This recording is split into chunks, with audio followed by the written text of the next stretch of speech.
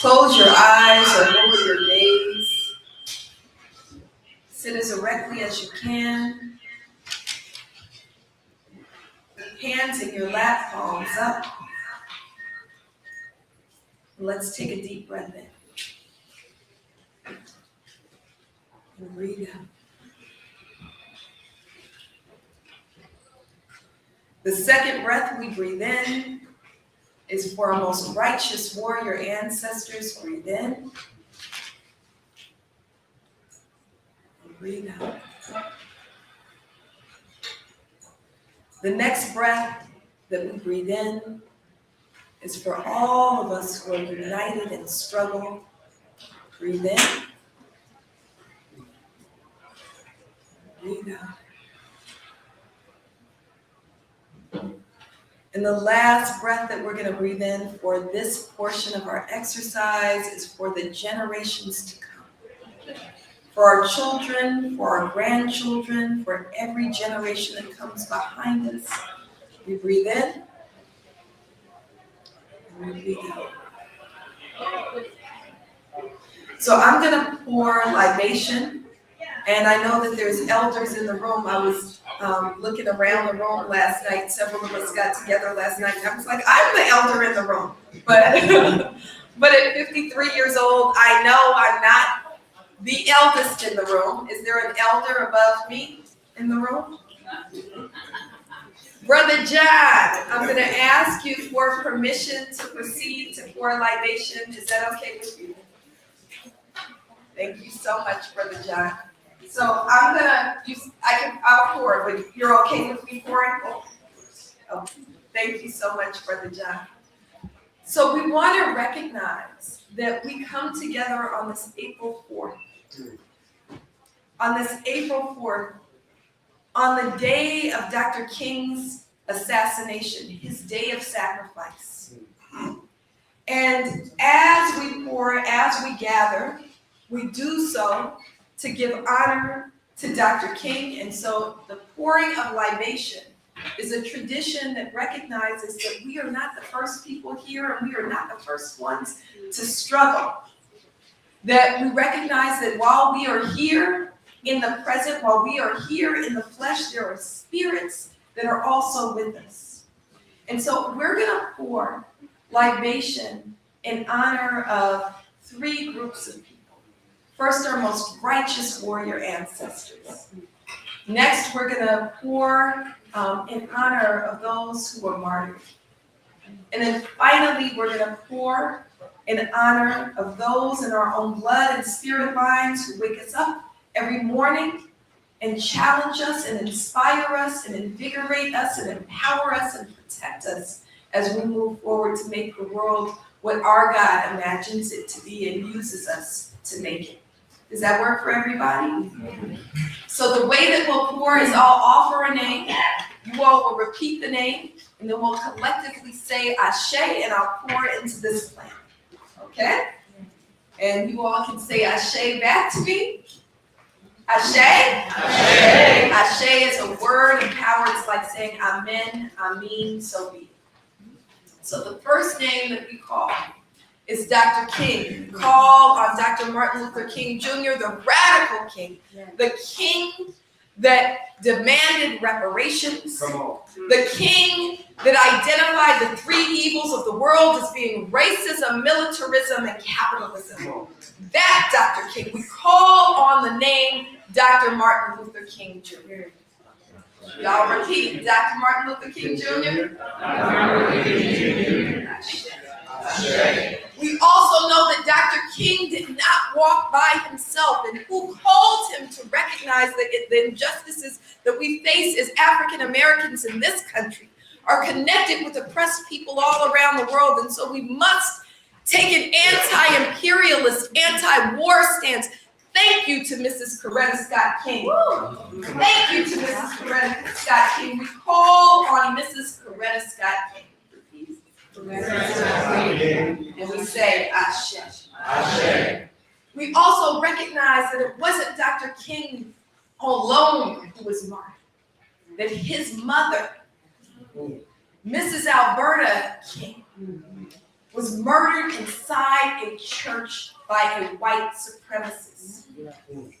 And we call on her for daring to birth and raise Dr. Martin Luther King Jr., but also being a stalwart warrior in her own right.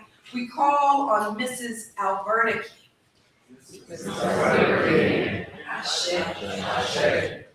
We also know that Mama Ella Baker teaches us that the movement made King. King did not make the movement. It was inspired and built by many hands. And so we call the name Mama Ella Baker. Ashe. And so too we call Septima Clark. Ashe. We call Medgar Evers. Ashe. We call those who were building parallel movements Minister Malcolm X. Ashe. And his partner in the movement, Betty Shabazz. Ashe. We call Kwame Ture. Ashe. Other names of righteous warrior ancestors. Mama Assata Shakur. Ashe. Baba Sekou Odinga, who freed, liberated Mama Assata. Sekou Odinga. Ashe. Other names. George Jackson, Comrade George Jackson. Ashe. And his brother, who was just 16 years old, Jonathan Jackson. Ashe. Other names. Mama Harriet Tubman. Ashe. Don't be scared to say Nat Turner. Gabriel Prosser. Ashe. David Walker. Ashe. Fred Hampton. Ashe. Mark Clark. Ashe. BNLA, Bunchy Carter. Ashe. John Huggins. Ashe. Contemporary warrior ancestors. Say it again, brother. Nipsey Hussle. Ashe. And who he got the game from? Tupac Shakur. Ashe. And Tupac's mama, Afeni Shakur. Ashe. Time for Matulu as well. Dr. Matulu Shakur. Ashe. Other names. Sojourner Truth. Ashe. Ida B. Wells. Mrs. Fannie Lou Hamer. Put some respect on her name. Mrs. Fannie Lou Hamer. Ashe. Emmett Till. Ashe. And oh, you were saying his mama. Mamie Till. Ashe. Thomas Sankara. Ashe. Patrice Lumumba. Ashe. Queen Nanny of the Maroons. Ashe. Dessalines. Ashe. France Fanon. All right, we could keep calling. I want you to think of one righteous warrior ancestor. One righteous warrior ancestor. Just one more who's dancing around you right now. Summon them into your spirit. Acknowledge them with your spirit. Acknowledge them with your spirit. Let them settle in your soul. Let their name travel in your vocal cords and rest on your tongue. Everybody got that name. Everybody got a name. Everybody got a name. On the count of 3, we're going to call that name. 1, 2, 3. The next set of names that we're we're going to call is those whose bodies have been stolen by white supremacists and by police violence. We're going to call the name Keith Porter. Keith Porter. Ashe. Other names. Kyle Saylor. Say it loud. Kyle Saylor. Kyle Saylor. Ashe. Waukesha Wilson. Ezell Ford.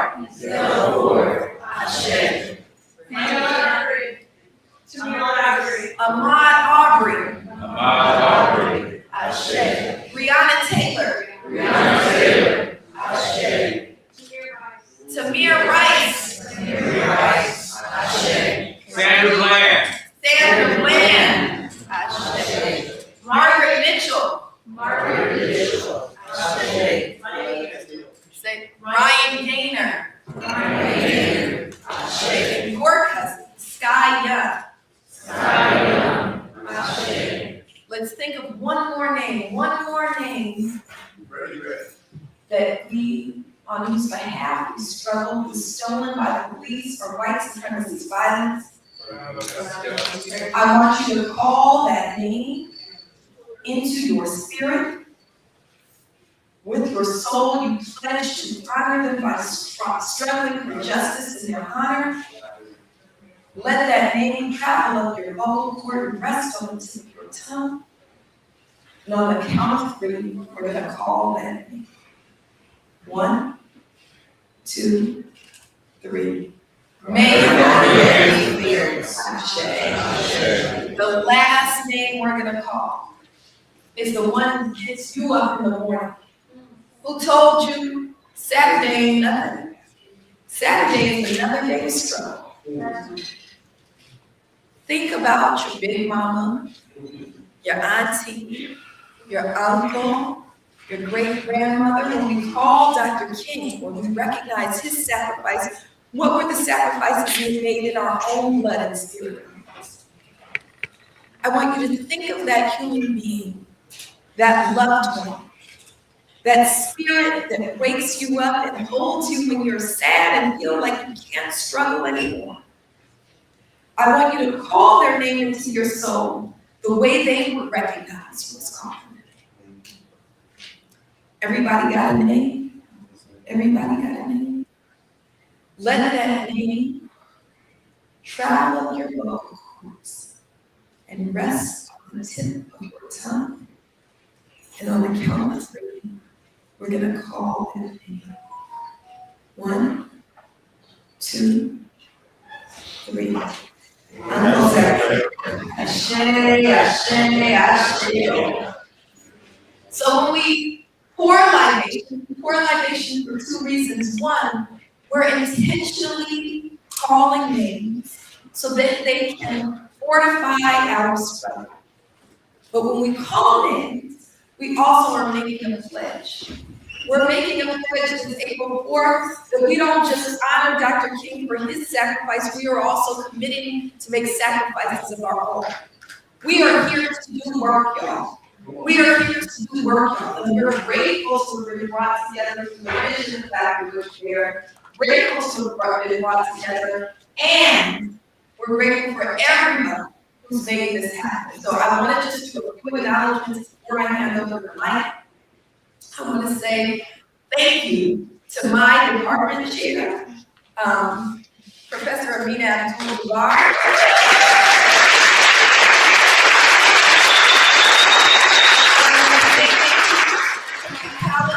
Dr. James Ford, from the back. I also want to say thank you to my faculty union, the California Faculty Association, and Marcellus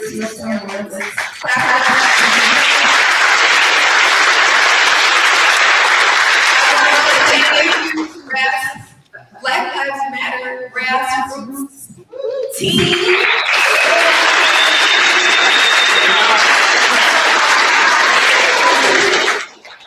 And I want to say thank you to everybody who's own grandmother. She said it, she could say anything my grandmother said. Many hands make light work. Many hands make light work. So everybody's hands who are here will be up front, but also everybody's hands who are picking up trash, who are making sure that we stay secure, making sure that signs go up, that people find their way. Thank you. And so with that, I know I'm forgetting to say something, but that's all right, that there will be calls to action throughout the day. I want to also welcome up Professor Abdullah to give just a brief welcome on behalf of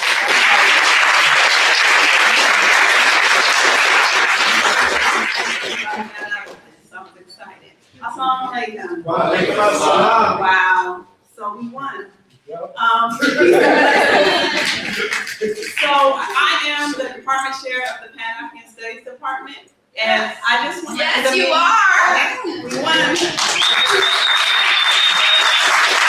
But I would not be here without Dr. Melina. Come on.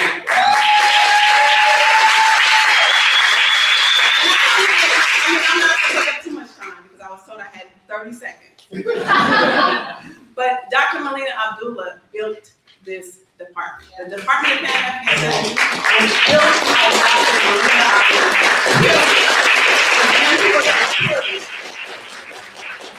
And I'm going to go ahead and say it. The College of Ethnic Studies, I see my dean, please come down. I have to, you come down. Come on, Dean. Come on, Dean. I'm going to say it. Dr. Melina Abdullah built the College of Ethnic Studies, period. Thank you. But it isn't lost on me that we gather in King Hall, and we are in King Hall right now, and it isn't lost on me that there were two vice presidents running who were both Muslim. Yes. And I must say, I was very proud of that. So, Dr. Butch Ware, I'm excited to see you finally meet you in person. I heard you gave the kupa at Esla the other day. Yes. And Dr. Melina Abdullah.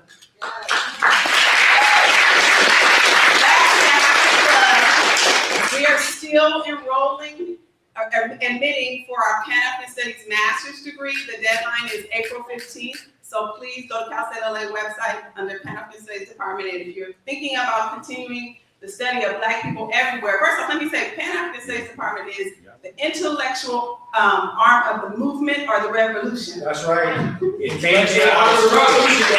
And let me be clear, I know this to be true because I saw Dr. Abdullah build Black Lives Matter from out of this department. I know there were others, but I know Dr. Abdullah built Black Lives Matter. Thank you so much. Let me introduce Dr. Dean Dr. Moore. I don't know who's Dr. Dean Dr. Moore. I want to welcome all of you guys to Cal State LA today. I really appreciate you guys coming out to support us, but also support Professor Abdullah and Melina Abdullah. So please walk away today being motivated, being inspired, to go out and make a difference for all of us, for all those to come, and all those from the past. So I really appreciate you guys.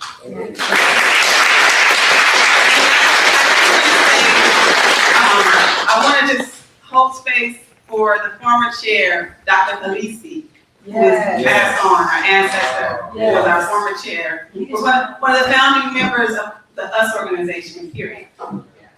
And lastly, the Pan-African Studies Department has a big forum on May 6th. I would love to see you there. Yes. So the way that Dr. Ware visioned today and the way that we're going to move today is we're going to do two panels. And so we'd love to have, who's moderating this panel? Lawrence C., you're going to come up and introduce everything? So this first panel is our political panel, and then in the afternoon we'll have our culture panel. Good afternoon, everybody. Good afternoon. Today's April 4th. 58 years ago, Dr. MLK was assassinated in Memphis. We're here sitting in King Hall at Cal State LA. That is a choice. That's right. That's right. I'm Lawrence Sneed. Black Leftists on Instagram. Hey, You're a moderator for the first panel, which focuses on radical politics, organizing, and movement building. If I could have the panelists come up now at this point. Fernando Deveras.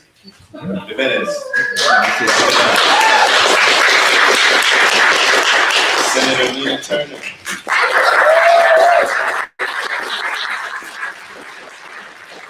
Dr. Melina Abdullah.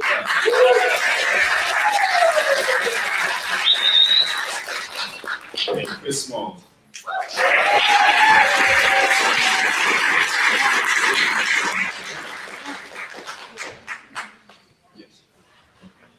So these four people don't just study freedom, they fight for it. And so this is how our 90 minutes will work. We'll move in three parts: past, present, future. Each panelist gets one question per part. Feel free to have conversation in between. 2 minutes per answer. I'll give you a thumbs up when your time is up. And move on to respect everybody's time. After that, there is opportunity for a Q&A, so think of your very best questions as we get there, and reception immediately follows. All right, so I'm gonna start with Fernando here, but this is obviously going to go for each of you. In the past 5 centuries of struggle that we've seen that led us to this moment, right, what is the specific task for our generation to fulfill or betray, as Frantz Fanon said? First off, I want to just take a moment to acknowledge the gratefulness, the gratitude that I have to be invited to a space like this. I know that everybody here in this room, everybody in this space here is a part of this broader movement. And you're here because you are in alignment with the liberation of people, not just here in LA, not just here in California, not just here in the US, but all over the world. come on. And also, on the personal level, I'm very humbled just to be even on this panel with these three individuals here. I've been watching y'all on my screen for a few years now, so just to be sitting next to y'all. To give a little background and to answer the question here, my family came from Jalisco, Mexico. My mom came here across the border when she was 7 years old without papers, and my family had to endure that struggle of coming here from another country, trying to adapt to the white supremacist capitalist society that we have here. I grew up the son of a single mom. My mom and my dad had their struggles. My dad is in Mexico. And as I got older, when I went to college and studied history and sociology and political theory and those kinds of topics, I started to unravel what happened to my family and really understand what led my family to experience the kind of things that they experienced, which in turn led me to experience things that I experienced. And the people in my neighborhood, my relatives, people that I would see on TV struggling. And I think that when we look at what the last 500 years, something I want to give a shout out to my partner Leslie Priscilla as well, who and her work really centers on helping our families to unpack that intergenerational trauma that we have undergone and what systems led to that trauma in the first place. I think that what we are called to in this moment, given the access to information, given the legacy that we are, the shoulders that we're standing on, these people that were mentioned as we were honoring their names here. There are people who have been doing this for centuries, helping us to reach that point of liberation. And our job in this moment, the era of social media, in the era of YouTube and Substack and TikTok and Twitter, is to help to spread that information as quickly as possible. Kwame Ture said, the job of the conscious is to help to make the unconscious conscious. Come on.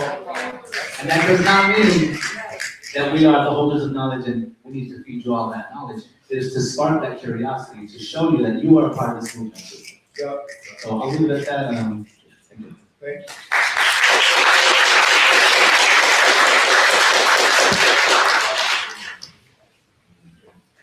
Senator Melina Turner, the same question goes to you. Please, you've done a lot in your career. What hard truths are we avoiding right now? What is the focus of this generation? Yeah, thank you for that. And it's honor to each and every one that's in this room, past, present, and future. You got Dr. Ware. Thank you for bringing us all together. One of the greatest novelists of the 20th century, James Baldwin, once said, "Not everything that is faced can be changed, but nothing can be changed until it is faced." And so we are faced with a situation where we are in denial about what really is happening in these United States of America and all across the world. It is a manifestation. What we see happening over here or happening over there, we're all connected. You know that Reverend Dr. Martin Luther King Jr. made it very clear when he said what happens to one directly happens to us all indirectly. So we got to reconcile in our mind exactly what we're dealing with when we deal with, to take from Dr. West's empire. That we really are in an empire that seeks to grade and to destroy, not to uplift and to edify. But God comes to mind. To be a part of the people whose skin was kissed by the sun, but God, that Black Americans, both particularly in America, but in the diaspora, because one of the things that we are failing to do is to recognize the power of the diaspora, because the powers want to divide and conquer us. I was just talking to Dr. Ware about this, and this is real. People have to understand that Black Americans have been uniquely positioned for this moment. And I want you to think about the failure to understand that the tug of war in what we call the United States of America has always been Black liberation on one side and ruling class white supremacy on the other side. And every other group, not just white folks, every other group has to make a decision on what side of the rope you tugging on. And relative status, people fall in love with relative status. So one of the biggest failings is the failure of Black Americans who are descendants of enslaved people to understand and to claim their purpose and their mission. That's number one. Number two, to recognize the power of the diaspora. And then number three, for every other group that benefits from the Black liberation struggle, to understand whose bodies you stand on.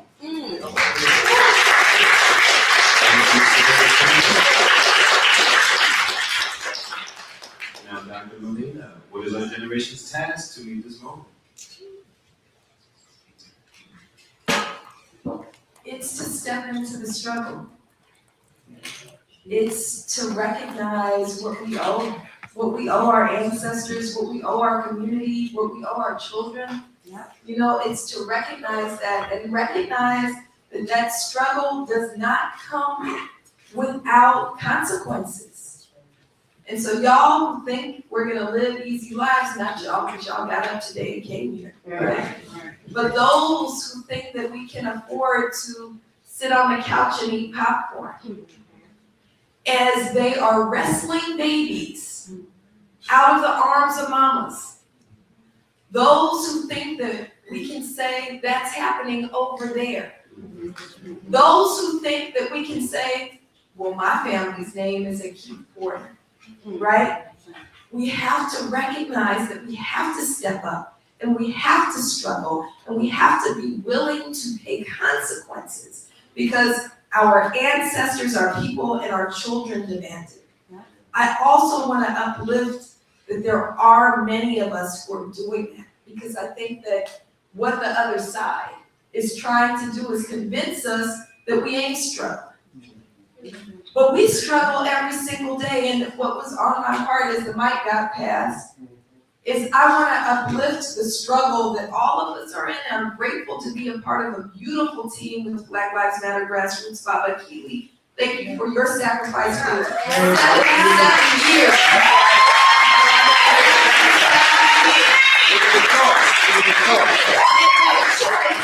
It was a choice, but you made the choice every single day.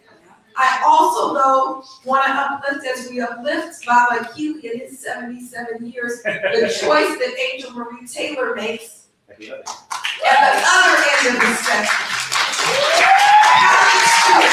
Who puts her body on the line, who the university like to disenroll, the police follow home, and she stands humbly, brilliantly, and beautifully every single gonna pass the mic and just say that we honor the struggle and thank you for living up to the call of the generation.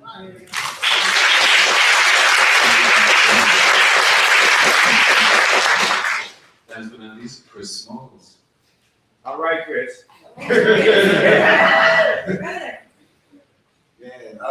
Well, thank you all for being here today, sharing this space with so many freedom fighters in the room. It's always powerful to come back to LA, which I came 6 years ago, and I met Dr. Melina and Baba Achille right outside protesting for Jackie Lacey to get the hell up out of here. She out of here. So we know there's a lot of people that talk, but it's very few that talk the talk and walk the walk.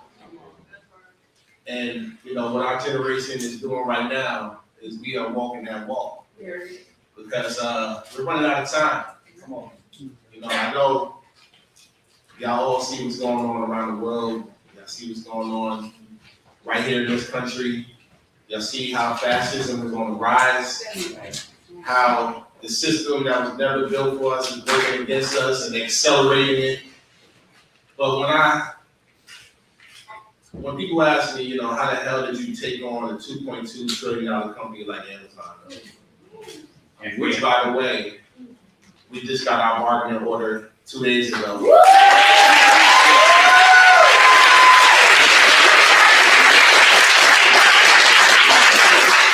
So when people ask me, how the hell did you take on one of the most richest, most powerful companies in the modern times and win? Well, the answer is right here in this room. The answer is the power of people when we come together. Word. That's right. There's no amount of money in the world that can defeat the power of people.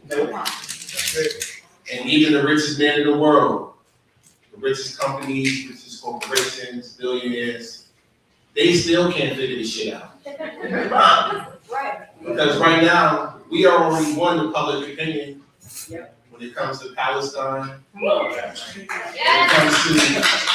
Cuba, when it comes to Congo, when it comes to all oppressed people, Lebanon, Iran, everybody that's oppressed around the world. Guess what? We already won that. We already won that battle. But what comes with this battle is sacrifice.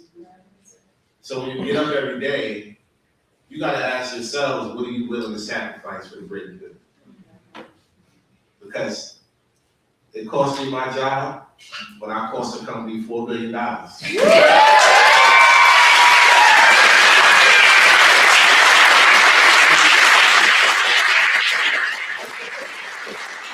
Just to tell you, you know, I continue to put my body on the line. I continue to put my life on the line. You know, last summer when we went to Gaza on the Freedom Flotilla, Yes. we knew the risk of me being a black man. I think everybody in the room understands that. Yes. But I'm proud to say I wear that with a badge of honor because you're looking at one of the only labor leaders in the entire country that's banned from Israel for 100 years. And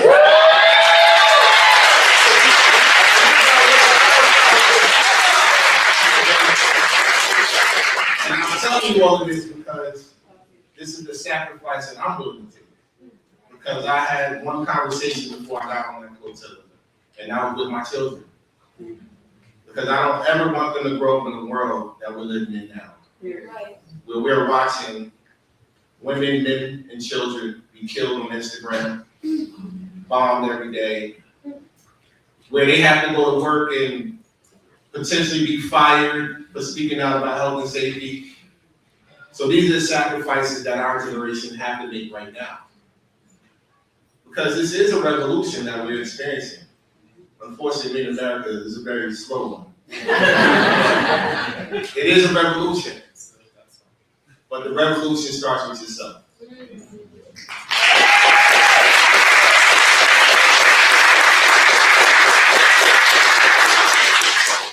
Thank you very much. On to the present. And we all would love to see your honesty. Be as honest as you like, safe space, all that good stuff. What is one thing the movement needs or is doing right now that is working, that is being ignored? And what is one thing that the movement is doing wrong that's also being ignored? We're in this moment present. We're gonna start with Chris on this one, actually.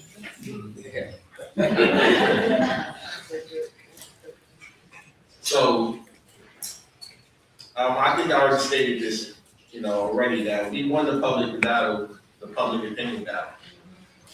We already see that nobody, even those that we don't agree with politically, they all are also waking up. There's an awakening happening on the other side. And, I think people are understanding that our taxpaying dollars are going towards endless wars and genocides. So that public battle is already won. But what's happening here in America is we are a part of a two-party plantation. Come on. And we have to find a way out right now.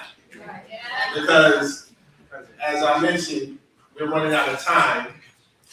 And our oppressors are accelerating shit by starting these wars and bombing all over the place. So if we don't have a plan and have clear-cut demands, meaning withhold our labor to make those demands possible, if we're not organized, we're going to lose. And we're going to continue to see what we're seeing out here. So what we can do, that's besides escaping the two-party system, is we can get organized and once again build towards withholding our labor so that our demands are met. And that's only going to come from, once again, the sacrifices that we're all willing to make as people. And the way I see it is we got to hold people accountable. Elected officials, our labor unions, especially our labor unions right now, because I don't give a damn what anybody say, that what we saw when they stated that the largest labor protest that just happened in Minneapolis in 8 years was just 50,000 people. That is not something that we should be celebrating. That is really an embarrassment to the labor movement. Because our labor union membership density in our country is in the trash. And that's because they're not organizing. And I'll take it a step further, because those same labor unions that want to protest about ICE are the same labor unions that ain't say shit about Palestine.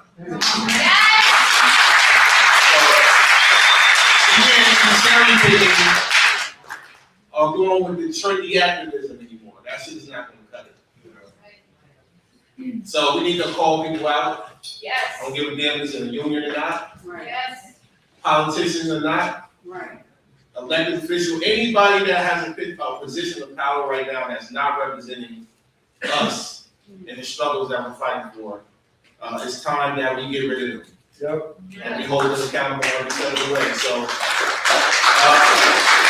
get organized, and once again, if you don't get up and do the work, ask yourself who's going to do it. Yeah.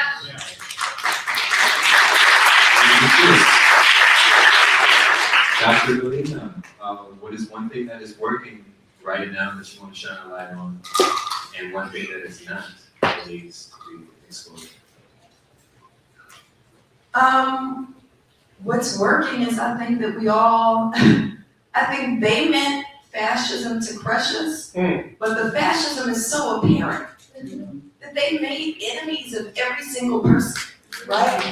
Except the ones who have their eyes closed and think that somehow you can align with the fascists, right? So they've come for Black people. They've always come for Black people. Now everybody else is kind of experiencing a bit of that, right?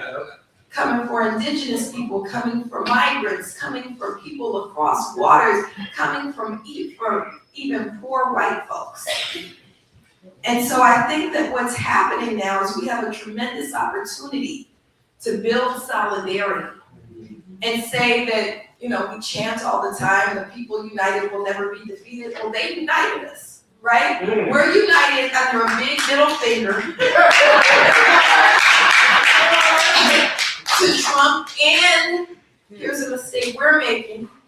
by allowing them to say that the only enemy is Donald Trump. He is not the only enemy. He is not the only enemy. He got a whole legion of doom around him. And we know that when we understand solidarity work, they're also, you didn't ask me this, but I'm inserting this, they're also really stupid. They're not that smart, they're not that skilled, they're not that able. We are much better, I'm looking around the room, I see who's in the room. We are much more courageous, much more visionary, much more brilliant than they are. And we will defeat them. We will defeat them. Finally, I'll say this, here's what's not working. We went out last week to the No Kings protest. We went because we figured it's a lot of people. My job is turn them out, right? Turn them out, right? Right. The idea that liberalism somehow crushes fascism is so stupid.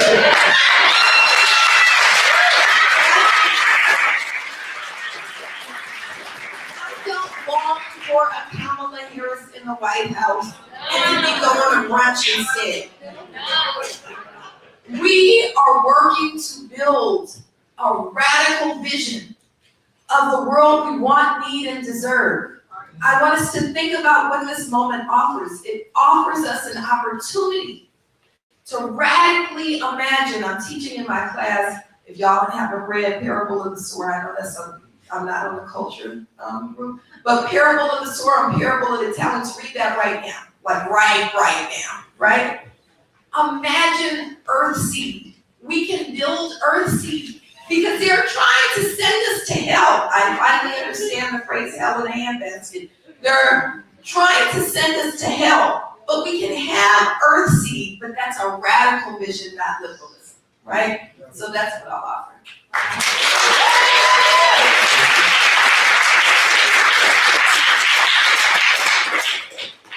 So again, Senator Nina Turner, what is one thing the movement needs right now? What is one thing that we are missing? Well, what we're And doing right and one thing that we're doing right now. Okay. Well, what we're doing right, we're still fighting. I mean, this gathering today is a reflection of that. Not, take from the Christian tradition, don't get weary and well doing, that kind of scripture. They're trying to grade us and wear us down so that we just start to accept this and not move. Hope is a motivator. Sometimes it seems trivial when people talk about hope. Hope is a motivator, and as human beings, we need to always believe. The moment we stop believing is the moment we stop moving. So hope is the motivator. This gives me hope. Now it's what we do with that hope. So that's what we're doing right. There are gatherings like this all over the country on a regular basis. And Dr. Abdullah and my brother Chris, I agree with everything that you just said. The No Kings, to your point, no kings, no queens, we got it. Y'all draw out millions of people. I want to know what you're going to do after the march in the streets. So we need some action behind that. So people have to realize that we're on the team. So maybe the people who organize No Kings and No Queens, because I'm a queen either, unless I'm a queen. But anyway, because I believe in dictatorship, I'm a dictator, you know what I mean? But we have to realize that we are on the team. Everybody's not on the team, but I want you to imagine that we're all on a team. Everybody has a role to play. Somebody is the coach, somebody is the quarterback, somebody is the kicker, somebody is the tight end. I'm using football, I'm gonna get in trouble here. But everybody has a role to play. The kicker knows that the kicker can't be the quarterback. The kicker has a special role. And that's when the team's back is against the wall and the touchdown hasn't been made. Ready to kick that ball over the goal. The kicker is not trying to be the quarterback. The kicker is comfortable with being the kicker. But the thing is, teams huddle. So one of the things that we are doing wrong, we who are professed to be on this justice journey, is we don't huddle enough. I don't know what role you play. And I'm out there fighting you in public, not realizing there was a strategy behind your play because we don't huddle. And then we need special teams. We need somebody in the background working this thing out. So, taken from the civil rights movement itself, what is old is new again. We got all this fancy technology, we can reach anybody all over the world. Beautiful. But what we don't understand and we don't do is that the civil rights movement people huddled on a regular basis. People were trained. They didn't just get out in the streets. Right. I had to train you to allow white people to call you the N-word and spit on you and throw hot coffee on you and for you not to move as a human being and want to slap the other women. Y'all know they had to be trained. They were disciplined. We lack discipline. Because we think, we social media warriors. Right? We keyboard. These people saying half this stuff. Now, it's not everybody's job to be Christian. It's not everybody's job to be Dr. Abdullah. You got to put your hand to what you are called to do, but to understand what your role is. But universally, our role is not to continue to take this madness. We have got to understand that the lesser of two evils is still evil. To what, Brother Chris? Don't even get me started on this duopoly. Y'all fortunate in Chicago that you got a candidate that's running green. All right? California. I mean California. What I said? I'm prophesying here. I'm sorry. I'm in my home. But you don't have to just accept the duopoly. You have a choice. You have a choice that you can go out and tell everybody about. Not every community has a choice.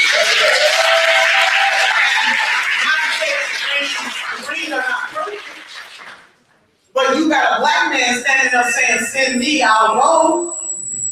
Not everybody is willing to do that. So you have that in the great state of California. Somebody who's willing to put their bodies on the line with their family or want to lift up Clem.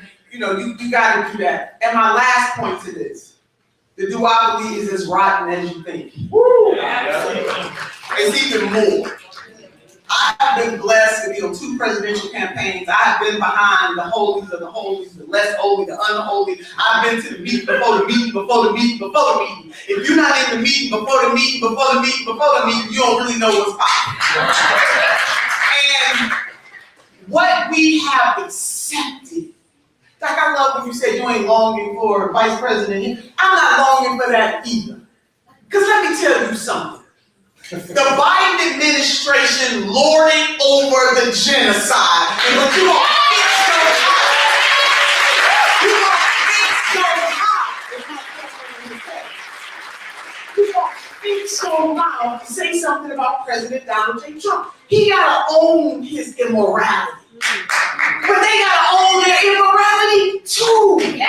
And so you get no brownie points from me going after the Trumpster when you weren't willing to go after Biden and Harris. I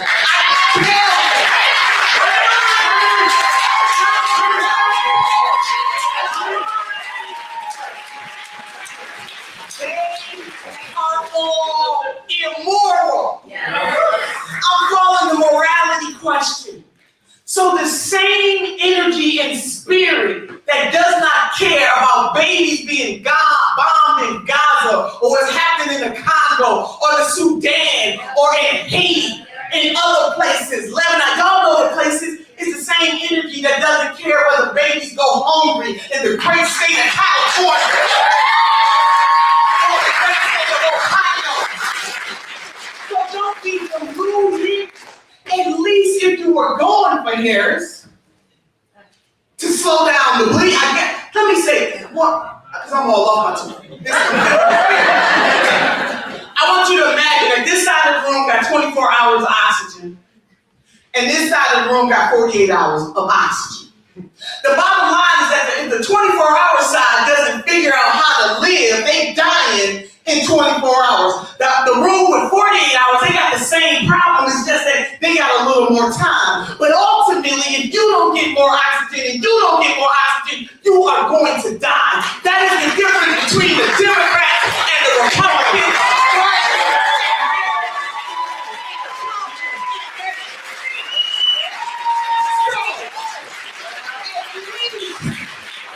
If you don't hope for these folks, don't act like that they the salvation. Thank you. Under Joseph R. Biden, I'm not telling you what I heard, I'm telling you what I know. I got eyes and ears, I got people who are in the room. Yes. They had the opportunity, sisters and brothers and family and friends, to increase the federal minimum wage from $7.25. But President Joseph R. Biden said, I will not be moved.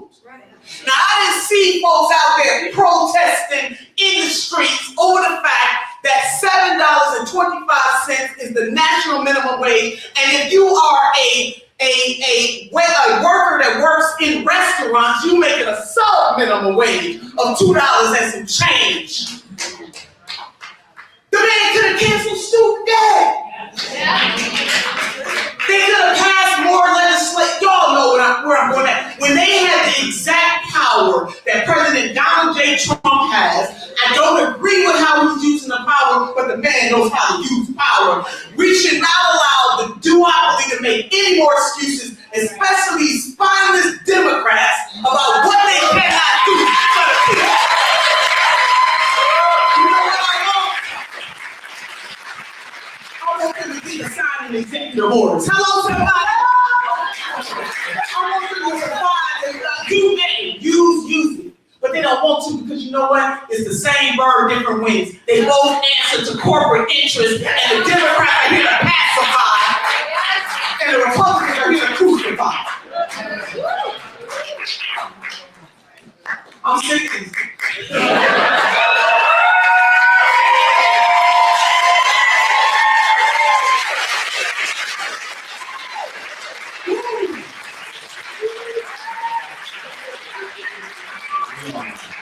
We all are. That's why we're here. So I'm hearing more militant morals and systems, more militant calls to actions and organizing, more militant labor. I love this trend that I'm seeing right now. Please finish us off. Maybe trying to follow some of the trends.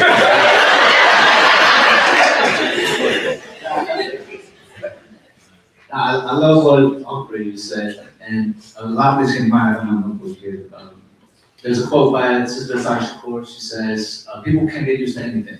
The less you think about your tolerance, the less you think about your oppression, the more your tolerance for it grows. And Brother Cornel West says that, we live in a society that makes us well adjusted to injustice and well adapted to indifference. And in King's Hall, Dr. King said, we need people who are ready to be maladjusted to that injustice.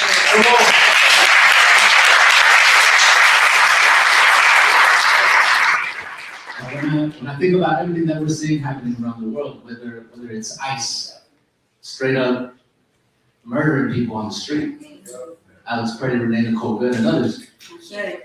Keith Porter.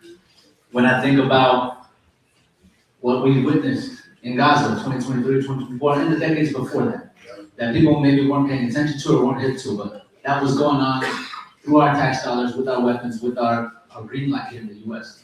When I think about the 60-year embargo in Cuba, that is now reaching a climax where they're not even letting oil in, or starving people, power outages every day. When I think about the fact that we just went in and kidnapped the president of Venezuela. There's a phrase that Brother George Jackson says, talking about what we live under, and it's the prestige of power. We live in a society that conditions us to sit quiet while these people in power do what they do, living under this illusion that either A, we're powerless to do anything about it, or if you're co-opted into the system, if you're indoctrinated into that system, you believe it's for your benefit. You believe that what's happening over there is terrible and horrible, but it has to be that way. And so we're going to be reaping the benefits over here of, TVs and refrigerators and nice cars, and those people have to suffer too bad. At least it's not hitting me here at home. What we're seeing now, especially in communities like ours, it is hitting here at home. It's been hitting here at home, as Dr. Melina was saying. But now more and more people are starting to see it. Even the white liberal community that now warned us about is, I have people in Orange County, the Florida of California, that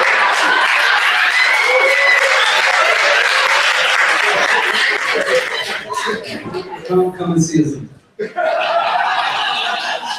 But we have people in Orange County who were diehard Democrats, But we're saying, you know, Kamala, it's terrible what's happening, but, you know, we can't have Trump. And then they see how the Democratic Party, even today, is failing to meet the moment. Our congressional representative in Orange County, his name's Jose Luis Correa, he goes by Lou. And when it came to, we were calling for a ceasefire, when the genocide in Gaza was kicked off, and he refused to speak on it. Because he was taking AIPAC money. He's received almost $250,000 AIPAC. Now, I want to remind you, what I mentioned earlier, my family came from Mexico. His family came from Mexico. His family came and they struggled, they were farm workers, he himself was a farm worker, and he loves to speak about Chicano power and fighting for immigrant communities. But he's willing to turn a blind eye to what's happening in other parts of the world. When ICE was running rampant and doing what they were doing, again, we were calling for abolish ICE. Can y'all say abolish ICE? Abolish! A little louder? Abolish! And the public.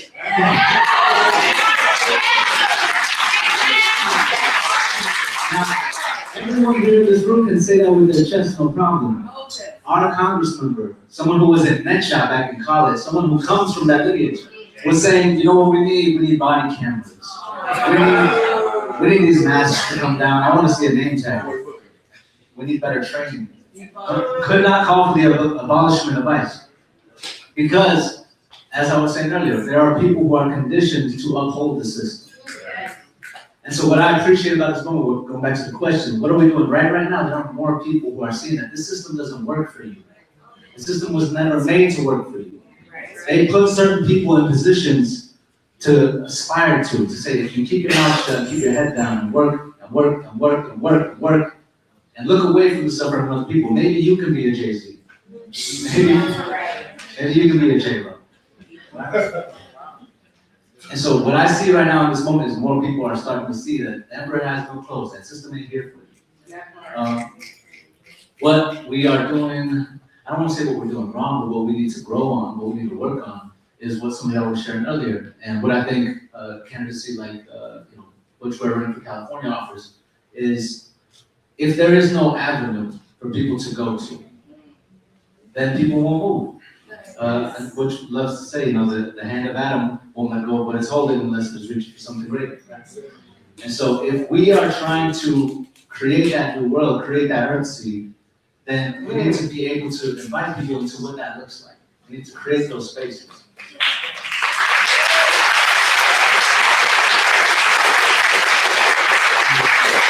And the last thing I'll share is, again, bringing in another picture to my lady Leslie here. Something that we talked about. Shout out that next person. Shout out that next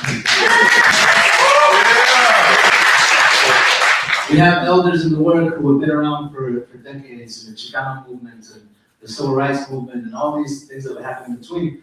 And something they told us is, in that era, people were real sharp on the politics, real militant in their organizing work. They were very sharp on the history.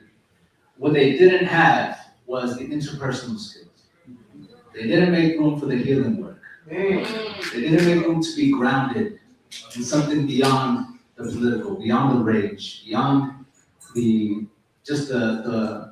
were talking earlier about. We can't have Trump be the only symbol that we're fighting to stop, right? There's a broader system. But even that, we can't just be fighting against something, we have to be building towards something.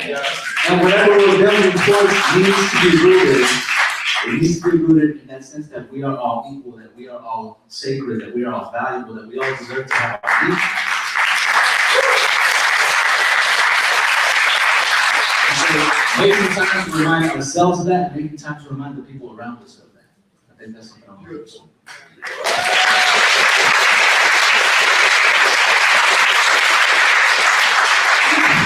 I love your answers. Thank you all. That ends the present. Now we're moving towards the future. What do we need to build? There's that famous quote, great society is one where you plant seeds whose shade you'll never sit in, for trees, right? Going forward, who we got? Oh, yeah, let me on. I see underneath, I see the right one. I'll start with you, Chris.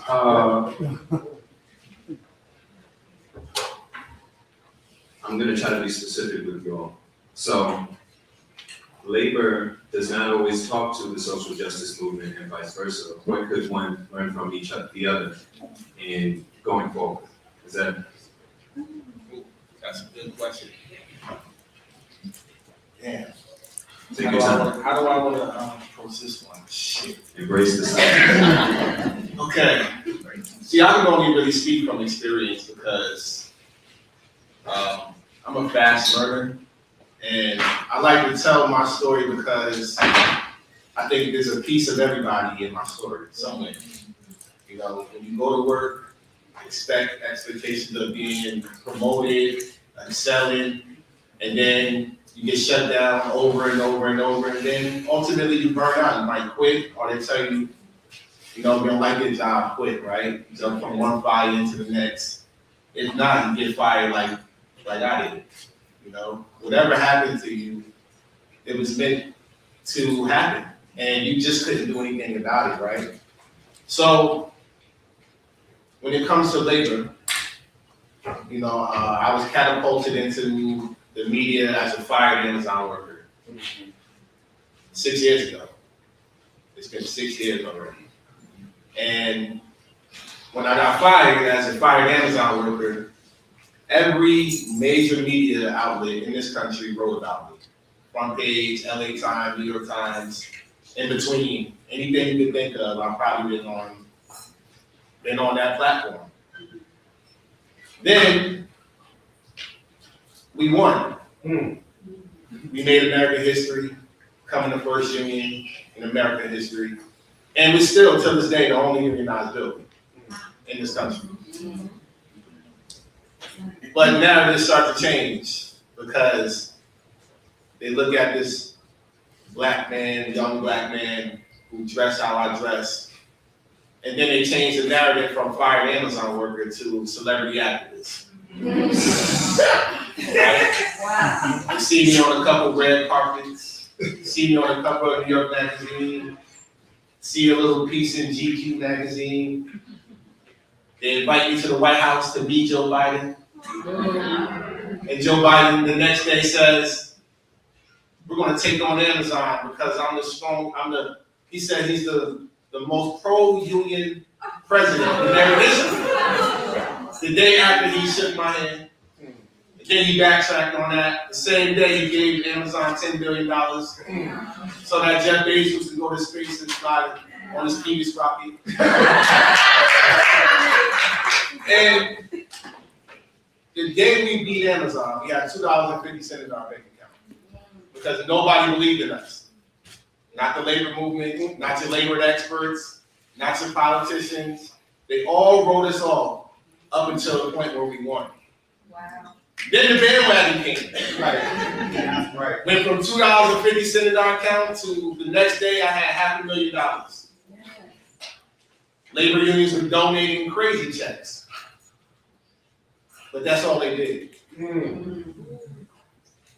So we just took on the most powerful company in modern times and won. We kicked down the door and nobody came through with us. And that's not just Amazon workers. You can go with Starbucks United, Apple workers, Trader Joe's, all unionized within in that year. Y'all even had a historical victory here in California that I participated in. Y'all remember stripper strike NoHo? Y'all unionized strippers in California.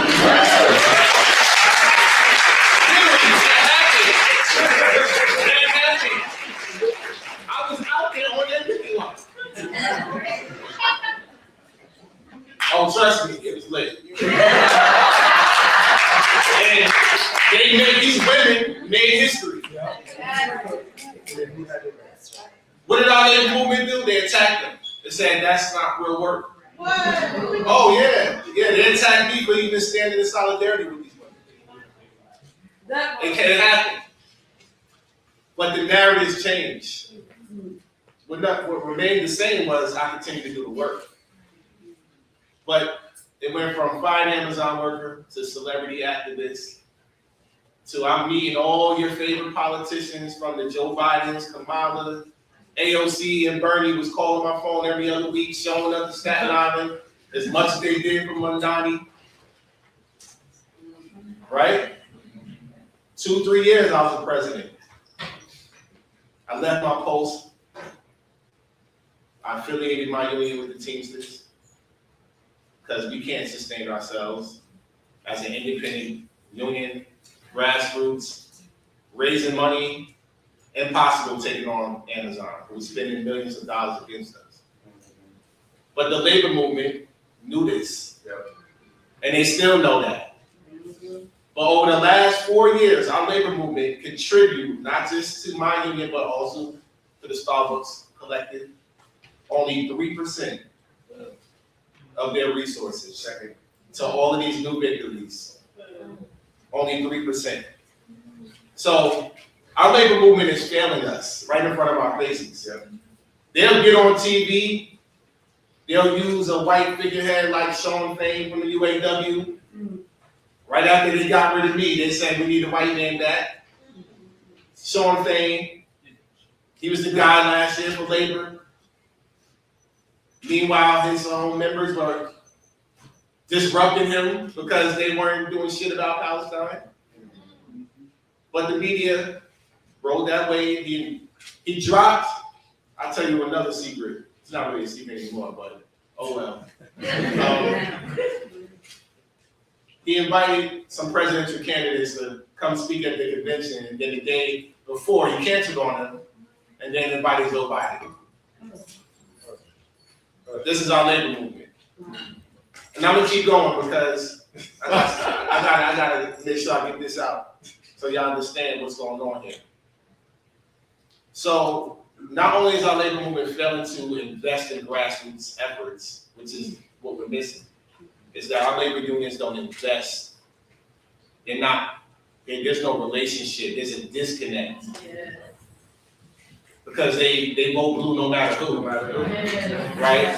Because there's one umbrella in this country, and that's the AFL-CIO, with 60 unions underneath that umbrella.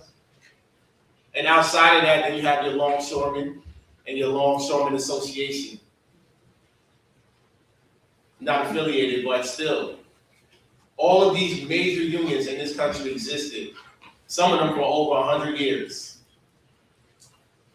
And what we did 4 years ago, that sparked a resurgence in over 100 years. So the non-investment of grassroots efforts is one thing, but the organizing is another. This was a moment for labor unions to be at everybody's workplace, trying to get people into their unions and into their shop. It's happening. We see strikes here and there. But it only benefits their members because there's no connection to grassroots efforts and organizations. Labor unions should be standing in solidarity with the students who were starting those encampments. Where were they? Then we see what happened overseas with the dock workers in Italy, who shut down 21 ports in the Mediterranean. They stopped all that from Israel. And this didn't come from the Italy dock workers. This resolution that the arms embargo that we're talking about, this came from Palestinian trade unions. The Palestinian labor movement said, we want other unions around the world to stand in solidarity. That's all they want. Yes. So the dock workers in Italy were able to bring out 3 million people, shut down their entire country, put their entire country at an economic halt, and stop every weapon from going to Israel. And they did that. The dock workers did that not because all 3 million people in Italy are unionized. Absolutely not. They did that because they have a relationship with grassroots organizations. They did that because they have a relationship with all of the students at every single university in Italy. And I'll take this step further. Not only is every university in Italy occupied by students right now to this day, but every high school, every high school is occupied for Palestine. Because the people understand their assignment. They understand that this is a class struggle. And that Palestine is a labor issue. Here in the US, we playing a retroactive shit. And I know a lot of people want to see a general strike in our country, but until we escape the two-party system, number one. Number two, our labor unions really need to stop disregarding countries that are led by socialism and communism. Yeah. That is something that I figured out that our labor unions in America won't even have a conversation with the largest communist union in France, who's been unionized against Amazon for over a decade. I was the first Black American labor leader to actually be with that union and understand that there was a contract already in place for over a decade. So accountability goes all the way through. But right now, our labor movement is failing us. And we need to hold them accountable right now. That's up to us.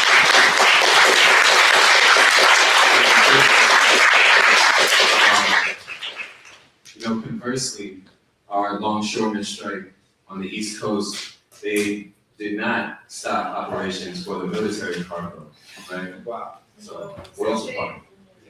Got some work to do, yeah. So, Dr. Melina.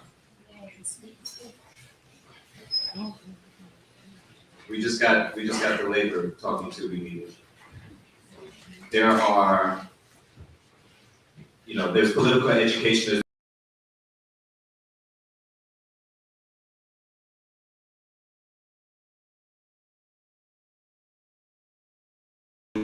together, and I've seen an abundance of them infighting. Right? So I'm curious, what do we need to do to build more intentionally going forward as a movement of many different campaigns, as a movement of movements? Does that make sense? I want to say this first. It's okay to make the right enemies. It's okay to make the right enemies. So, I know that's not possible.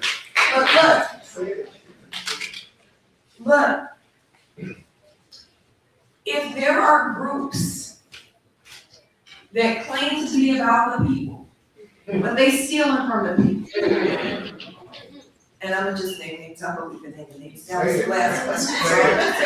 So if you are following BLK Lives Matter, unfollow them right now. Yes. Right? Yes. Unfollow them right now. If you are a part of any organization where there are people who stand on red carpets and they never on the front line, that is stealing from the people and it is usurping the power of movement. So make the right enemies. It's okay to make the right enemies. I think the question you're asking is about operational unity, right? We also can't be banner-bang, right? I am so grateful that when I met Dr. Ware, so we were both running for vice president in 2024. The immediate response I had was, you want to come over and talk shit about this Democratic thing? And that was our first in-person meeting. We came to the house, we had some snacks. And we talked shit about it.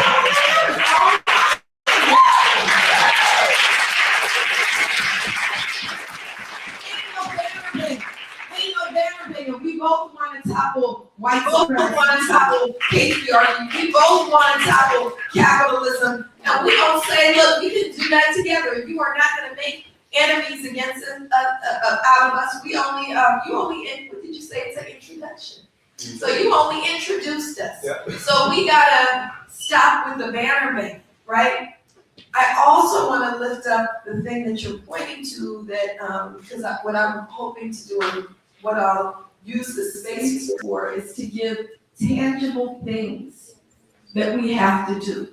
So when Senator Turner was talking about everybody has to figure out what your place is on the team, right? Everybody has to figure out what your place is on the team.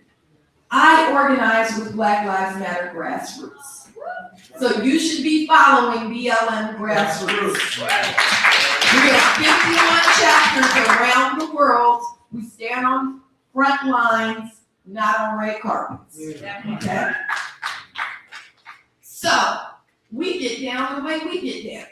Some people think we shouldn't be going to Jackie Lacey's house and knocking on her door, or we shouldn't be protesting in front of the district attorney's house who refuses to prosecute the cops who killed Keith Porter, who killed Christopher DeAndre Mitchell. Some people say you shouldn't be yelling, you should be sitting down with the police. Fuck the police.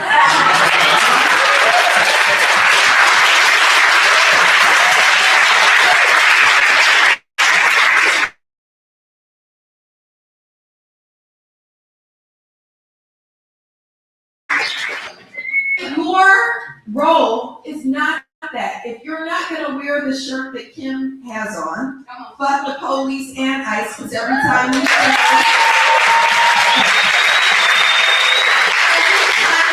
abolish ICE, I want to challenge us to say and also abolish the police. Hello. ICE is part of the police. That's it, right? If that is not your get down, then what is your get down? What is your get down? Join an organization. If you don't like us, go to the Harriet Tubman Center, right? If you are white, you can't be a member of Black Lives Matter. Go to white people for Black Lives. I'm part of a labor union that I'm part of a labor union that I wrote about Palestine. We took a position on Palestine. We took a position on ICE. We are decidedly a racial and social justice union. Decidedly a racial and social justice union. So be a part of that kind of unionization, right? Be a part of the work that John Caravello, here's something tangible. John Caravello, stand up.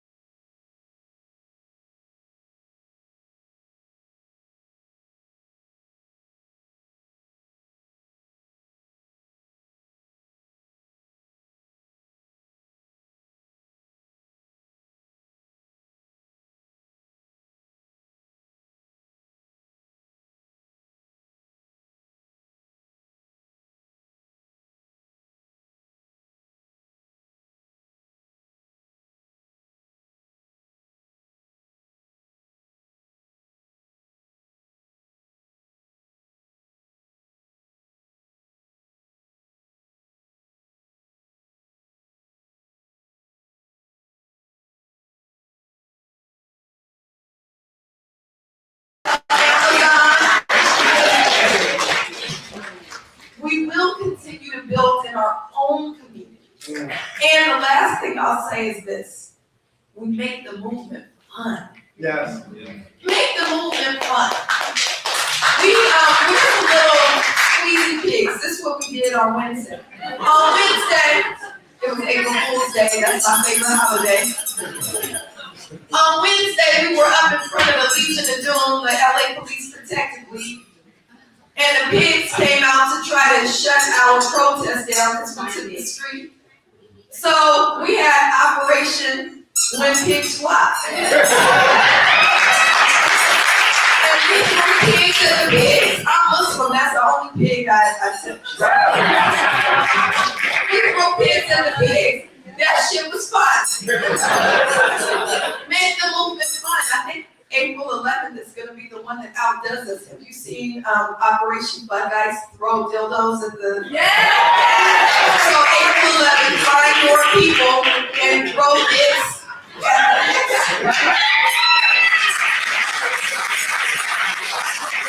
So that's what I want to find your people, do the work, figure out something tangible every single day, and that's how we build Earthseed. That's how we build the future that we will have when we fight for it.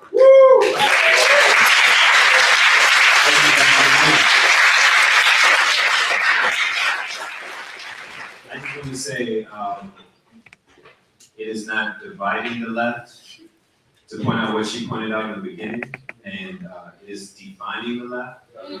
That's Right? There's class consciousness where you recognize your class, you make the distinction, and then class analysis where you recognize where everybody else stands. So just remember that. Keep it fun. Senator Nina Turner, same question, but in the light of you were inside the Democratic Party at one point. You are outside of the Democratic Party at this moment in time, and I was curious how you can learn from both sides and how we can use that to go forward. Thank you for that. It's hard. I mean, this is gut-wrenching work when you care so much. You know, I was talking to Clem, it would be much easier to be on vacation somewhere. And ignorance is really bliss. You know, it's just hard when you care. When your consciousness has been pricked, you gotta do something. So I think I'm gonna answer your question from like just a different lens, because I know we're wrapping up here. Everybody has to be willing to make some kind of sacrifice. And it doesn't have to be, you're gonna die today, physically sacrifice, but when you sacrifice, you're willing to lose something, even if it's just the comfort of knowing that we're fighting against a system that is doing everything that it was designed to do, and particularly for Black people, that never meant for us to walk around here free. And that's a harsh reality to internalize every single day. A system where we need laws on the books called the Crown Act so that we could wear our hair the way God made it. Come on. That's a whole other new level kind of stuff that most people who are not in Black skin or who are not John Brown like don't get. They don't get it. You can try to get it, you can try to get close to it, but I want you to imagine to have an entire system that says to you what God gave you from birth ain't good enough. So while Black women die at higher rates because of the chemicals that are in the stuff while we chase the straight hair, when the standard of beauty should be mitochondrial Eve and not Barbie. Come on. Because mitochondrial Eve is the original mother of human beings as we know them from the continents, from the Horn of Africa. This is science. When you have to, it was James Baldwin who said to be relatively conscious, to be Black and to be relatively conscious is to be enraged every single day. Somebody else said that this country is lucky that Black people only seek justice and don't seek revenge. That wasn't me, somebody said that. And then what just happened at the UN? If you didn't know, if you were still asleep, understand that the United States of America, Israel, I don't know what Argentina was doing. And in the 52 nations that abstain, most of them in the EU, that's just saying no without courage. If you didn't understand the burden, but also the beauty of what it means to be Black, not only in the United States of America, but all over the world, we just got a reminder. But if anybody with all the struggle and the pain asked me, what would you want to be? I would still come back as a black woman.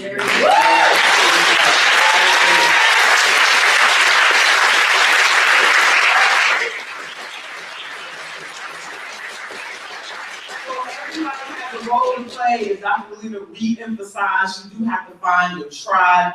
I was sitting here, if I could just be vulnerable for 1 minute, and I was listening to the police stuff. My son is a police officer.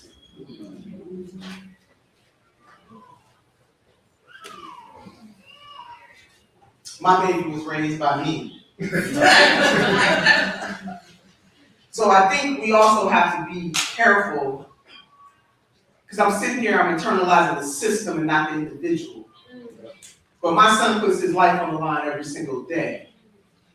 And as a black mother of a millennial son, I want to see my son come home where his skin is still his sin, even if he has a badge and a gun.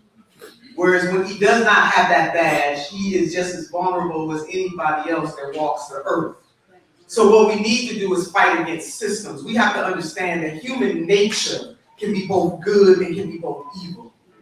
As we want justice, let's talk about the Epstein class. You want a judicial system, because it's not a justice system. You want a legal system to bring some type of justice to those survivors. When people are victims of crime, we want a legal system that brings them some type of relief. The system as it is designed came from slave patrols. It was never designed to bring what they call justice to black communities, and then by extension, everybody else gets caught up in that web. I am not here to debate. I love how Dr. Melina said, find your tribe. So if some of you saw, I'm not rocking that way because I love my son who chose a public service position. And who we need good people. If the system exists, we need some good people in it. Even though they might not be able to overturn the system itself. But I understand the systemic hate and bigotry and what it means to have a system that puts upon people of black people, other people of color, and poor people by extension. But I had to be vulnerable and I had to put that out there because I was feeling very uncomfortable. When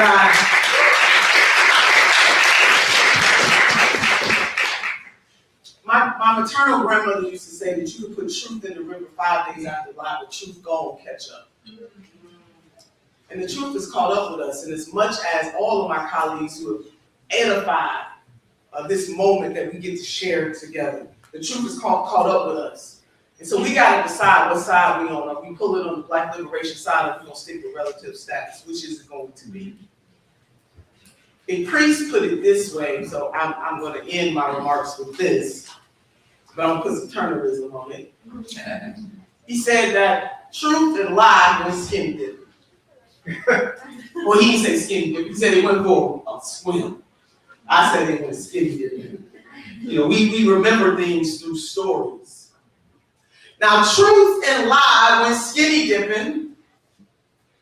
But lie does what lie does. Lie lies. This is participatory. This is call and response. Now, truth is out there swimming his heart out, but what truth didn't understand at the time is that lie had no intention on going on this swim, because lie does what lie does, lie lies. Now, truth is swimming his heart out, their heart out, her heart out, put your pronoun in. Truth was swimming. And when truth realized that lie did what lie does, which is lie didn't get in there. Before truth figured out what was happening, lie was on the shore, and lie had the nerve to put on the garment of truth and decided to walk back into the city. Now, people saw lie walking through the city, and they knew it was lie. They knew it wasn't the truth, but they didn't have the courage to call out the lie, so they let lie just frolic through the city. Truth got back to shore, and truth had a decision to make. Do I put on the garment of lie? Or do I walk back in the city and let them behold the naked truth? That's what we're dealing with right now. We're dealing with a naked truth. That a hegemonic nation known as the United States of America, whether starve out its own, spend almost $2 billion a day bombing somebody else's country than to feed our babies, than to cancel student debt, than to have a guaranteed income, than to have universal health care.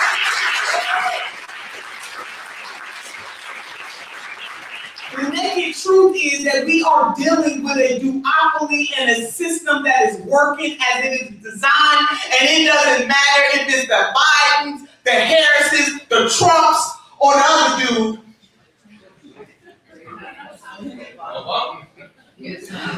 Well, now listen.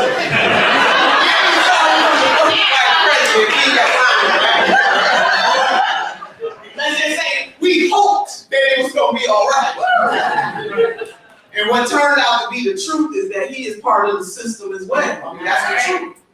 And we can both relish in the symbol of the first black president, but then when we get to the substance of what the first black president actually did, especially in the second term. Because I don't know about you, but I was like, oh, ain't gonna deny this brother's second term. Oh no, I'm gonna be out here in the streets helping him get his second term. Because I just knew he was gonna come hard in the second term, but he didn't. He absolutely didn't. So he part of the problem too. We cannot be so enamored with elected officials, just burns me and talk about, oh, this is the rock star. They're the rock star. No, they're supposed to be public servants. I don't need a rock star. We like these people. I like them, but I want to know what you're going to do to stand up for the system. I believe that when people run for office, and especially under such immense suffering that we have in these United States of America, where over 60% of the people in this country are living paycheck to paycheck. Even before President Trump got into office, Dr. Melina said something very pivotal, that as we fight, we are fighting a system. Trump is a manifestation of a system that has been going wrong since the United States of America became the United States of America. We acting brand new. This is not a new playbook. They've had it over and over and over again. This is just 21st century iteration of it. So while we can like elected officials, I have a lot of people who like me, a lot of people who love me, a lot of people who hate me, a lot of people who don't understand me.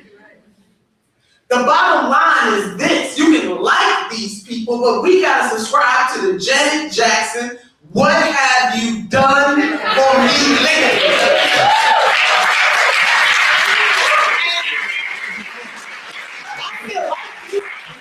But I just can't vote for you again. The asinine, you know what, if President Donald J. Trump was all what they said that he was, then why would the Democrats play with it? I'm committed, made it clear. Right. Baby, listen, we're not gonna sit up here and vote for you, and you won't call this a genocide. And they meant that. We need more people to take from that playbook and tell these politicians, this is what we are demanding, this is what we deserve, and if you don't deliver, you will not get our vote again.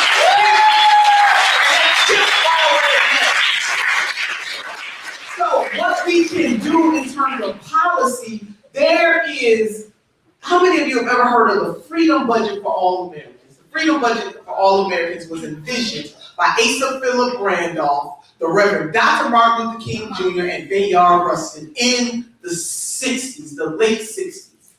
And the summary of it is that they had a written out plan to eradicate poverty in the United States of America in 10 years, from 1966 to 1976, had a full-fledged plan. On record talking to the president, on record talking to congressional members, because they understood all of the marching and all of that, that's good, it has its place, but where's the plan to eradicate poverty? And one of the things that Brother Bayard Rustin said that sears my soul, he said, this country has never done anything solely for the Negro. So we must call it the Freedom Budget for All Americans. They had a class consciousness and a race consciousness. They were not deluded, but they understood to get this, we got to have everybody in. We got to have all working class and marginalized people in. The burden of blackness is that we always, as a group, include everybody, but everybody don't always include us. Now you can say amen and say ouch. Say amen and say ouch. And so that's why we need our sisters and brothers and family and friends friends and even frenemies from other identity groups, even though we know that race is a social construct. It's not a biological construct, but since we're working in that way, we need our folks from other groups to talk about anti-blackness. Because if you are an anti-black bigot, then that means you're a homophobe, a transphobe, you hate women, all of the things that we're fighting against. You're never gonna find somebody that's anti-black and they like women. Or they are gay, lesbian, transgender, plus they just don't. So the through line is black liberation. And once we understand the strategy for black liberation, then everybody else will be liberated. It doesn't make black Americans who are descendants of enslaved people perfect, but the burden that we hold is unique. In the United States of America, there's never been another system in the history of the world where capital, now there's been slavery all over the world, but chattel slavery is a particular evil. Yeah. Once we can come together and understand that and have a plan, the Freedom Budget for All Americans is a plan. Universal health care, education, all the things that we think that started in 2016, with Senator Bernard Sanders, was already, all the stuff, and it's not, I'm not saying, because I rock with Senator Sanders in both presidential campaigns. All I am saying is what King Solomon said, that there's nothing new under the sun. And so, everyday people got to put a little extra on the ordinary so extraordinary things can happen, and we got to stop letting lie walk in front of us with the garment of truth. Lie does what lie does, lies.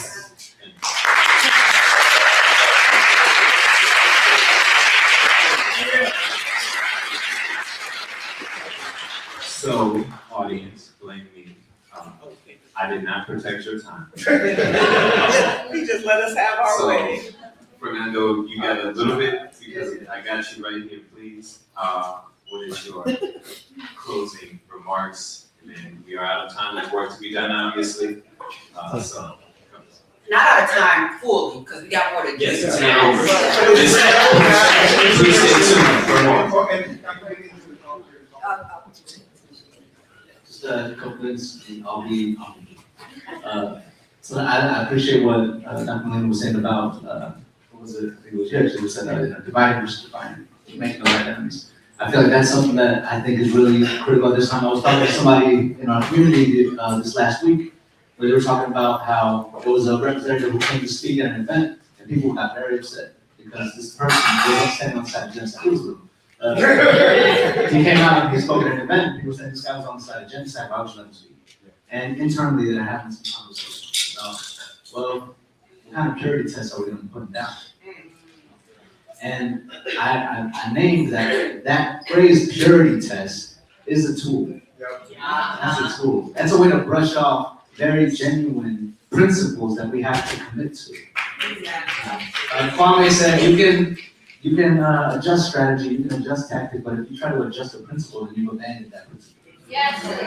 And so if you're trying to say you care about all humanity, if you're trying to say that everybody deserves equality and justice and fairness, then you can't look away when these people aren't living in that reality. Another thing I love Kwame, by the way. Another thing that Kwame said was, and I think this will just be my final statement here. Someone asked Kwame, what was the greatest contribution that Africans made to the United States? And he said, we helped to civilize them.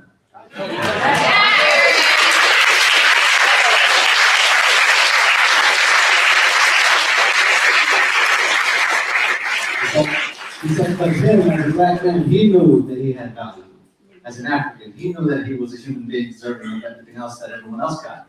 But we had to teach the people in power here in the United States that everybody is worthy. And so that is what we're being called to in this moment, is we have to teach those people in positions of power that we're not going to let them get away with the brutality and the inhumanity that we have been subjected to for as long as this country's been around. Thank you.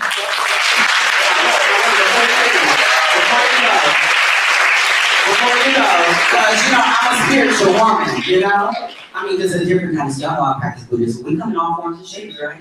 Amen. I mean, I say that sometimes too because I grew up in the church. So my spirit feels when the spirit is, oh wait, maybe my spirit was wrong. Wait, sweetie, wait, honey, right here. Hold on, baby, did you have a question? Because I was going to give you the mic. I thought my spirit said you had a question. Did you have a question? Yeah, I have a comment. You have comments. I was commenting. I said my spirit felt that you had something to say. So I was going to bring this to you before we broke down. Because I wanted everybody to hear what you had to say. Is that okay? Okay, here we go. Well, just real quick, you know, there's a lot of police that don't like what's going on, and they want to do the right thing. But we also have to figure out what is genocide? What's going on over there in Palestine is genocide. What's going on in our black communities is genocide. Every time my son gets in the car, I worry about him getting shot by a cop. So there's a genocide going on that's systemic. And what we know is that what we have to do is abolish the police and get some of those good folks like your son and get them to come have a community safety board. How many people on the corner, the drug dealers, all the youth on the street, how many of them would love the opportunity to have a pension, to have respect to the community? It would be so easy to have a police force that actually protects our people.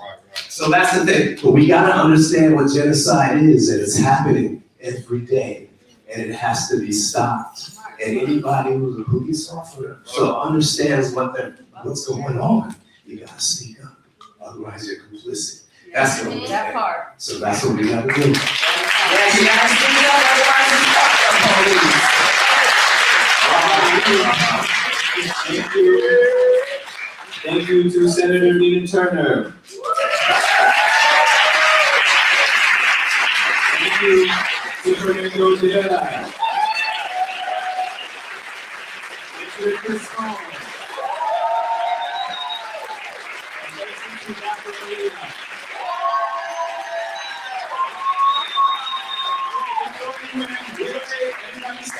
Where are you going? So before you step out, because this is just a break, quick break. this is not the end of the program. There's food for sale next door, bathrooms are inside the building. But we also have calls to action. Angel Marie, super quick, come up for it. So, real quick, we got 2 call to actions for you. How many? 2. How many? 2. The first one, complete the People's Budget Survey. Can y'all say People's Budget Survey? People's Budget Survey. People's Budget Survey is our way of telling the elected officials of LA how we want the money in our beautiful city to use, and that's not police. So if you all see any of these flyers, please fill out the QR code. Fill out the People's Budget Survey. That's number 1. Number 2. Who needs one? I can need one. Who needs one? Y'all need one? And number 2, come out to John Caravello's court day. It's on Tuesday. Y'all repeat after me. Tuesday. Edward Federal Courthouse. First Street Courthouse. 8 a.m. Dr. Professor Caravello is a people's professor. He's the reason why students like I have liberatory education. So come on, those 2 things. Y'all remember the 2 things? Thank you, that's all. And we'll be back in how long is the break? 15 minutes? 15 minutes. 15 minutes. And we right back. Oh, this is conscious tea. Hey! I love recognizing people from social media. I really like this conscious tea, everybody. Conscious media in the building too.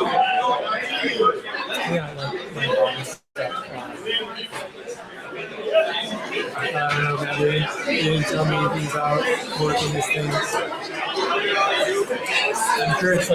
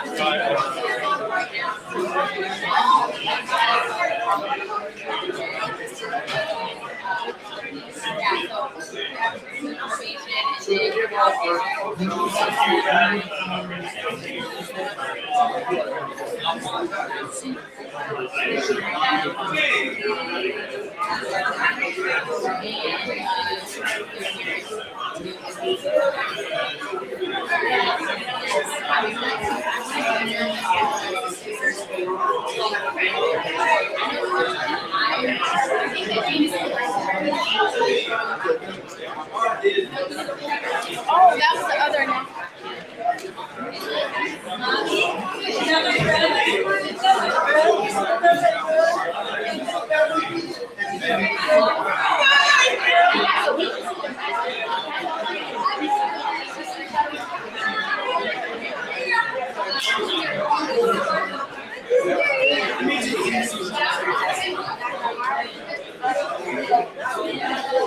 You're seeing this is Ted. We grew up together.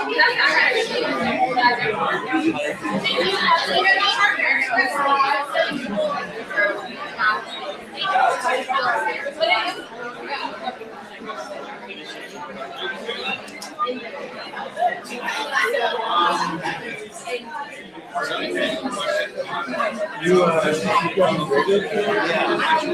I'm the TP for the thing, so I have a specific question.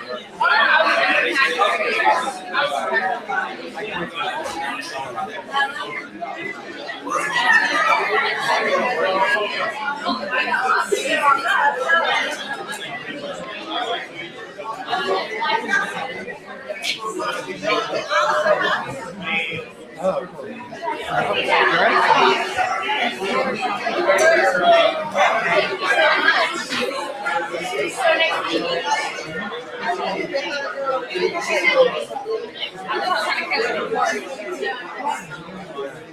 Do you need to know who it is? Yeah, I could have answered that question. no, that's okay. Okay, so anybody that can hear my voice in here, if you are parked underground, that's not the free parking. So if you want the free parking, you need to park in lot C. Not underground, but lot C. But you rich folks, go ahead. But if you want to save a little money, go ahead and go to lot C, please. On the On the surface level. Oh, really?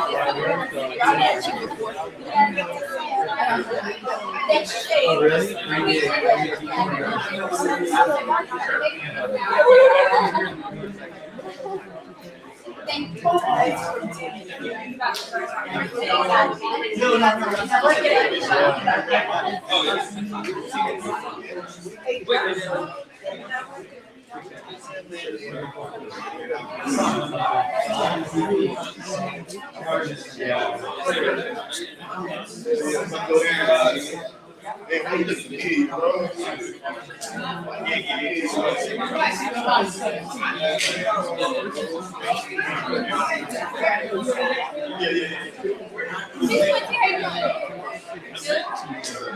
No friends there? No? No, probably not. Like,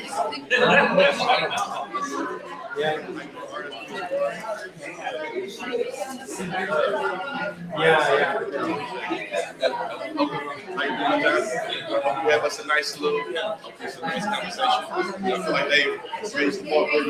That sounds good.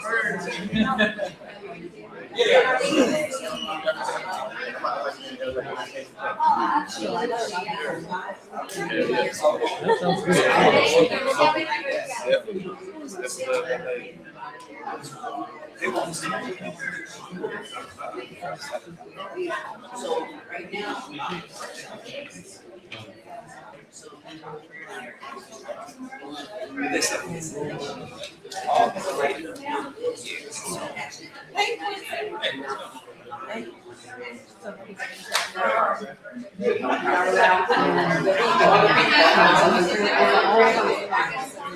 Oh, that's why you try to. Crystal had asked if we had So I asked Quincy to come. Okay, do you want me to go? Okay, thank you. I know.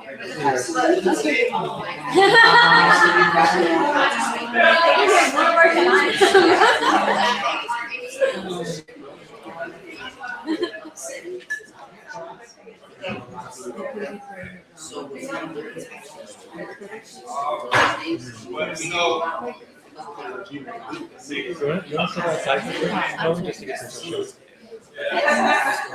Back out going down maybe 4 months. It's not in your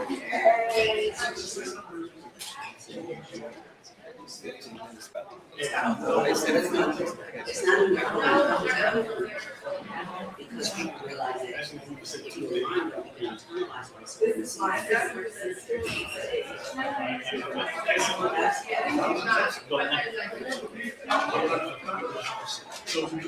because it's a game, because it's also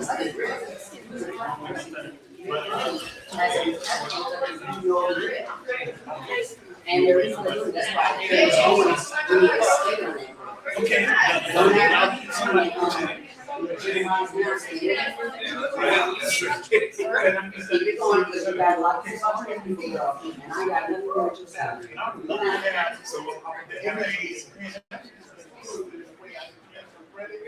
don't want to take much more time. That would be a great Sophomores. I don't know. How was the? Yeah, me and Kenyatta go back. Yeah, I would love to. I just wanted You you know, to I know don't want what to take I a couple classes. I don't want to have to take a whole, 40 units or whatever. No, I think they cohort it, but I'm sure. Let anyone know. Oh, no, I'm telling you, yes. Oh, you're still here, yes. I like that.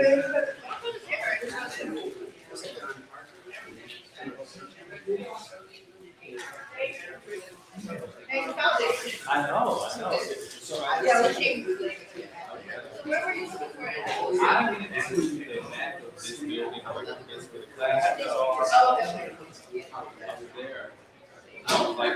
here. So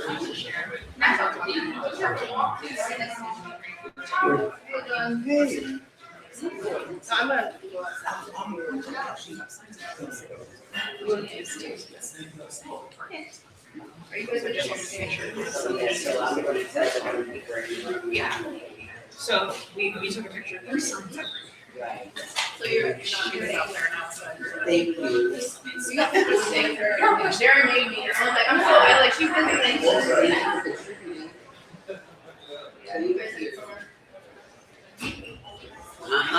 This gonna be good, baby. Get your seat, get your seat. It's nice to meet you. I love your content. Thank you. Yes, nice to meet you. Thank you for coming. Oh my gosh, no, absolutely. We're asked, like, there. Yeah, thank you for doing it.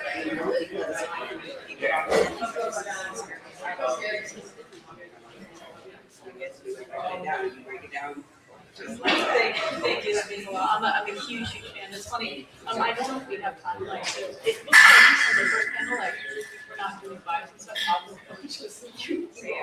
No, yeah, we actually in this next one we are going to do it.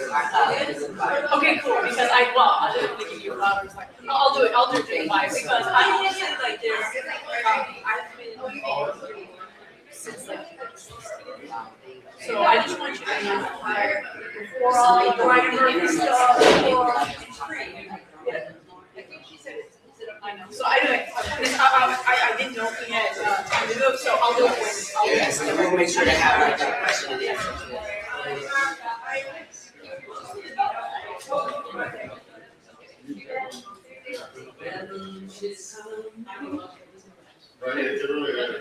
Yeah, who said this? My kids aren't here yet.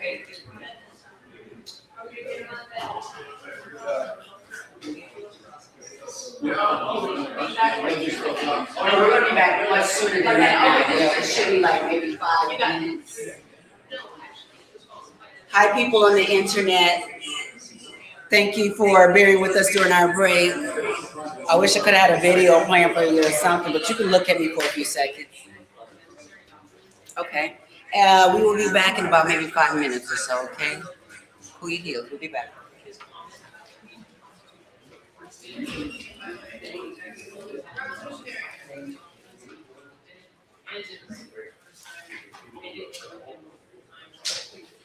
Yes, exactly.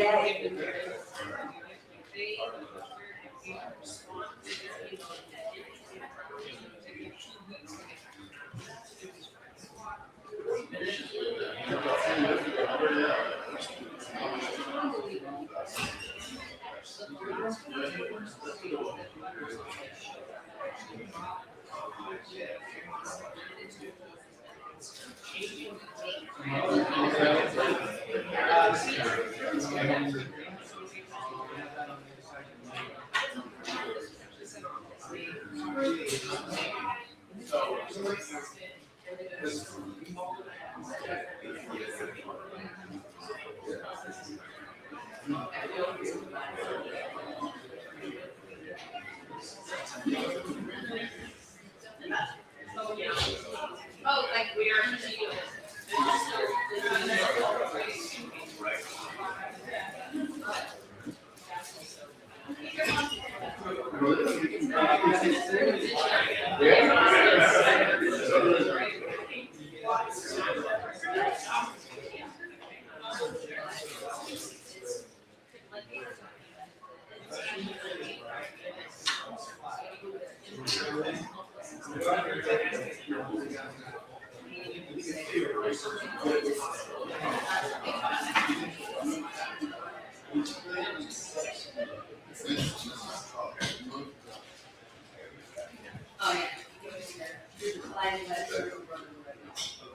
They're not actually. They're not actually. No. Yeah.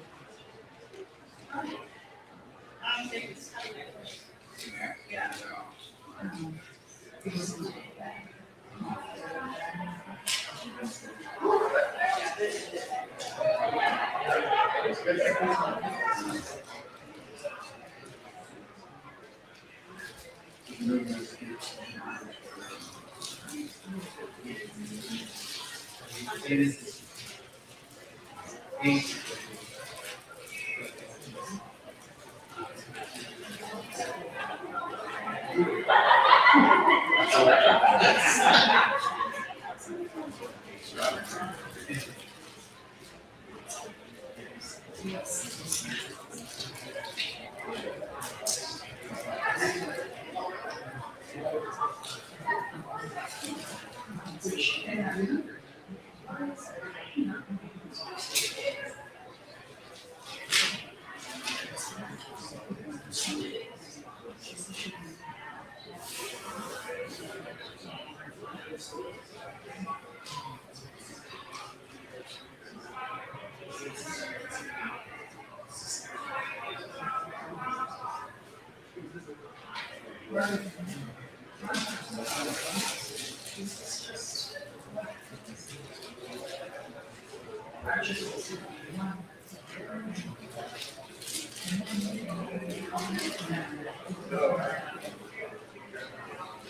I don't know.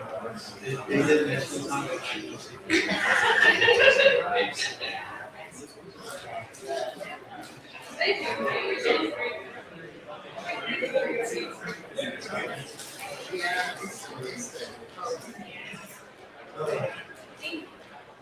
Live events. Yay.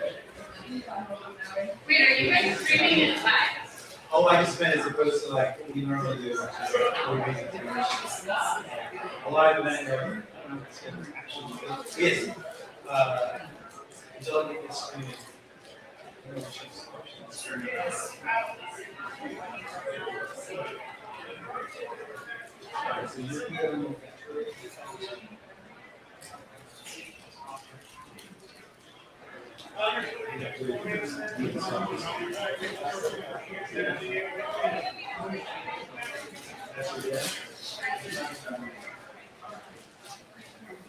I'll just keep doing it until they tell me to stop.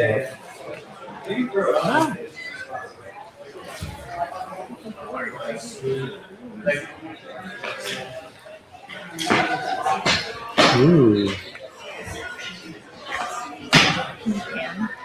Yeah. You know, there's something funny about like while the talks were going on, I think I got a little bit crooked. You know, because I kept on going back and forth, and like this isn't like, supposed to be really like a mobile. And,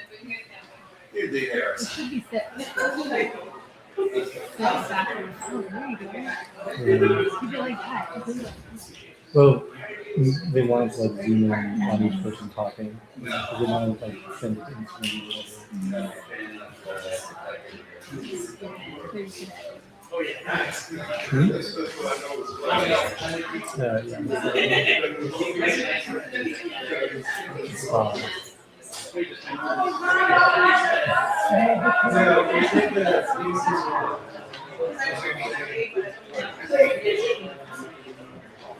Meatballs at 2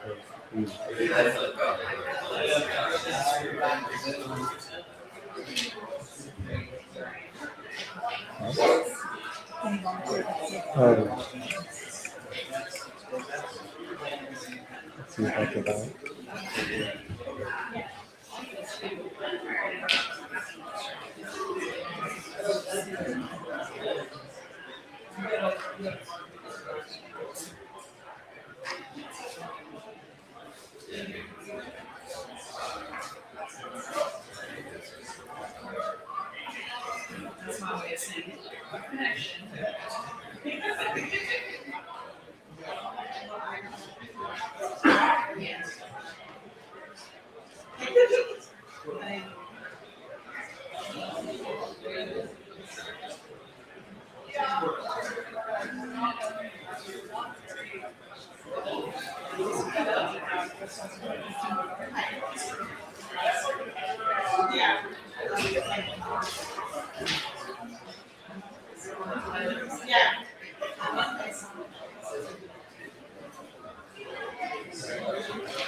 I put your number in there and it said it.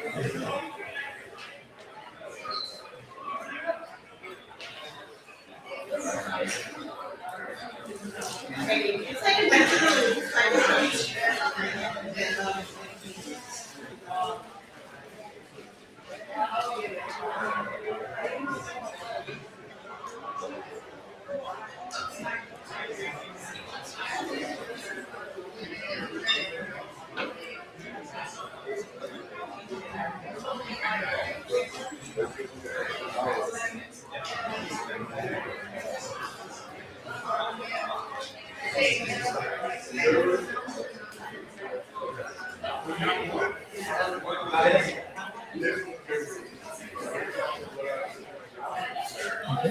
They're fine.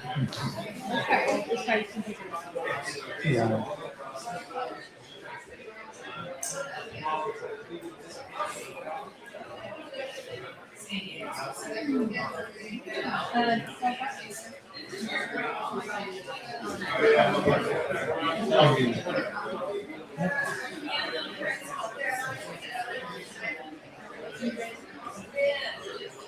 Are you all part of the panel or the? No, I'm just This is just volunteering. here. Okay, for this part. Peace family, we're gonna actually have you all sit in the second row. If you can just move one seat back, that would be great. Yeah, just one seat back. And then if you can sit in this row right here. Are you a part of the panel? Okay, right here. Are you practicing at all? I Are you? looking at the calendar, these things. I don't know if you want me to. There's the one lady who seems to be owning this. I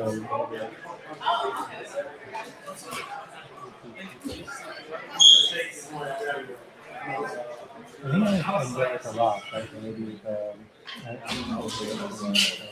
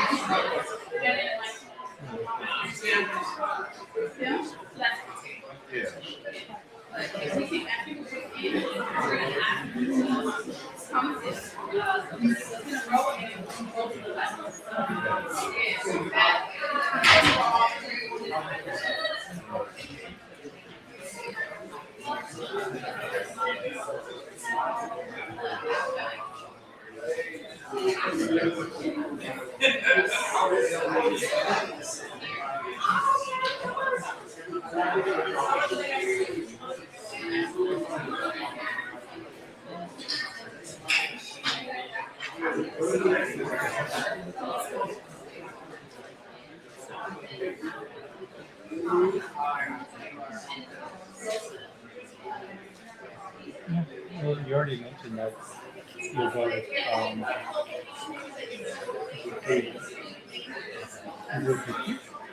Yeah, that's me. yeah.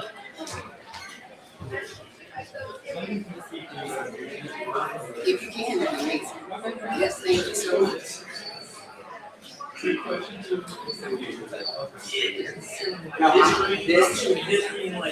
I know. This time I'm gonna get rid of the water. Appreciate this other part, guys.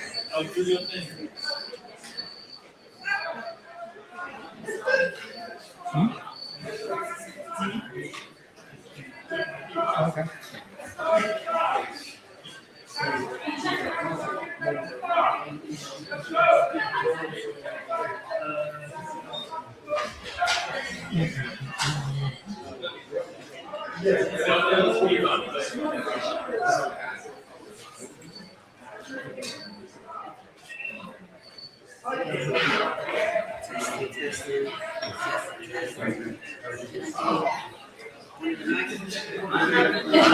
Okay, now.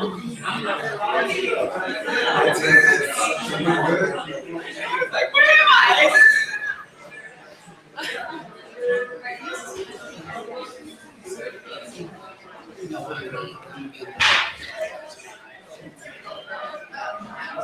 What was the or the other thing that runs in the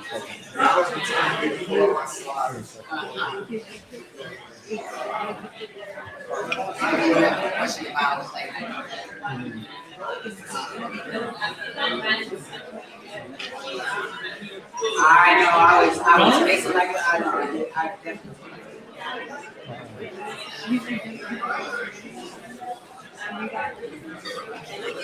There you go.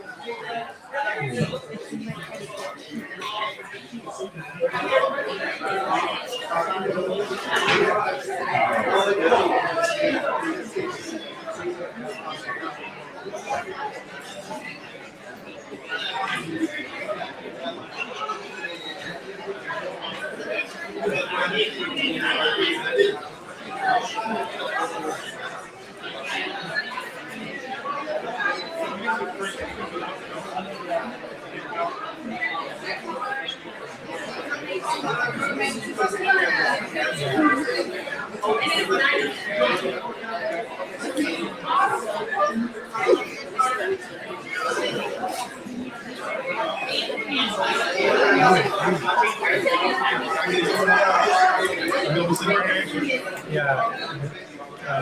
Two of them. What? You do two of them? I wish I could try. All you did, ladies, you know, bam. Wow. Yeah. You hit that red button right there.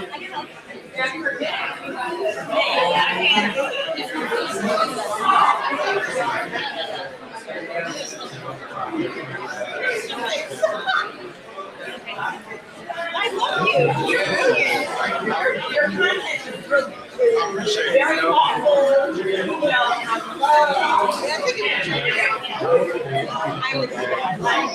appreciate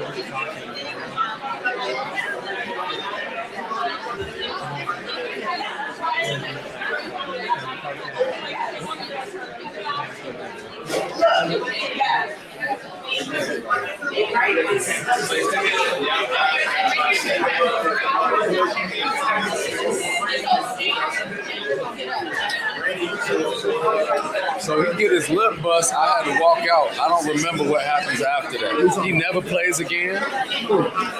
Denzel, please. Peace, family. Can you say I remember that movie being so sad.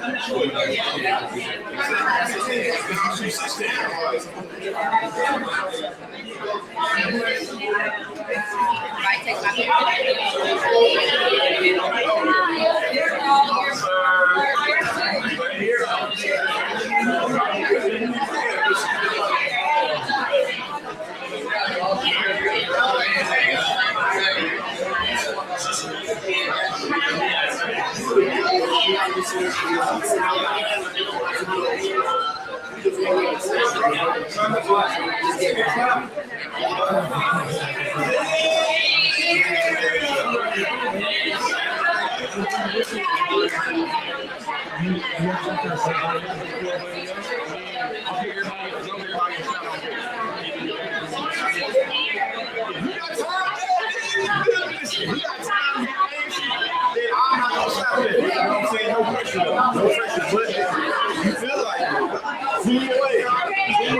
See how you do it, right? You see how you test it right here?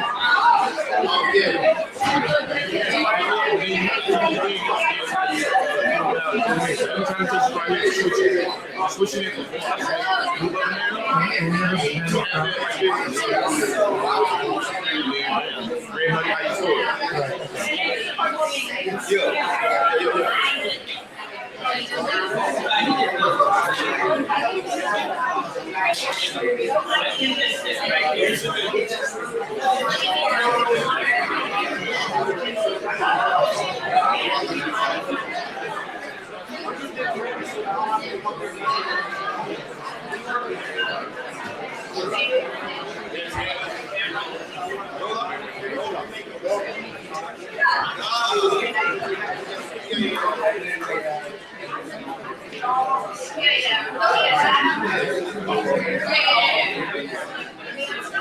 But I'm trying not to have any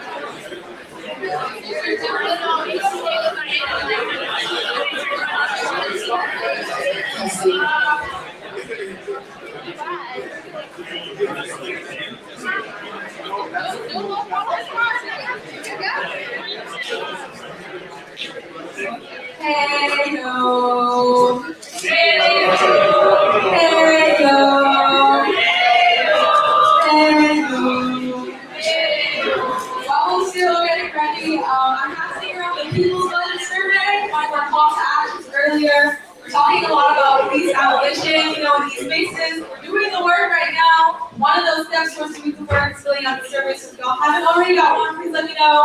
Pass around the flyer. Take the time to do it. We're all just sitting and waiting. Thank you.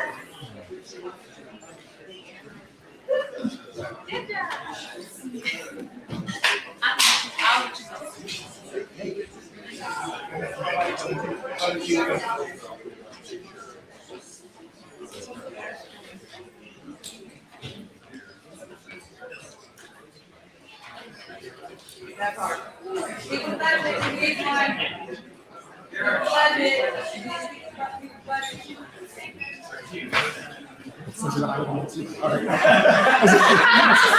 Before we start, I'm just going to run over to it. Says it under the beach. I'm going to go sit.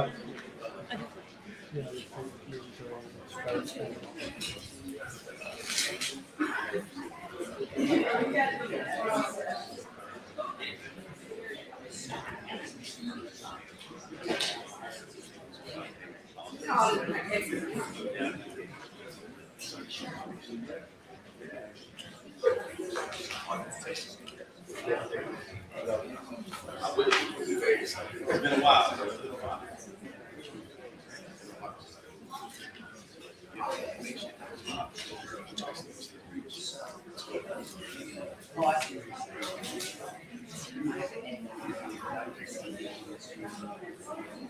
All right.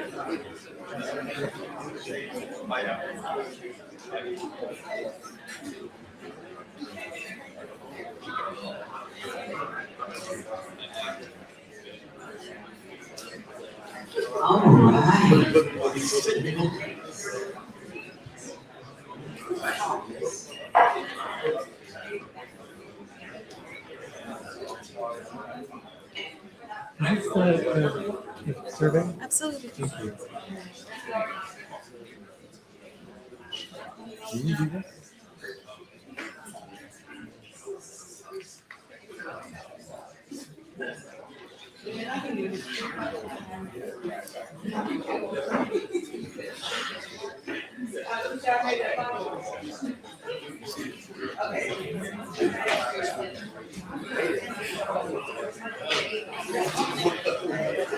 How's everybody doing?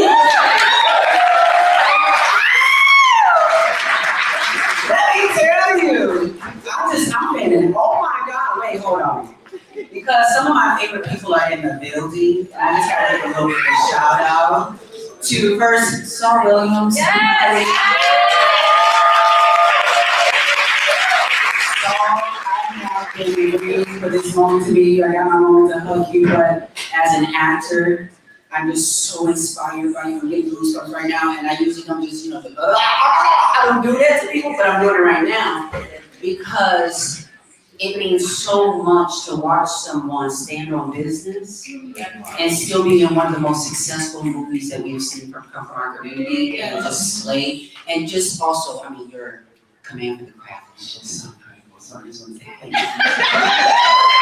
Give a round of applause, please. And we have a brilliant poet, an artist in the room. I hope I'm saying your name right. How's your name? Did I say that right? I had to contact her one time just out of the blue. You remember when I contacted her? I said, Aja, are you astroplaning? I said, because you showed up in my dream. And she encouraged me. It was something just encouraged me and then left. And I was like, is she astroplaning? She said, maybe. I probably was. So thank you for showing up here today. Also, I want to give a shout out to my brother from another mother. I don't know how many of y'all know this man, but when I tell you this man is one of the brilliant, I call him he's like my other side, as a Black trans woman, I think I'm just so brilliant and talented and all those different things. Right? And powerful though, right? Baby, if you think that, y'all need to be introduced to T. Melina.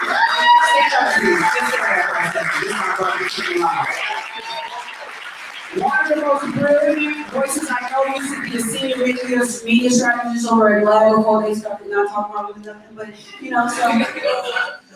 And that's that I told you norms, because I said conscious, I told them I wanted to. So before we get started with the panel, we are going to have a special performance by Shiloh Ray Sunshine.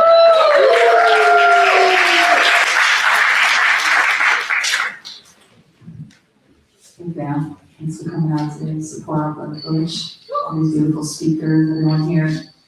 I usually come to these events and I do the musical interlude most of the time because I love to pray while I sing. So I'm gonna share a song from my heart. It's a song that I learned in the past couple of years. I do my own original music, but I really sing prayers that I've learned along the way.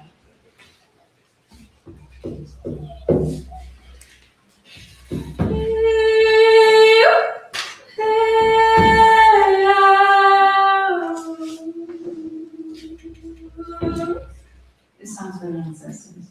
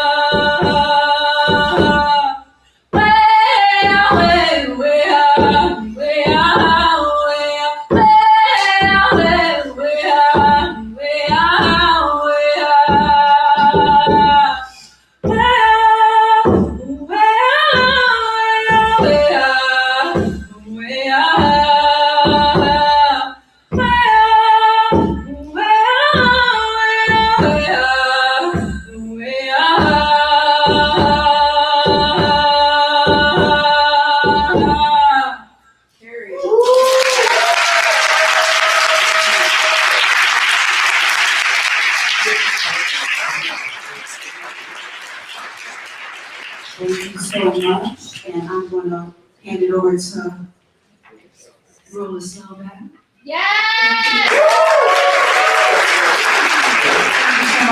That was so beautiful. Goosebumps. I need a second. طيب السلام عليكم. My name is Rolla Selbak. Most folks call me Rolla Selbak. You can go either way. I think Dr. Abdullah, they call me rolling down the river. What'd you call me? All right. I also want to say hello to people inside in the building. All right. Thank you so much for being here, and thank you for this gift. And thank you for this gift, Dr. Ware, for bringing us all together. This really, truly is a gift. And thank you for everyone who's putting any energy out here. Previous panelists, these panelists, every single one of you, and everyone helping. So thank you all so much. This panel title is Rebel Culture, Arts, and Maroon Media. And when we think of culture, when we think of Western culture, Western white supremacist culture, what is that culture? That culture is consumption. Okay? So if culture wasn't important, they wouldn't try to steal it. They wouldn't try to control it. Yes. Right? They wouldn't try to colonize it. Yes. Right? We see from the Epstein files, right? We saw that parasite, Jess Staley, the former banker, former CEO of Barclays. What did he write to Epstein? He wrote, the group that should be in the streets, right? He's talking about white people aren't in the streets, like rioting, or he said the group that should be in the streets is bought off by Jay-Z. Yep. Ooh, right? That's what he said. And this isn't, right? And this isn't a condemnation on any specific artist. What he's trying to say is, so I'm I did it. He can say it.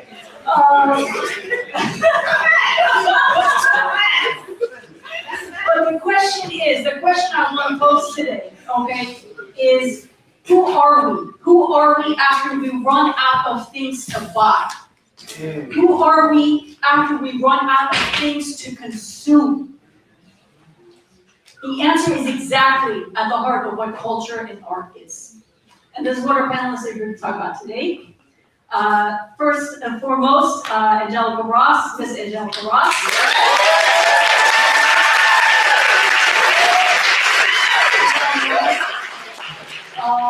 And the amazing Van Lathan.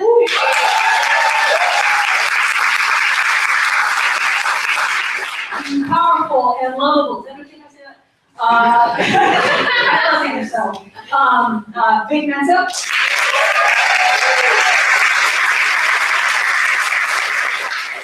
And who knew office hours could be so damn amazing? Consciously.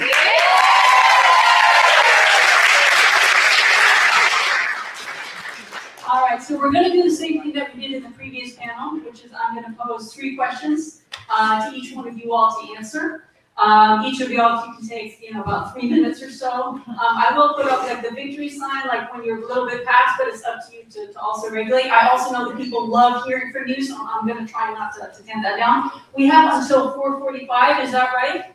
Up to 4:45? Okay, cool. And after those 3 questions, if we have time, I'd love to also open it up to the audience, because I know the audience wants to get involved as well. All right, so first question here. So when we talk about culture, control, and the elite, the parasite class manipulation of our culture, right? Why do you think art and culture is so important for them to control? What power does culture and art have, and why? Maybe I'll start with you. You just ruined my invite to the Rock Nation brunch. I'm not gonna be able to hang out with you.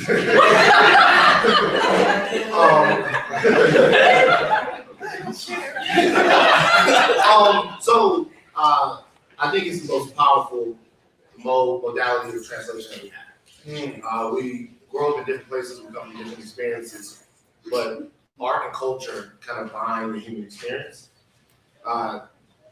I think that everyone in here, they feel like they see in shapes and colors and all this, except this a couple of nights ago, but we actually see in feelings. You see in emotions. Like if I told you to close your eyes and think of your mother's face, emotions would like run through your head. And that makes those emotions, those feelings, the most valuable thing in the world. And when you can manipulate those things or control them or aim them where you want them to go, and it kind of makes you all powerful. It makes you into more than a politician, more than a cultural figure. It makes you into a god, because you can get people to worship things that are at cross purposes with their liberation or their benefit. And so the reason why it's important for any artist, for any cultural figure to take in consideration the politics that undergird their art, is because they're evangelizing people. They're actually drawing people in and using the most fundamental part of the human experience, which is the ability to connect through story, the ability to connect through purpose. And sometimes they're taking it and using it to choke those people. So, every now and again, you take your brother or your sister, gently pull them to the side, and you go, what you're saying is bullshit. What you're saying is bullshit. What you're doing is bullshit. And let me tell you why somebody that I grew up with went broke because they got cancer because of who you're sitting at a table with. Let me tell you why somebody that I know is in the streets because of the ideas that you are promoting, because of the things that you're doing. And let's see if together we can find a different way to do it and a different way to do it. And if we can't, we got to not just jump.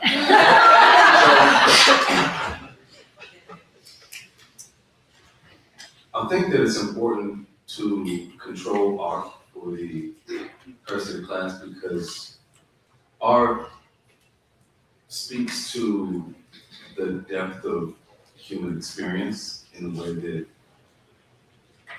academia sometimes cannot, and information purely cannot. I mean, the way that music resonates, the water in your being, It just it conveys truth.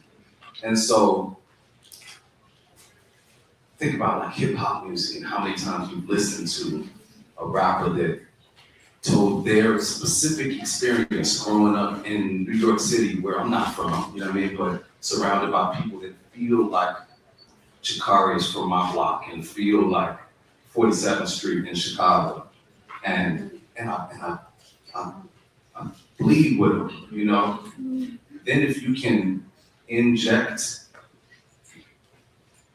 crack cocaine to poison the people, if you can inject purely poisonous ideas into something that I resonate with deeply on a human level, then you just made it palatable. You know what I mean? Like now, Future talking about, I don't care what it mean, I sell my auntie that raw. The blade hits a little less sharp because I felt it when he was like, Cody, crazy. You know, like I felt his, I'm crazy. I felt his pain. Like I feel his pain as a human being. I resonate with him.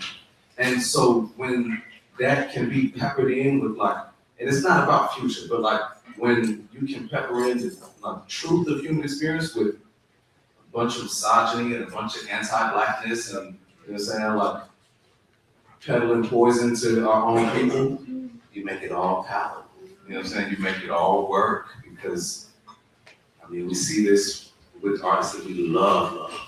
I ain't gonna say nothing, but like, we look past a lot of shit because we love what the music has meant to our lives and for moments in time that we can't erase. It's kind of like a hospital for a moment. The hospital. There we go. Yeah. So I want to say, you know, I think the reason why the system, usually white male patriarchal, but sometimes, you know, it switches up on you. The reason why it wants to control because I look at art like an orgasm.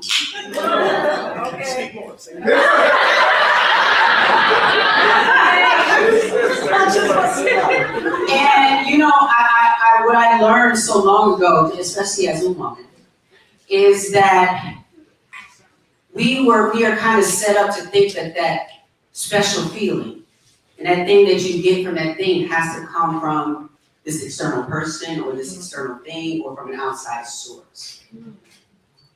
Until you learn to love yourself and your own body, and you learn how to make that for yourself and how important having your own orgasm is to your health. So art is something just as functional as having a sexual health, but we have been tricked out of thinking that that's something only certain people do who want to risk being broke. But that this is an impetus, a human impetus. It's something that is a calling to all of us to live creatively. And so the reason why they want to control it is they want to control the limits of your imagination. And that is so now prevalent that when we just want to speak about abolishing ICE, let me go back, abolishing the police. They told us the message was too strong. They told us all these different things. I lost my train of thought. What's that? Yes, thank you so much. So just showing that art is for everybody. It is how you learn to come at your business differently, to come at your relationships differently. And it's also one of those things that they need to control it so that they control what you think art is and who deserves it. I had the experience of playing one of the most beautiful people ever in television history. Y'all know Candy Ferocity, some of y'all. A black trans woman that just was saying all kind of shit that y'all know y'all was thinking too. But she was the one that had the guts to say it. And what broke my heart about that character was she's that loud voice that people try to push out the room all the time that says the inconvenient thing. And we don't always see them as valuable. We don't always see them as beautiful until it's too late. And what I learned playing Candy in that moment, and they're like vesting and whatever, and they hit that light on me, and my hair was sparkling, and the dress was, live with me for a second here. And I was experiencing all that. I was like, now why couldn't they put this light on her in the beginning? Because they who control the spotlight think that they control things. But I'm gonna tell you, I receive lessons all the time through life, like in these really serendipitous ways. So there was a moment that I was doing, World Pride with Whoopi Goldberg and Bert Cox, a bunch of people in New York. And so I had on this cute dress, and Whoopi was like, show the people your dress, go around or whatever. So I'm walking around the stage, but I ended up walking to a part of the back of the stage where there was no light. I walked myself back there. I turned around, and by the time I put my hand on my afro, the light hit me. What I learned was sometimes you have to step away from the spotlight and make it follow you. I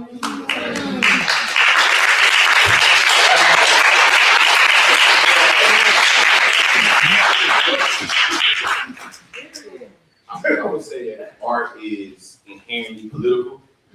And a lot of times when we start thinking about artistic expressions, a lot of times they are separated from humanity. And I would argue that art is always attached to humanity. And I think when we start talking about power, it's the reason why so much art is dictated by systems, because of how it's able to give life into different humanities. So I think about right now, I would say we're going through a digital renaissance.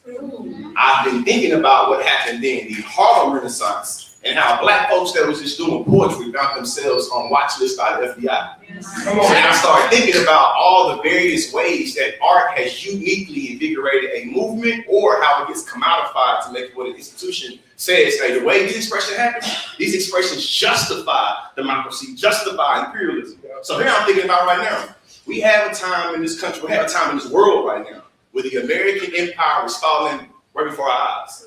I would argue that the biggest transport Black culture, or the biggest export Black culture, has been used in many different instances to suture through a soft power American hegemony. I.e., look at how we let these niggas be free. The niggas used to be on a plantation. Now they can sing and they can dance. Nothing can illustrate the luxuriousness of American reality by look at what we allow niggas to do with art. So for me, I started thinking like this in terms of definitions. It's like, if I'm being philosophical, if the art is capturing the reality that we live in spite of the institution, that's art. If the art is in resistance, that's art. Sorry. If your shit not challenging that is propaganda.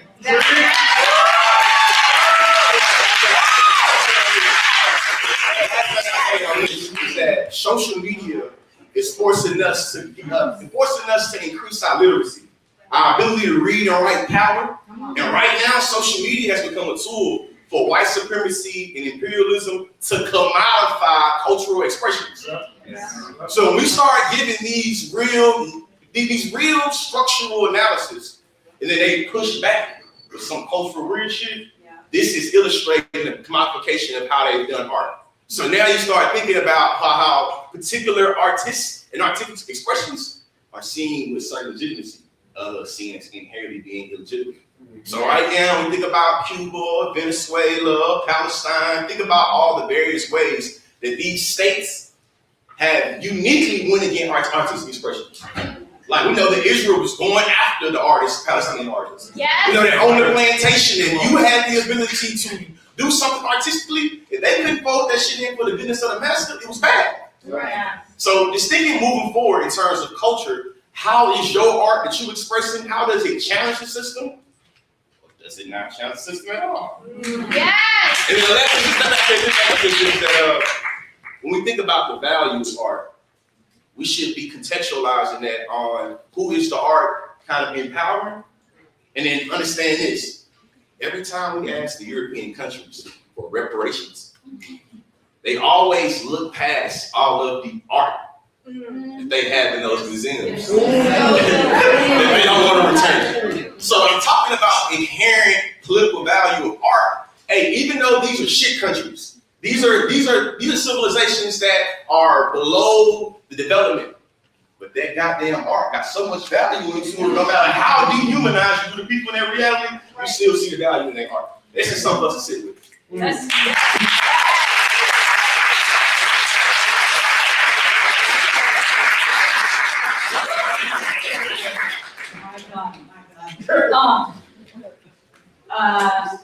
Okay, I have two things actually to piggyback off of that. The first is you saying art is inherently political. You all remember when that guy, Neil Patrick Harris? Oh my God. When they asked him in was it Berlin Film Festival a few months ago, like, oh, you know, they asked him about what's going on in the world. He goes, oh, I don't want to be political. It's like, because of political art, he was able to marry the guy he wanted to marry. Because of political art, he was able to adopt the child he wanted to adopt. So it's total bullshit. It's total bullshit. And the other story I'm going to give about stolen art, you all may not know this, Banksy, right? So you know the apartheid wall in the West Bank. So Banksy did some amazing art, and he has a few pieces on there. Israel, I'm not going to call him Israel, so don't tell me to. The manufactured state of Israel. The shitty colony. They ended up, that's what it means. They stole the Banksy from that West Wall, took it into the colony's museum. That's how much they hate art that challenges. That's how much they hate it. So that's why. So anyway, so that just reminded me of that. So on to question 2, which is, we've talked about, right? We've been talking about the lifting of this mask, right? This toxic fallacy of that is celebrity culture, whether it's celebrity culture in Hollywood, whether it's celebrity culture in politics, right? It's like this Oz is completely evaporated in front of our eyes. And the people at this moment are looking for something else that maybe they weren't looking for before. So here's a question to you all. How, as artists and as culture makers, do you navigate meeting this moment? And what do you call on other artists and culture makers to do to meet this moment? So how are you navigating what are you doing to meet the moment, and what you call on other artists and culture makers to do to meet the moment? And is it cool if we start with you, Vic? Yeah. Cool, let's go. I think I've ended up meeting this moment a lot out of necessity. In my own personal journey, like of coming into independent artistry and haven't had the same budgets, haven't had the same infrastructure to release projects. I mean, to release an album that I've been working on for a long time. So I started just setting up a camera and talking about shit because I felt like I could express myself. I felt like I could connect with people that are of like mine, maybe some that are not, and just connect at a baseline level. And through that, had a lot of conversations that I'll have with Ajman, a lot of conversations I'll have with someone, and it started to build something out of that in this very powder keg moment has taken a fiery approach, you know what I mean, and been topically related to this moment. Whose question was about meeting this moment and what. And then what do you call on other artists to do? What do you call on artists to do? Other artists. Oh, so I was gonna say, Saul and I were having a conversation backstage because in this moment, our country is at war with Iran. And for the last, 60, 70 years, maybe longer, I'm sure, our country has been sanctioning Iran. 38 million deaths around the world from US sanctions over the last 50 years. And I use this conversation about Iran in particular because when I first started to speak about Iran and lacked certain information, lacked certain context, I found myself in a two sides, lesser of two evils conversation, talking about, but the Iranian government is also oppressive or repressive, and it must be approached with nuance.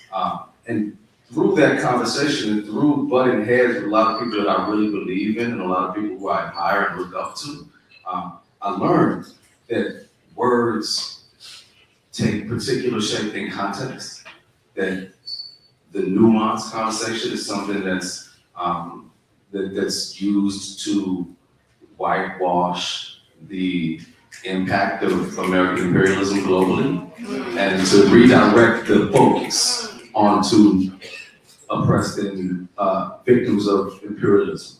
And so I say what I would call on artists or other people to do to meet the moment, and what I'm calling on myself to do to meet the moment, is to constantly be open to new information and to learning. You know what I'm saying? Because when I realized that I had missed the mark in ways that didn't all the way align with what I believe, then I took note and started to seek out more information. You know what I mean? And instead of just trying to be a bullheaded and hit my head against the wall, I looked at people who I look up to, people who I count on to learn from and develop and evolve my perspective on it. You know what I'm saying? So I think we all have to be able to continue to learn in this moment.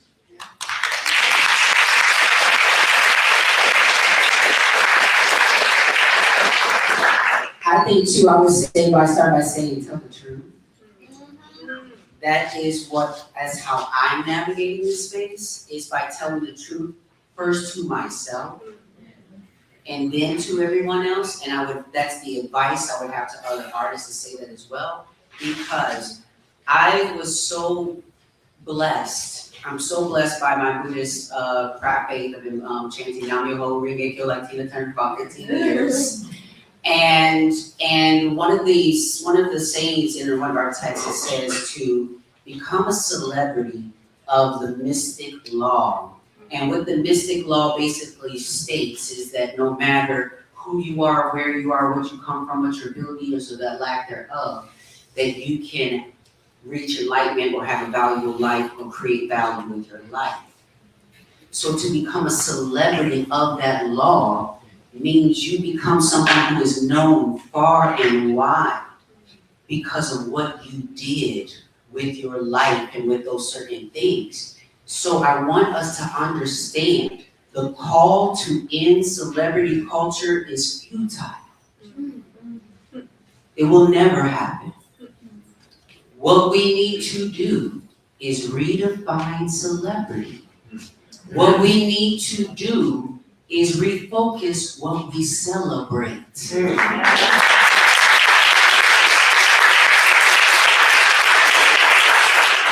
And who we celebrate. And the reason I say that, because some of y'all will come up to me and be like, oh, Angelica, I love you, and I just love your acting, and I love, but why don't we see more of you on TV? Why are you asking me? The culture in the shade room and Breakfast Club and everywhere else don't celebrate me. That's right. They only bring up my name so y'all can get in the comment section and call me a tranny. So what I'm asking for and what I do and how I move through this space is I redefine celebrity by celebrating people who have done some amazing things in my community. Those are my celebrities. So I want you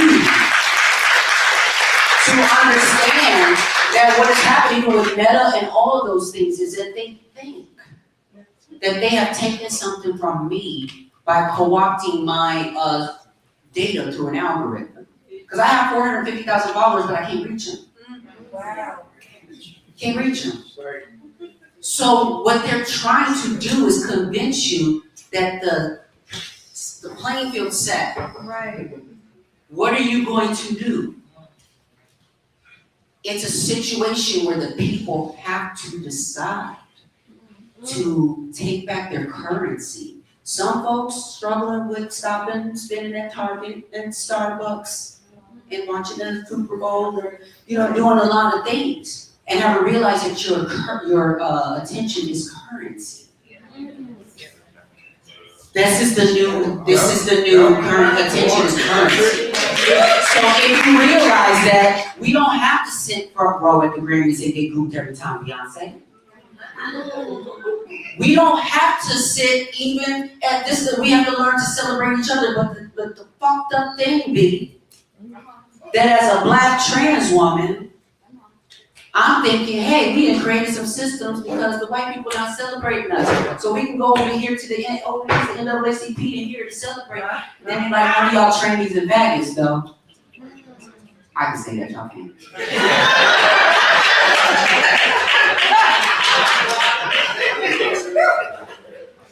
So what I want us to do, one of the gifts that Pose gave me was this reminder when it was playing and the soundtrack started to play and Anita Baker came on, Mariah Carey and Tina Marie and all these things came on. It reminded me that there's this shared experience, even though this is an LGBTQ show. I saw my mamas and aunties and cousins and brothers and everybody in there. Don't let white supremacy separate us. Yes. Being black and being LGBTQ are not mutually exclusive. So we cannot separate ourselves from those things. So when we talk about returning back to the motherland too, please think about me. I want to go back to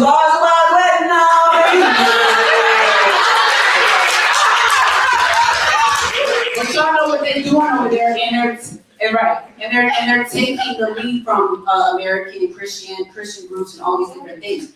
The people are the only people who are going to be able to turn that around by changing what you celebrate and what you value.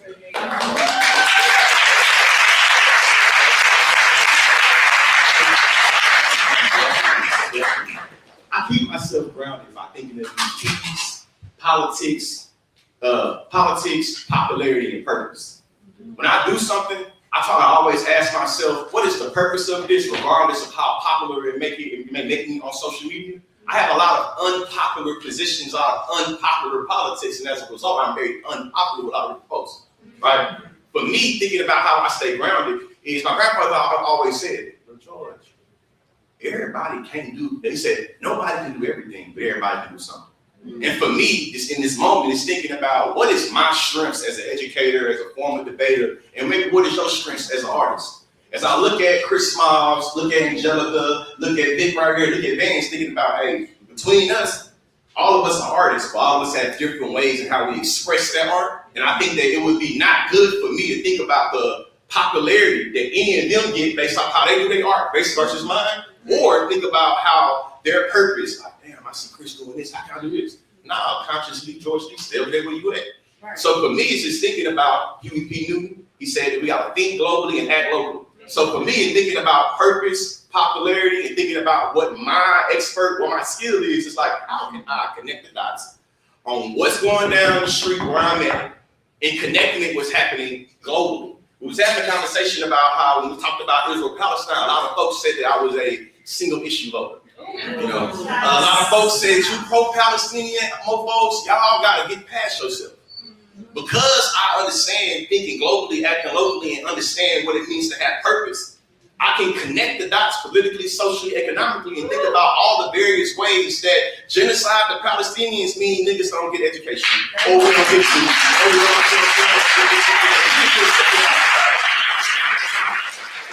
As a creator, as a person that makes art, as a public figure, how do you understand your skills, your expertise, and how it folds into the larger thing? Last thing I say is I love history. So I always think about all the various people that came before me and how I appreciate them and how there was a multiplicity in perspective and multiplicity in policy. I don't expect Kwame Ture to express himself the same way that Malcolm X did. I don't expect Fannie Lou Hamer to conduct herself the same way that Sada did. If I can't see the uniqueness in how each one of these people's position, I don't think that I'll be able to be a good educator or a good scholar. So for me, like, I can't stick everybody like Chris, or do like Steve. We all can't pull out the orange. We all can't do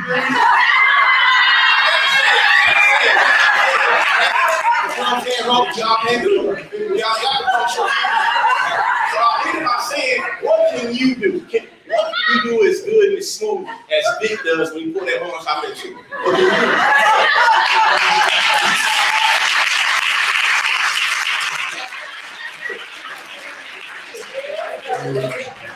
do? big life be perfect, I'll be like, God, this is a my mama said, like, who is this, you know that? So, there's really not much to add, because the panel is so brilliant. I will say this, though, my answer on this would have been poor anyway, because this is me at my most simple. If you guys are not familiar with my history, I worked at TMZ for around 9 years. I have absolutely zero faith in celebrity. Come on. None. Like, I had people call me up like, hey, y'all didn't post my story. I'd be like, yo, you got a DUI.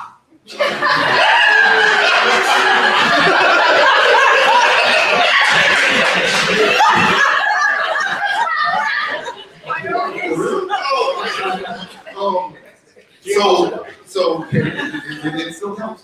So for me, the way I look at that is, I look at artists and celebrity as being two different things. The currency of this particular city is celebrity, right? It's actually not the art. Celebrity is something else. I think you describe celebrity in a brilliant and beautiful way that made me actually think about the feelings that I have about this. But celebrity is its own thing. It's like how can I explain this? It's not, you get into it and then it becomes your purpose.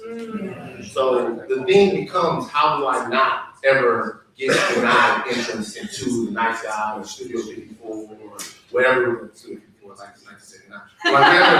But like, how do I continue to do that?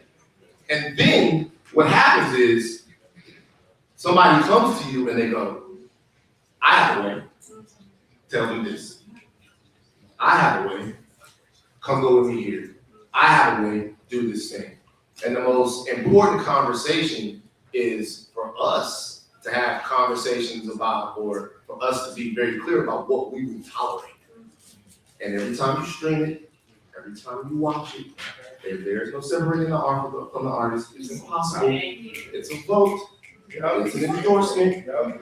It's you capitulating for a dopamine hit, and I know it's hard, and I fall victim to it too. I know that it's hard. But my belief right now is that we have to reorient the influence that celebrity has on our society. Because it has now been weaponized to a degree that is difficult for me to articulate. Like, I'm sure you know, but the guts and the viscera of that organism are just overwhelming. So for me, I would have always been, in this situation, I'd always probably given like an answer that wasn't so shimmering and helpful, because I don't believe in it, I believe in you.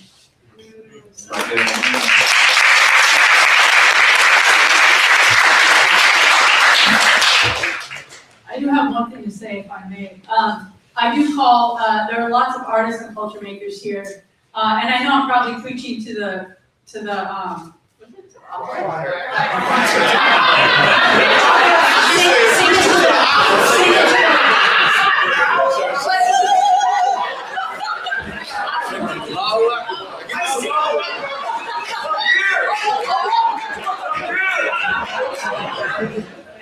all I'm trying to say is, do not sell your soul. It is not worth it. It is not worth it. I just absolutely not. And you know, I know that Hollywood sees it now, right? Because they're coming knocking on the door. Every single one of you, risked a lot to talk these past 2 years. And I know you've been doing a lot of work previous to that, especially the past few years. I mean, who can forget like that moment here? That band brought us with Gavin Newsom.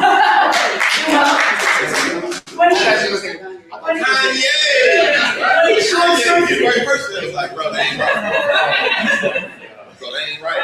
he short-circuited Gavin Newsom and he asked him about APEC. And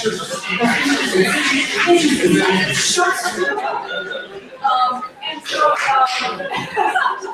yeah, that was it. So anyway, all this to say, do not sell your soul. It is not worth it. Hollywood is seeing that. Hollywood is seeing that you all are here, right? Instead of watching Screen 7 sitting.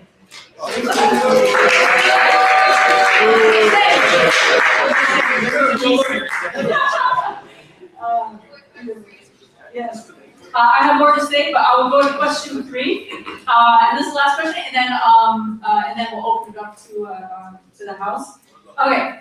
So when we think about building a liberated future, it starts with imagination, right? To imagine what is possible. And that is culture. Culture is imagination, going before everyone else goes, right? Culture creating, right? So that's why they're trying to control our imagination, whether it's with AI, whether it's with the tools that you mentioned, Ms. Angelica. They're trying to colonize our imagination with their tools. So my question for this panel is for each of you, as artists and as culture makers, when you think of liberation, what does that mean for you? And what opportunities do you see right now to get us there? And I'd love to start with Ms. Angelica. Thank you so much. And actually, because, this question, I love this question, reaching liberation and all those things. And I also believe in sort of like sharing my platform and space. So I know someone who can really answer this question really beautiful, who I think is like the other side of me, like I said, a Black trans man who really can eloquently talk about liberation. Can you kind of take my seat for a second and just, That's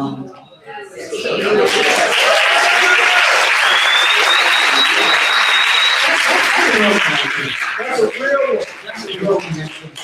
To share this time, to share this space. Thank you all for being here. When I think about liberation for Black people, I think it's important to understand that it has to be queer and trans inclusive, and it has to be intergenerational.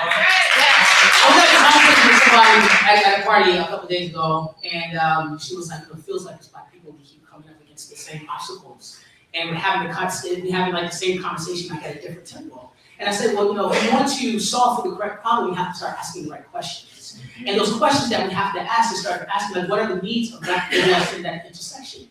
What does love look like for Black people that are sitting at the intersections, right? I'm a professional storyteller, and I travel the world telling my story. Telling my story of being a Black trans man, telling my story of being brought up in a Black working class family. My mother was a nurse, my father was a mechanic. Being brought up in this family full of love and acceptance, right? And what it does, the way this ties into liberation is what it does is starts to chip away this dominant narrative that Black love can only look one way, that it's only one-dimensional, that all of us who are queer, who are trans, are brought into this world fighting for our humanity, fighting to be loved. It wasn't nothing like that. My family don't play about me. right. You know what I'm saying? So, for me, it's important not just to tell that story, but when I tell this story, and I get off stage and I tell this story about how much my mother loved me, how she died in my arms and all these things, people come up to me, they don't want to talk to me about me, they want to talk about the love of my mother, right? And creating this ecosystem of love is a part of our liberation. Working from this place is a part of our liberation. My parents were my first allies, were my first accomplices in this life. You know what I'm saying? They saw me, I was visible, they saw who their child was, and they gave me agency to say, to write my own story. To write my own story to this world. I remember when I came out to my father, I sat him down, and he said, you know what? He said, baby, you were my child and I was your father before we ever got here. And he said, it's my job. He said, it's your job to tell me who you are. And it's my job to tell you how to be in this world, how to be kind, how to be honest, how to live with integrity. This is a part of the liberation. This is a part of the movement. And we can take these ideas. What I tell you? What I tell you?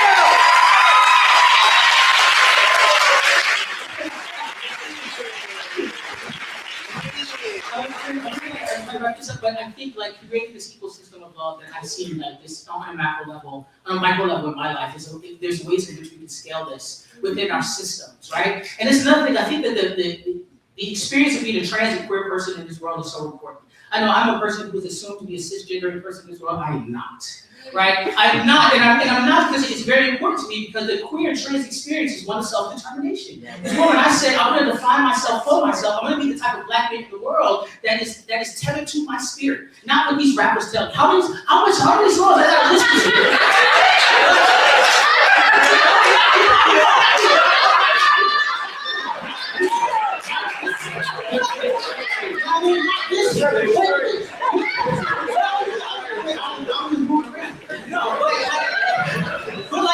How many songs do I dance to that are calling me worthless because I'm not rich before something starts to get really misaligned in my spirit? Come on,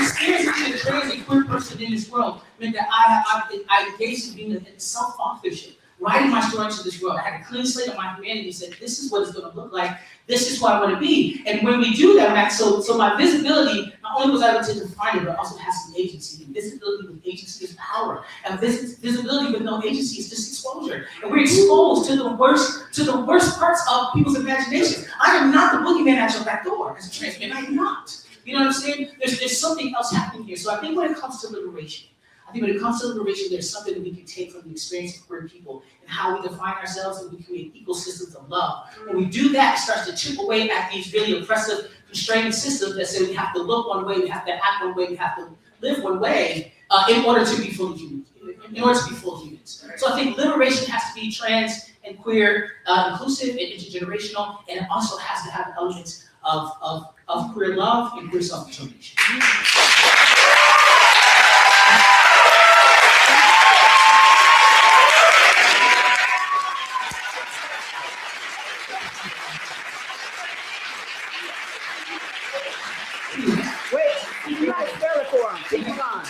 TIQ, come on, let's just sit. Yeah. Thank you. Thank you.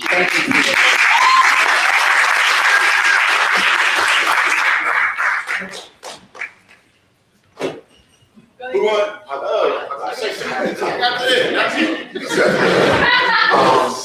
I don't have much to say. With imagination, is what we're talking about.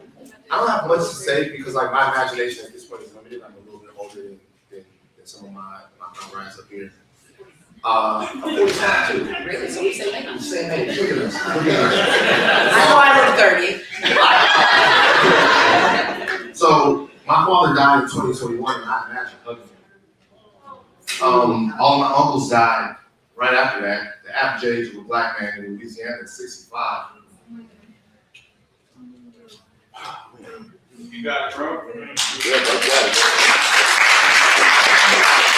The only thing I imagine is hugs and graduations, and I imagine family reunions. I imagine us not being subjected to the grotesqueries of American violence and dysfunction.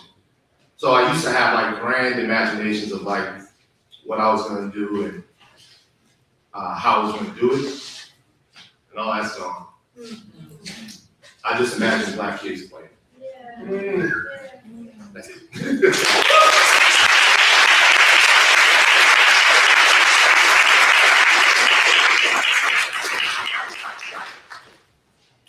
When I think about liberation, I think about the need of imagination to overcome fatigue.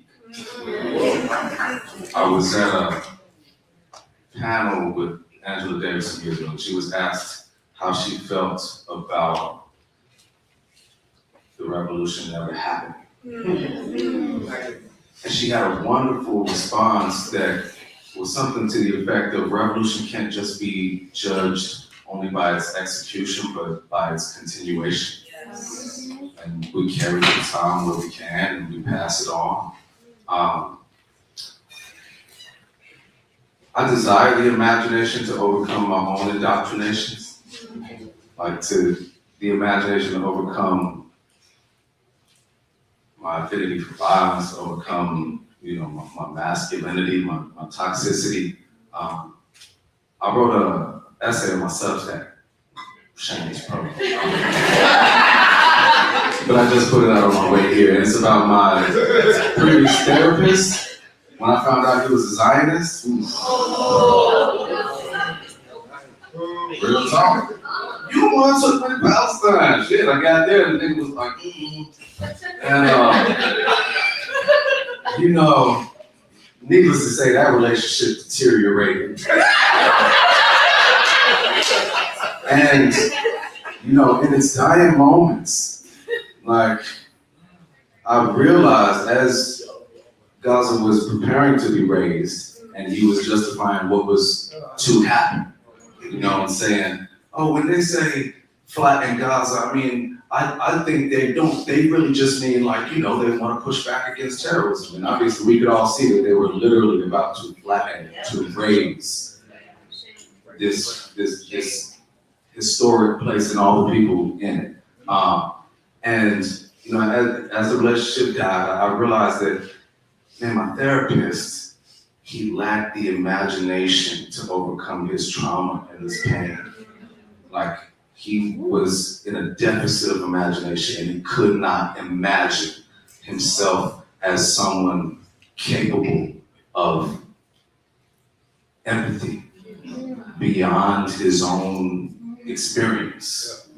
And that just showed me that I really desire the imagination personally to transcend my limitations. You know, and liberate myself.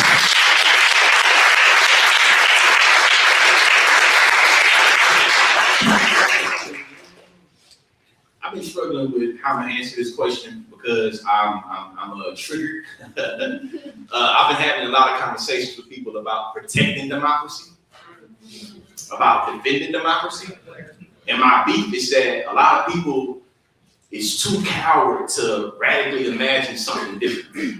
I think that capitalism is pouring the water on our imagination. It's made where a lot of us feel like we are only limited to imagine a world that history already gave us. So I say capitalism, son, and you say, what are you gonna do next? I'm like, well, shit. You say capitalism brings us creativity and innovation. How come make something become something better? To me, the imagination part of it be like, hold on, Mr. Lee, that sounds crazy. Talk to me.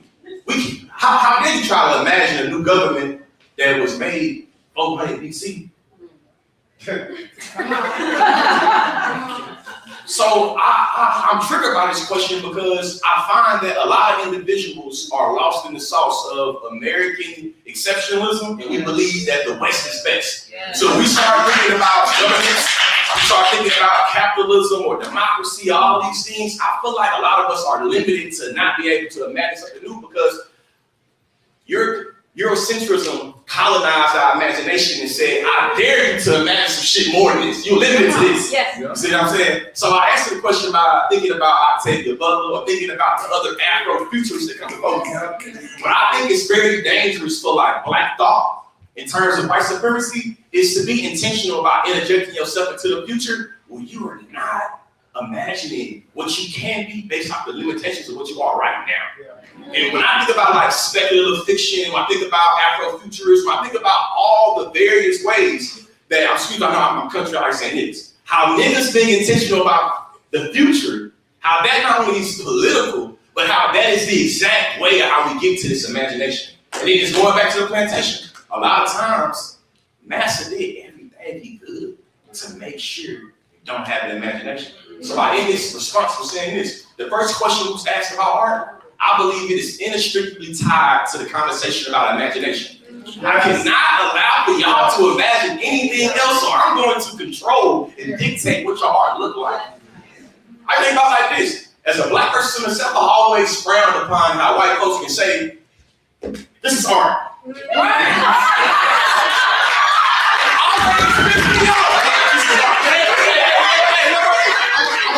I'm pouring out right here.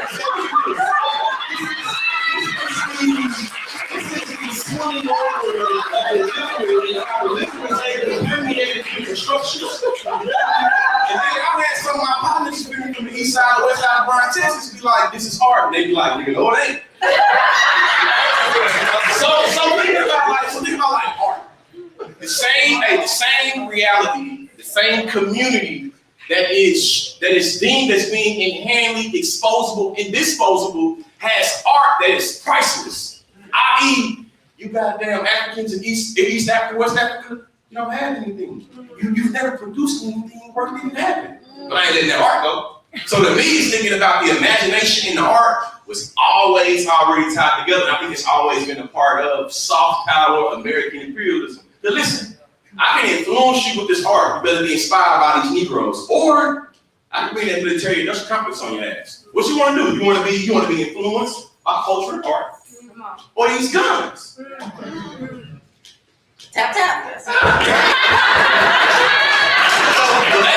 the real conclusion is, I just dare y'all to imagine very radically.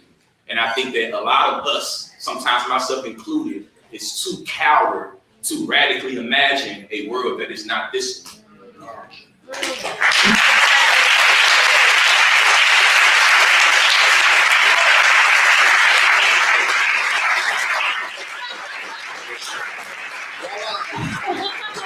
You're all drinking art right now. I want to do a time check. You're at 4:30. Are we so cool till 4:45? Okay, cool. So I want to do one quick thing before I open it up for questions.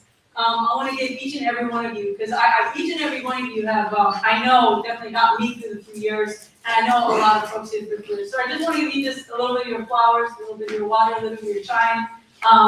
So if it's cool, I'll start with you, Miss Angelica.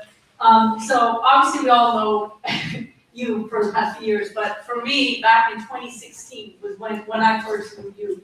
And she came out with a web series called Her Story. I don't know if you all remember it. It was Emmy nominated. Yes. It was Emmy nominated. And it was back in a time where we were looking for stories that was different than what they were putting out.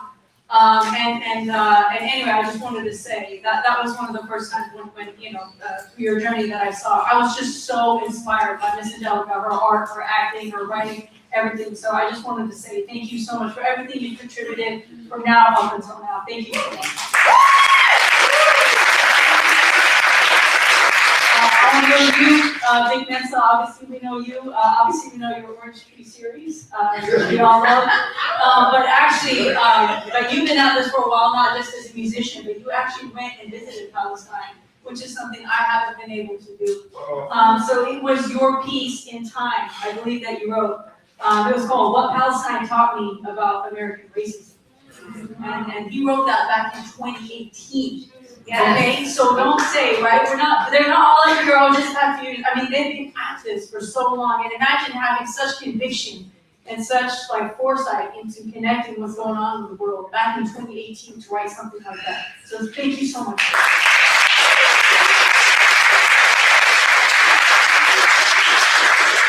And then I know it's a difficult time right now, especially you mentioning you're at your most cynical. But honestly, it was you that had got me through the past few years, even before the past few years. And it was you and the Midnight Boys. You.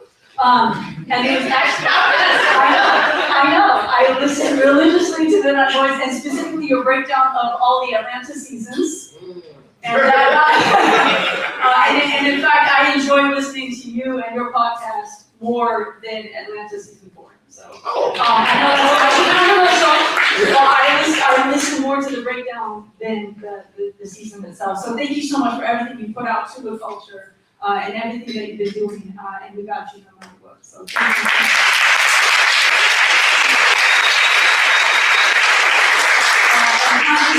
I only knew about you the past few years, but in looking at your repertoire, the amount of sharp, like you were like a knowledge liberator. Yeah. You literally liberated knowledge and liberated consciousness for all of us. And when I was looking at your work, I just could not believe the breadth of knowledge you have, and to be able to condense it, right? Just 2 minutes. Right. And you're opening minds and opening hearts, whether it's about police brutality or fascism or slavery or immigration or Palestine or Christian nationalism or Nick Cannon or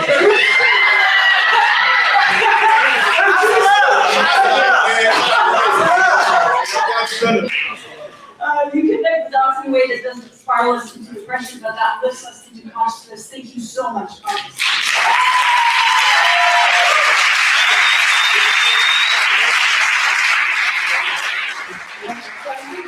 Time for at least one question, and please, if you can make it thoughtful, make it so that each one of these amazing folks can answer it. Thank you. This hand shot up so fast and so quick right here with the kid in the black t-shirt. I don't need the microphone, okay, real quick. Wait, please just take it for those of us that are hard of hearing. Okay. I'm not saying I'm old, but just okay. First name was John Makalani, and also if you notice, I'm wearing a t-shirt representing Johnson won, like brother Butch here. If they break through the political dynamic, she's running against a neoliberal Democrat up in Seattle, Washington.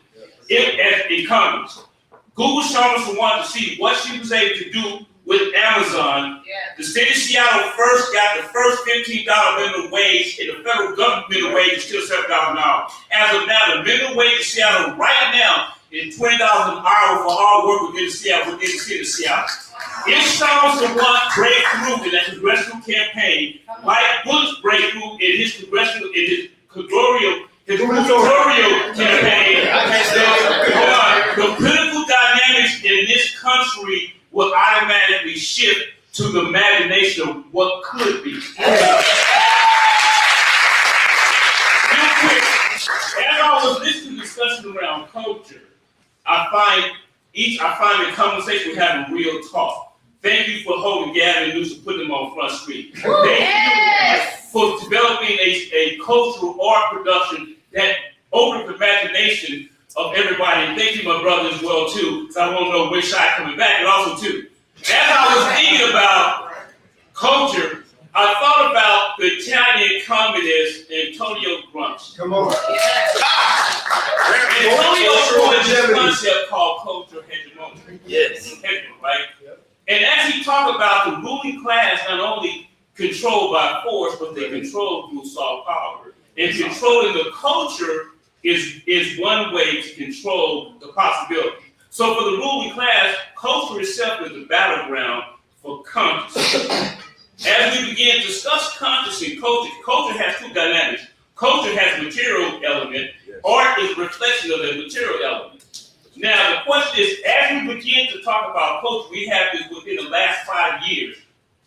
We have this rise as capitalism as a system begin to erode, the U.S. imperialism as a soft power begin to erode, then this is what the phenomenon is, what we see now. There has been a rise what we call reactionary celebrity culture.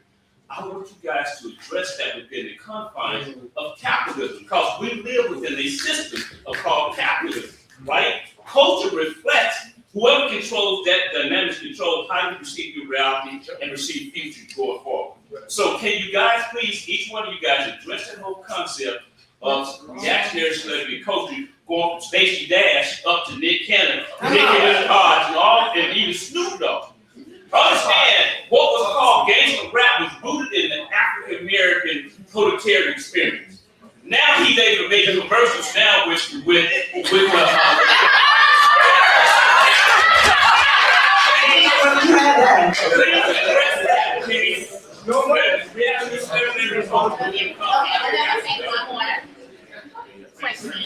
one second. We're gonna take this question first. We'll take the question too. Take the next question. Oh. We're gonna answer it. Get in where you fit. Hi. Hello. There are some college students who are organizers and artists who are willing to struggle. Struggle's one with us, but we refuse to use social media for our art and our message because it's meta, because it's not gold. And I would love to hear y'all's thoughts and advice on that stance. Okay, so I'm gonna let you go ahead for the question that was before, and I want to address this question right here. We need one more question. One more question. Thank you so much. My name's Ida Shree. I'm actually Iranian American that was born in Iran during the Iran-Iraq War. And my big question is, I've also worked in nonprofits, and most of the boards of these nonprofits are creating the same problems that nonprofits are trying to solve. And my problem is, how do you, balance this line of legitimizing fascism through art when you engage in Newsom, engage with Trump, and giving them this platform at the same time trying to break these things down and working inside the empire. Because that's what I struggle with, is how do we balance that? Because when Donald Trump showed up at Saturday Night Live, I knew that they were just normalizing that fascist racist. That was the purpose. So how do we balance that as artists or as activists in this capitalist world? How do we uplift ourselves as an Iranian American in Los Angeles? That's another story. Tell them what you're running for. I'm also running for Los Angeles City Attorney outside the Tea Party.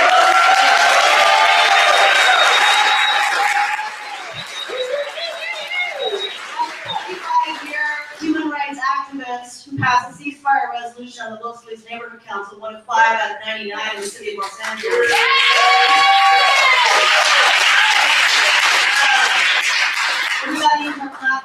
much as we can to go against this power, but I would love to hear, how do we balance that being in the empire, as we see, as I see my country being bombed, and Laura Loomer just posting that we should raise the entire city of Iran and bomb every mosque, which is just words of absolute genocide.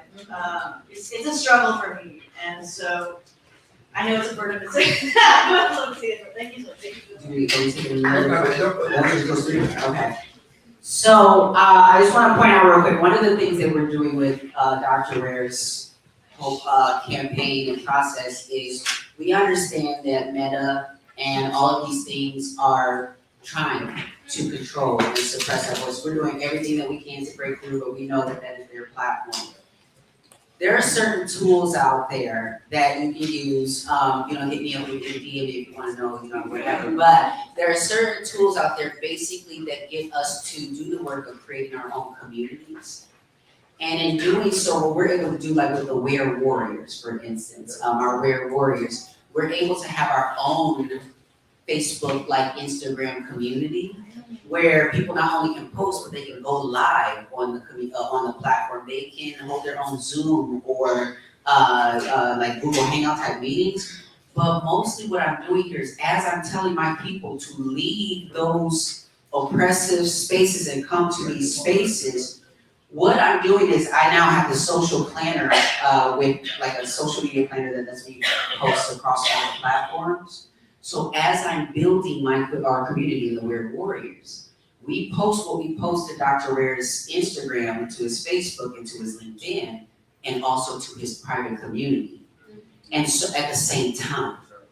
So in essence, what we're doing is conditioning our following that they can get unaffected, they can get stuff that's not blocked by the algorithm in these communities and learn to be in community with radical people who are going to introduce them to other radical content from those spaces. This is something that many people can do, and I'm just going to say this off the blue, like this particular thing on my paper is like $129 or whatever the case is. But when you get small communities together to just say like, or this community of artists or what have you, you can still use the tool. Because what I will say is sometimes, like AI, because I want to have this like, this is just real, it's like AI, where there's a lot of negativity with what AI is doing to our communities and all these different things or what have you. But there's a leverage that people in marginalized communities and things like that can use as a power that marginalized communities are going to be blamed for what AI is doing when there are industries that are actually having a greater impact on what's happening. So this is actually an on-purpose thing to slip like crack into the communities, which is AI, to make it, and to make, basically other communities have different coping mechanisms to come back from things like AI. But if you begin to build your own communities, you can condition people to come up off of that. But I will tell you, as someone that weaned myself from those platforms, it's going to take a minute. So I'll actually take both of these questions together. So I'll talk a little bit about my background. I don't in any way, and I don't mean to, I heard some talk today about purity as a pejorative. I'm gonna use it as a descriptor here. I don't concern myself with any type of like rhetorical purity. Like I live in the guts of what's happening. The ugly parts too. My platform is not about having the conversation with Gavin Newsom. It's about interrogating power. And Gavin Newsom is the governor. So what I am hoping and what I believe is that, well, first of all, you're gonna come on now, right? What I'm hoping and what I truly believe is that if they hear from him, and they hear from him, then they'll make the right decision. Because I trust him out the way. Gavin, we got jumping hoops to get him on and all that stuff. Would say, "Bam, you come on with it." I was like, "Gotcha." Okay. And so for me, that's a part of the job that has to exist for me. So power exists in places right now, and where it exists, those places aren't free. But I have to interrogate power. I ask for the people that listen to me or support me to like hold me accountable, not for the fact that I'll do the interview, but whether or not the interview is nutritious.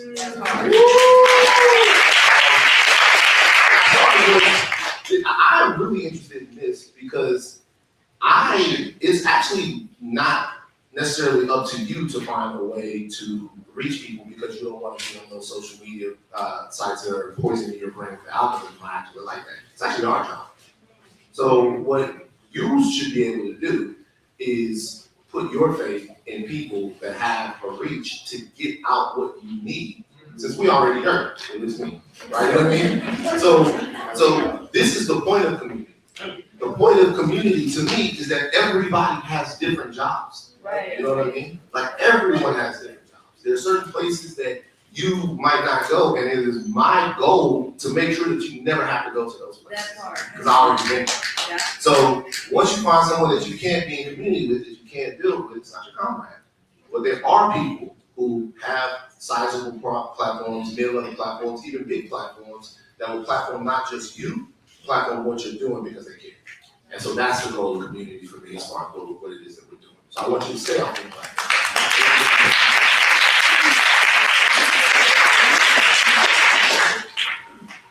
I'm gonna low-key piggyback off of what Van was saying about everyone having different roles. Your question made me think about essay I wrote that was in the New York Times like November after ICE was repelling out of helicopters on that Black Hawk Down shit. They went up in the apartment building, South Shore, Chicago, pulling black folks about their beds in the middle of the night, zip-tying people naked, and Venezuelan immigrants all at once. You know what I'm saying? And I felt like, as someone whose backyard that was, that my perspective could be valuable to be shared in that moment.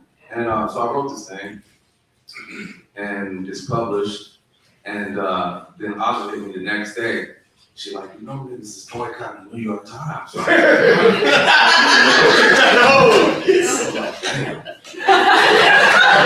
I just published.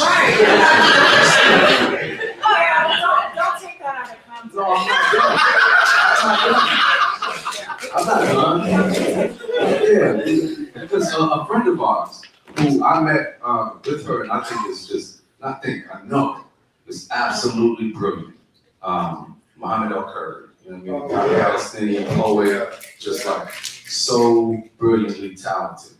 And I mean, I was very conflicted, for real. Like I was very conflicted, and I'm like, I agree with everything that Mohammed is saying. You know what I'm saying? That the New York Times is sanitizing genocide, and you look through the board of editors, you look through the history of editors, it's like IDF officers and operatives all through the motherfucker. And I start to think about how platforms like the New York Times will allow dissenting voices to come in and criticize them, to legitimize themselves, to be like, we're not the oppressive censorship engine that we accuse Cuba of being, that we accuse Iran of being. So we're gonna let a couple niggas come through, and we're gonna let them say free Palestine. We're gonna let them say things that are, you know, counter to our dominant narrative. But then their dominant narrative is what's really impactful though, because the opinion section, yeah, cool, but like front page every day, volume. October 7th, October 7th, October 7th. Oh, but 100 people have been killed in Palestine. Yeah, but October 7th happened. And then, you know, here's new details about October 7th. We have some more corroborated information about October 7th. And so, you know, I've been processing that within the within the context of my own voice, and you know, I felt and honestly do still feel like a degree of shame for not being a part of that boycott to a degree, you know what I'm saying? Because I know Muhammad is right, and I think that I'm also still trying to maybe contextualize myself and everybody having different roles, you know what I'm saying? And like, I don't know in the grand scheme of things, I'm not writing for the New York Times again, you know what I'm saying? don't let me go to this, don't let me be like, we heard you. But that's where I'm at, is that I'm not writing for the New York Times again. I wasn't a part of the boycott per se, but maybe in that moment or in the moment when I wrote the Time magazine article, I'm sure Time magazine is owned by Zionists for sure. You know what I'm saying? But maybe in that moment, or in support of some type of genocide and Israel war machine. But in that moment though, I believe that my role in equating Palestinian oppression to anti-Black racism in America has been valuable for people, and that maybe slipping it through in that vehicle was a good use of my role at that time. You know what I mean? So that's a long-winded way of answering your question, that I do think perhaps everybody has their role to play, and I'll land that to say that it made me think about Van's conversation with Gavin Newsom, which obviously one could be like, man, but why, platform? But he eviscerated this nigga though. You know what I'm saying? The nigga eviscerated himself. You know what I'm saying? When he asked Gavin Newsom something about AIPAC, and he said interesting 37 times. That to me was such a felling blow for me. Obviously I'm not a Gavin Newsom fan, but that to me was a very damning blow. You know what I'm saying? It came through Van having him on his platform.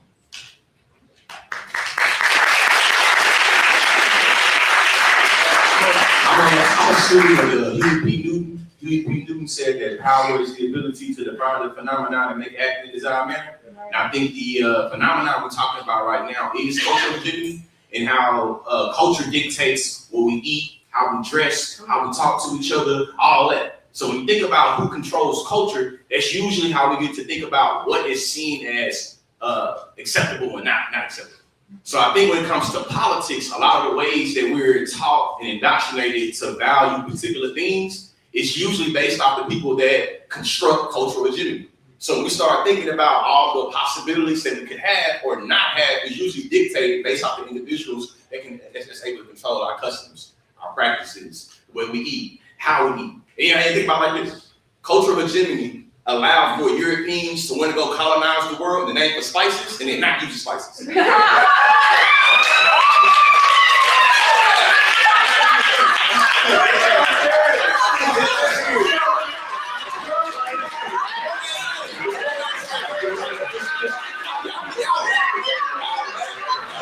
So serious. I'm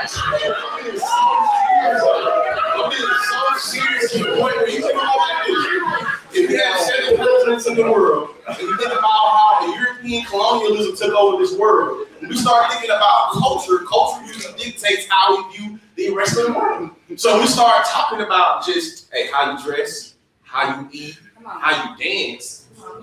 And we start thinking about power, and it's simplifying power in all the high schools classroom. I say, hey, to my sophomore, junior, when I say power, I'm just talking about who gets what, when, where, and how. That's all I'm talking about. A lot of us are tricked to never ever engage power. I ended with Stokely Carmichael quote. Stokely Carmichael said that if the white man wants to lynch me, that's his problem. If the white man has the power to lynch me, that's my problem. A lot of us like to discursively never deal with power, but at the end of the day, that is the status quo. So, whether you engage the status quo or not, it does not negate the status quo. Even if you don't do shit about it, it's still gonna do what it's gonna do. So for me, the question becomes, culturally, what do you value inside of the status quo? Or are you willing to say there is no value in the status quo, and how does this inform culturally how you move? A lot of folks on the internet want to fight with me because culturally I'm indicting what you think we should be limited to. And power culture has indoctrinated you to have a knee-jerk reaction and start throwing a temper tantrum because, nigga, what you mean I can't have? No.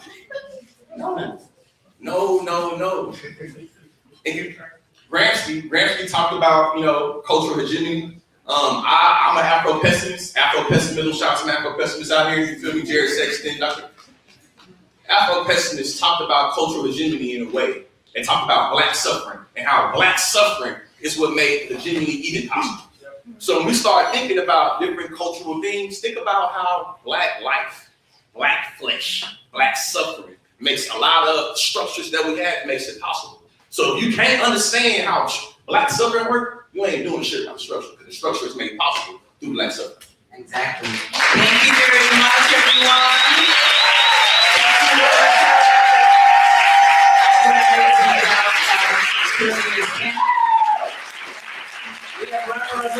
We're going to go directly in. So we're going to go directly into the main message. Yes, Crystal, We're hoping to quickly, before we move into the keynote, get a photo of the panelists, and any panelists who feel. Yes, so don't go nowhere. I mean, you might have a quick second to breathe, but the panelists, anybody who was on the panelists today? No? Yeah, he's right there. Okay, Fernando, come on up. Who's ever still here? Chris Smalls is still here, guys. What other? Melina, I don't think it's here. And make it quick. Preaching. I said, pass the offering. Nina was up there getting her, she came up around and yes. Let's come in front of the table here for the photo. Let's go in front of the table for the photo. Thank you. Thank you.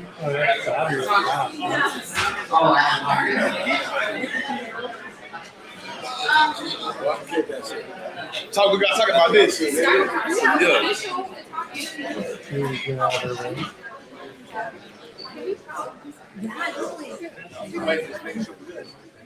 What you should be. Wait a second, because I just don't think there's no way for me to be seen in this. Right here, please. That's right. 1, 2, 3. Why you move? I'm sorry, I have to put glass on my face now. 2, 3. My video. Black left. 1, 2, 3. Let me move. I got it. All right, thank y'all so much.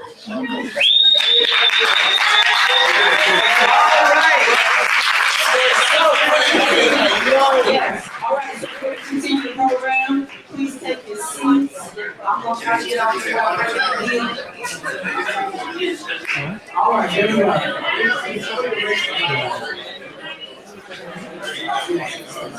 All right, so I was trying to deal with my son. I didn't know how's everyone doing today?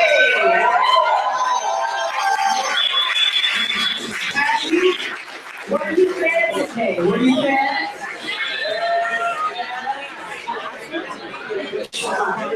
All right, listen. I know what y'all doing right now. I know it's exciting. We got some exciting words right here.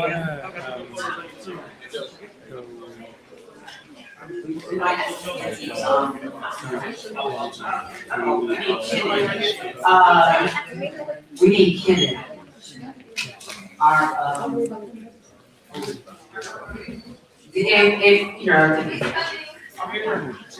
thank you, Kenneth. We just need to log back into the computer, please. And if you want to just check your belongings, because someone is missing a pair of Apple AirPods. Check your belongings. That's why I don't buy them no more. They're the most easiest headphones to lose. Oh, yes, we do. Yeah.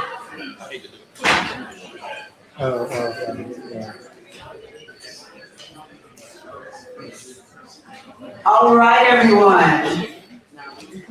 Our time together is almost to a close, but you know what? You know the movement continues. You know the work continues. And what so many people, so well said, so, I don't know what I'm trying to say, but what so many people said so well is that you can do something. It doesn't have to look like what the next person is doing, right? So this morning we'll continue to connect with folks as you leave here. But before we go, we want to bring to the stage someone who is helping to usher in this revolutionary spirit that is anchored in the people, not in corporations. That is about the people in California first, not Israel first. You know, a person who is so rooted in their faith and still their faith has room to understand the humanity of trans people. Right? We need people like that in office. We're not going to participate in these culture wars that don't benefit any of us. Please welcome to the stage, Professor Dr. Butch Ware.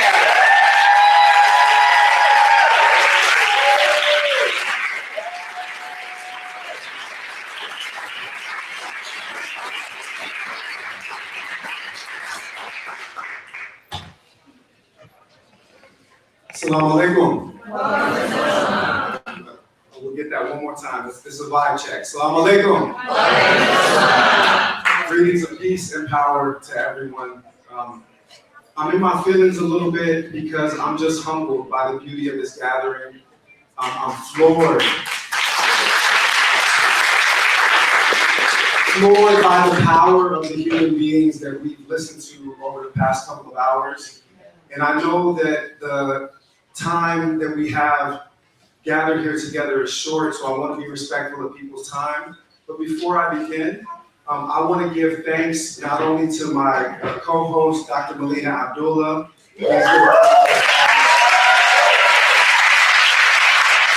want to give thanks to Pan-African Studies at the Cal State LA for making this happen.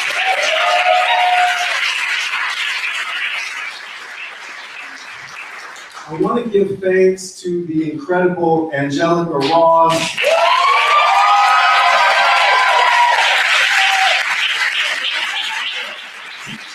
To the amazing Lauren Sneed, aka Black Doctor.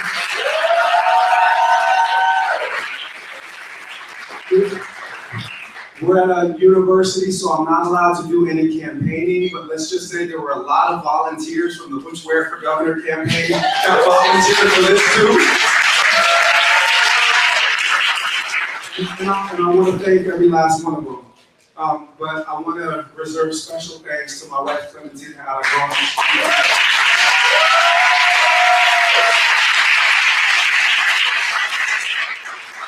I had my coffee just now. Understood. We don't want it for him. It became an art. It's an art. Pour it out. You double the price. Right. I'm going to give an address over the next 25 minutes or so that is about the past, present, and future of Black revolutionary spirit. When we discussed with our panel chairs and our panelists, we wanted to frame each of the interventions around the past, present, and future, rooting ourselves in a study of and contemplation of our shared past, finding inspiration in our forefathers and foremothers, the struggles that they undertook in their own time, then taking a clear-eyed assessment of the moment in which we are currently embedded, where we are in the trajectory of our collective liberation, and finally to light a path forward. In this closing address, I'm going to introduce an element into our conversation that has been bubbling beneath the surface, simmering, but it needs to be brought up and raised up. And this is the power of spirituality, the power of the soul. Because at the root of all of these Black revolutionary struggles, which have nourished our collective efforts of liberation, there has been a profound and abiding spiritual basis for it all. And in much of our activist space now, we see no effort to address that which is transcendent to the human being.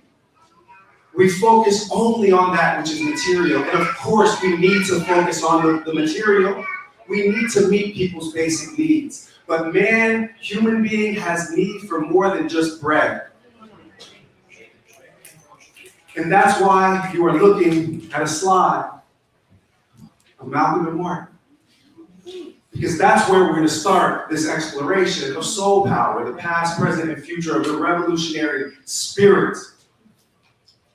See, what Malcolm and Martin, and they were both martyred, King martyred on this very day.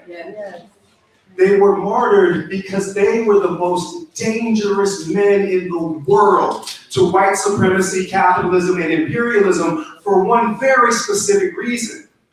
Is that rooted in their respective faith traditions, their respective traditions of spirituality, they offered a transcendent narrative of spiritual redemption that allowed for the redemption of both the oppressor and the oppressed. A universal narrative that we as human beings in our shared common origin could transcend this that we have become. I'm a Muslim. I'm going to tell the story in a minute about how I converted to Islam. But the Prophet Muhammad, peace be upon him, said, help your brother, whether he is oppressed or oppressor. And his companion said, how do we help an oppressor? And what they were really asking was, why the hell would we help an oppressor? But they asked how. So he answered, peace be upon him. He said, stop him from oppressing. People do not understand the world that is possible beyond the limits of this capitalism, this imperialism, and this white supremacy, but rooted in their faith, rooted in their spirituality, rooted in ancestral traditions as old as time itself. Human beings like El-Hajj Malik El-Shabazz, Malcolm X, and Dr. Martin Luther King, who was a true radical. Don't let nobody tell you that Dr. Martin Luther King did nonviolent protest. Dr. Martin Luther King did nonviolent direct action. And there is a world of difference between those things. We will return to that in just one moment. So we are focused, yes, on movement building, yes, on the political and the cultural. Those were the two panels that we came in on. And we're going to bring those together through the spiritual. Inshallah. So that's how it is in Arabic back home. We just say, Lord willing, and the creek don't rise. So let's start with Malcolm. Some people didn't know where they were supposed to be standing on October 7th, 2023. I knew because Malcolm taught me. On October 9th, I got on my Instagram platform and I said October 7th was the modern day equivalent of Nat Turner's slave rebellion. And I said that what is about to ensue is the mass lynching of the Palestinian people because I knew that I needed to read Palestinian liberation as a fundamental struggle against white supremacy. And if you know how to read the history, and Malcolm said, of all of our fields of study, history is best qualified to reward our research. This is Malcolm talking. So when we knew how to read it, we knew what was coming. We knew that the rape allegations were just a pretext for the mass lynching, because in the aftermath of every slave uprising or rebellion, there were allegations of rape, false, that led to the mass lynching, correct? Collective punishment. So why did I know? I knew because when I was 15 years old, I read the autobiography of Malcolm X. Raise your hand if you read that book. Good. That's the most hands I've ever seen in a room when I asked that question. This Unity Uprising is about that business. Yeah. And I'm going to speak freely in this room. You know, we might have to cut the tape from time to time, so I'm going to speak freely because I know that I'm with fellow soldiers right now. And if you ain't read that book, go read that book. You cannot start with the Spike Lee movie. It messes with it. It's a great movie, but you got to read the book first. I read Malcolm's autobiography cover to cover, and one night I could not put that book down. And I couldn't put it down because it spoke to deep recesses in my soul, maybe that I didn't even know were there when I started reading. It was because Malcolm was brutally honest about what white supremacy had done to him. Right? His father killed by Klansmen, in essence, white supremacists. His mother driven to madness because the insurance company would not pay out the claim. Hashtag Free Luigi. Then the state comes for the children, right? As they always come for the black children, trying to break up the families, just like in slavery time. We're going to get back there in just a minute. But Malcolm wasn't just honest about what white supremacy had done to him. He was honest about what his own hand had done. that he had become a hustler, that he had become a pimp, that he had died and laid to the side, that he had burned his own skin and hair with chemicals, trying to chase after a beauty standard that didn't belong to him. Malcolm was candid and truthful. And I needed that because the nigga was hurting bad. I was hurting bad. And I had been in a lot of those same places that Malcolm described. My father was a locksmith with a 6th grade education, and he hustled to pay the bills. He stayed strapped at all times, and he was not the one to fuck with under any circumstances. Under any circumstances. My mother was 15 years old, pregnant with me, told by her high school guidance counselor to abort the child because she was pregnant by a black man. That was Washington, D.C. in 1973. And yes, I said 73. I'm 52 years old. Because even light-skinned black don't crack.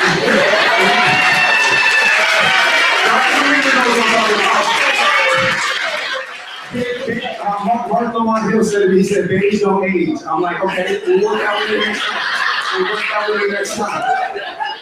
But in all seriousness, I needed the healing that Malcolm was offering.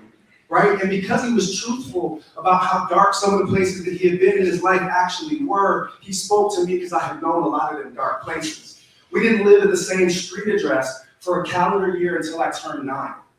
We were in and out of public housing, in and out of battered women's shelter, in and out of other shelters, sleeping in my dad's locksmith van, sleeping on the couches of relatives. It was hard.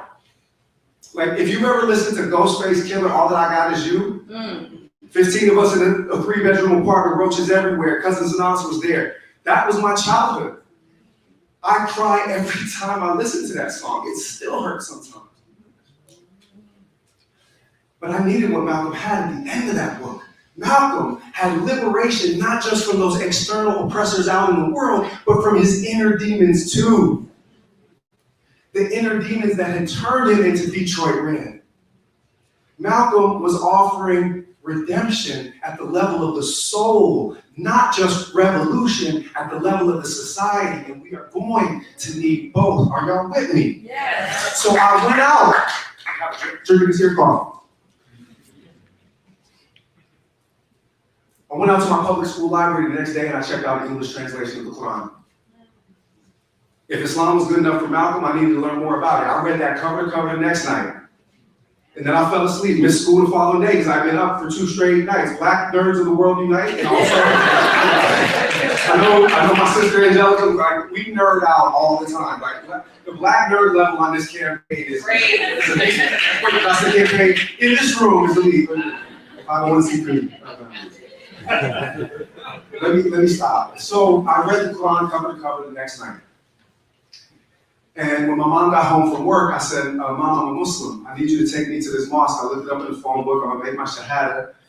And she said, that's fine, baby. You're just going to have to wait till the end of the week because I got work. My mom was working 60, 80 hours a week. My mom was somebody that believed that the paths to God are one. They all lead to the same destination. And so I entered into this personal faith tradition. We'll come into Zionist logic in a moment. Reading the Quran, I was reading what to me was the most radical liberation manifesto. Because it was telling the story of Ibrahim in the Islamic tradition, standing 10 toes down against Nimrod of Babylon, the most dangerous imperialist tyrant on the face of the earth in his time. It told the story of 2 brothers, 2 black brothers, Moses and Aaron, because in the Islamic tradition, Moses is described as Asmak Shadid al-Sumra, or Adam Shadid al-Ulma, which means either chocolate brown or jet black.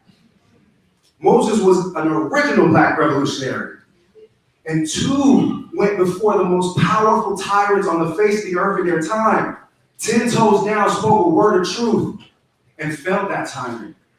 Are we ready to speak a word of truth in the face of an unjust tyrant? Have we been nourished by the revolutionary potential in our spiritual traditions? Or have we bought the colonizer Christianity? Have we adopted the Gulf Dubai Islam? Their religion is capitalism. Islam is their ritual observance.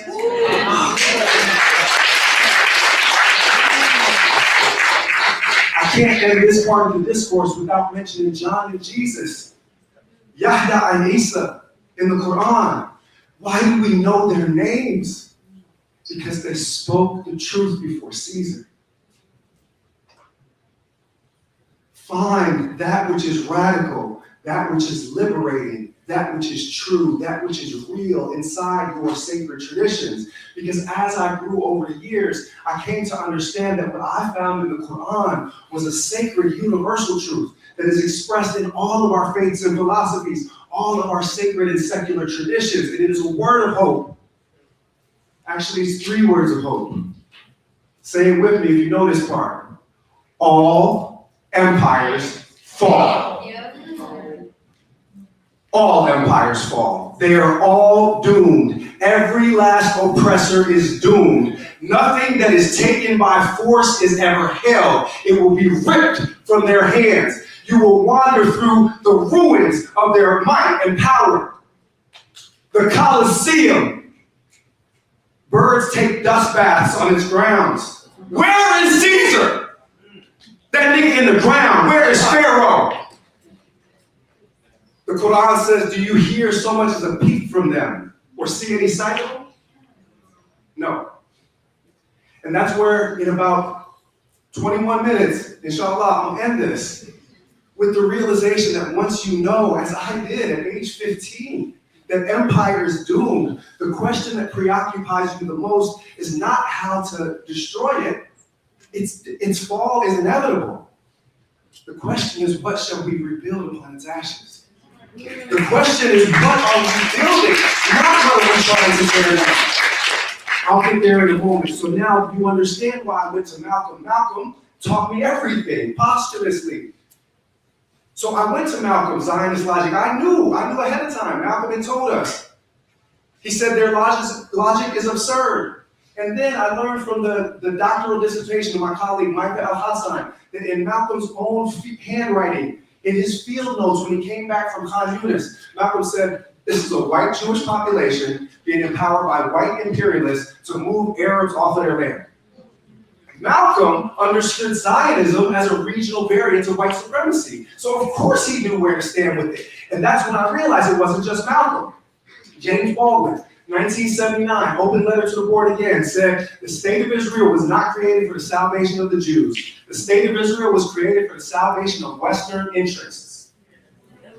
So now you understand, this is a struggle against, in the first order, it is a struggle against white supremacy, a struggle against racism.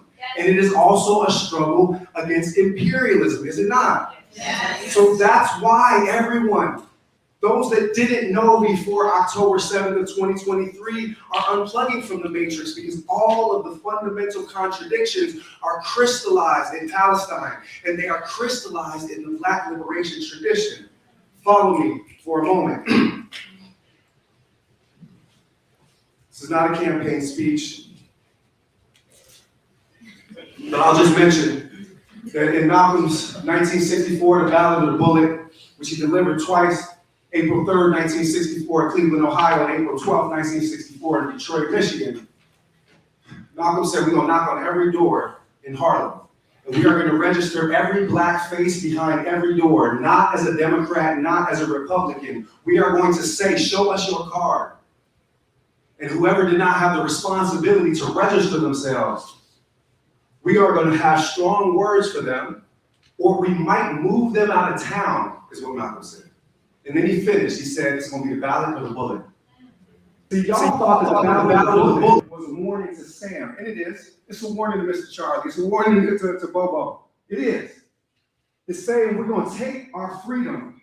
You want to do this the easy way, you want to do this the hard way. You want to let us have it at this ballot box, or you got to take us in the streets? And Malcolm said in that same speech, he said, the ballot is a weapon of war, as effective or more effective than a bullet. You that think you're too revolutionary to participate in electoral politics, you ain't more radical than Malcolm. Hello, somebody. We'll get back there in a moment, but I want to take a detour through the history. An important part of the history that often gets left out. This is North Hall on UCSB campus where I teach. in the 1968 takeover that led to the creation of Black Studies at UCSB in a moment where we rose up and seized our power, understanding the power of narrative and deciding to tell our own stories, and a Pan-African Studies department that can function as the intellectual arm of the revolution is the fruit of the action of students like that who occupied North Hall. And can you see it? Would they rename it? Malcolm X Hall. This was North Hall.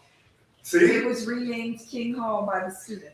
Oh my God, if I'd known that the picture right off the top, it's in town, and it was always there. I won't spend as much time on it as I'd like to. When I'm in this kind of classroom, I usually get 75 minutes at a time to lecture undergraduates. I ain't gonna do that to y'all. I'm gonna keep it moving, but I would be remiss if I did not pour some out and say Ashe for the great Cedric Grimes.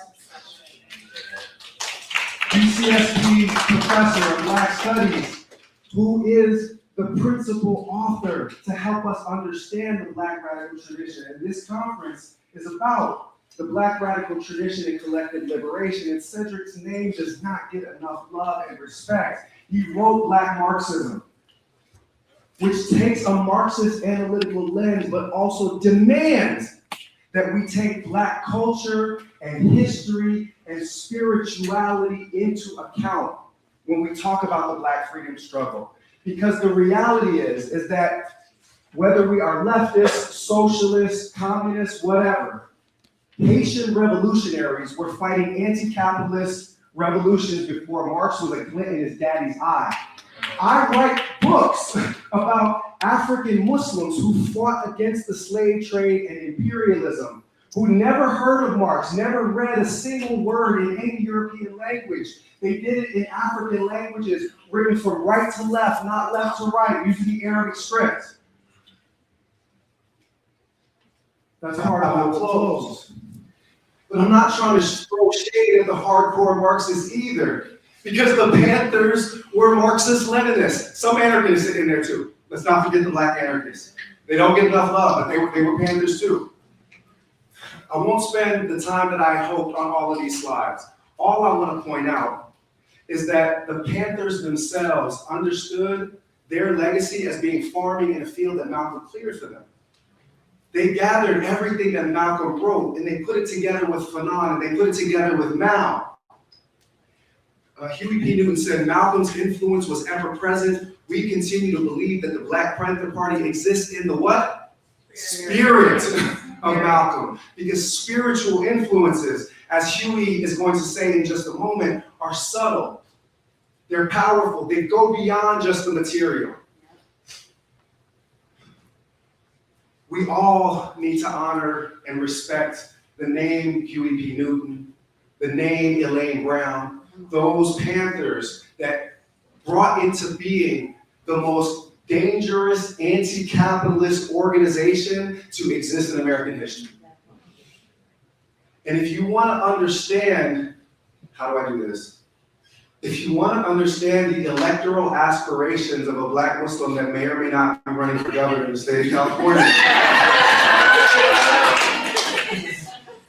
it is only to try to give a contemporary political expression to the political vision of the Panthers, because it wasn't just Malcolm that said we need to use electoral tools. Huey P. Newton ran for Congress not once but twice. Bobby Seale ran for mayor of Oakland in 1973. They put together a revolutionary cocktail that was comprised of mutual aid, direct action, and electoral power in that order of importance. As Huey P. says here, revolution is not an action, it's a process. And he says, patrolling the community was only one step in our 10-point program. As a matter of fact, the right to bear arms for protection appeared near the end as point 7. It came only after those demands we considered far more urgent: freedom, employment, education, and housing. You can go to the website of a certain candidate, and you're going to find exactly that platform laid out. Now on to the spiritual connectedness. Huey said, this is page 356 for whoever's counting, the revolutionary suicide. I don't know what, this isn't like a political rally. It's not, I'm in a classroom, so I don't know what I'm teaching now or speaking. But what Huey said is often it's difficult to say exactly how an action or program has been determined or influenced in a spiritual way. Such intangible and hard to describe, though they can be more significant than any precise influence. Therefore, the words on this page cannot convey the effect that Malcolm has had on the Black Panther Party. Although, as far as I'm concerned, the party is a living testament to his life work, I do not claim that the party has done what Malcolm would have done. Many others say that their programs are Malcolm's programs. We do not say this, but Malcolm's spirit is in us. And the reason is that, to go with the previous slide, revolution is not an action, it is a process. You thought I left this part out. Times change, and the policies of the past are not necessarily effective in the present. To be animated with a revolutionary spirit means to take the lessons from yesterday and yesteryear and then apply the principles to the current moment in which you find yourself. You cannot copy and paste from the past. It's gone. It's gone and it is never coming back. I hate to say this for all of y'all that think you're going to decolonize something. You ain't decolonizing shit. The toothpaste is not going back in the tube once it has been expelled. We have to light a new way forward. And that takes audacity. It takes courage. It takes being rooted in these revolutionary principles, but rising to the moment in which you find yourself. But y'all don't hear me though. Yes. The Panthers were motivated not just by Malcolm, but of course by Frantz Fanon, because they were internationalists. They did not define their struggle simply by Massa's fence, the way some so-called ADOS or FBA folks do. Right. As though you ain't just the next stop on the slave ship. Right, that's right. Because our struggle is a Pan-African one. Our struggle is one that must connect and unite the diaspora with the continent.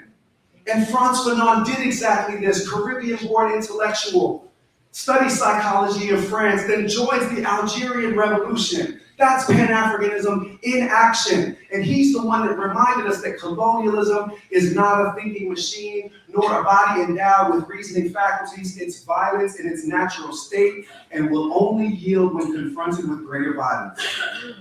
I'm gonna let y'all sit with that for a minute. The next part, which I won't read in the interest of time, is basically summed up in the scene in Predator, the first one, where they say, if it bleeds, I can kill it. Right? Read it on the screen, you'll catch up with me later. Now, why am I bringing this to you? Put what Frantz Fanon just said next to the Ballad of the Bullet. And it becomes, it is violence in its natural state, and it will only yield when confronted with greater power. Power. That's what this is about, power. We must contest them for power. They are not going to stop because we protest. They are not going to stop because we speak out. They will stop when we stop them. They will stop when we stop them. The Panthers have a program that was designed to feed communities, take care of communities, and as a broke-ass kid growing up in Washington, D.C., I had hot breakfast because of the Panthers in Oakland. Because they shamed the federal government so badly that they brought hot breakfast programs too, and they were afraid of little black kids learning revolution because their bellies was finally full. I used to go to sleep. Me and my brother would eat, and my mom would watch us eat. And whatever was left when we were done, that's what my mom ate.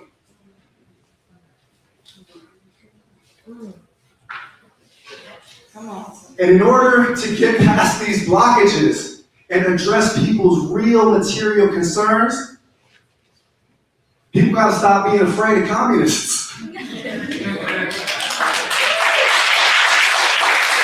gotta stop being afraid of socialists. There's a reason why we've been propagandized into that. Paul Robeson, communist. W.E.B. Du Bois, socialist. All of your down-by-law revolutionary heroes, all of them were anti-capitalists of one variety or another. That's right. Now, I'm not saying that you have to go out there and preach an ideology of Marxist-Leninism. That's not the way that I approach things. I actually don't believe, I've never seen a revolution where everybody was convinced of socialist ideals by the teaching of people before the revolution. It's never happened. No one has ever indoctrinated the people into a successful anti-capitalist revolution. What happens is that anti-capitalists provide the best solutions to people's material needs in a moment where there is a crisis in capitalism, a crisis in imperialism. And what greater crisis can there be than the fall of the empire? That's the moment that we're in, but in order to grasp it, you have to get off of what you've been taught.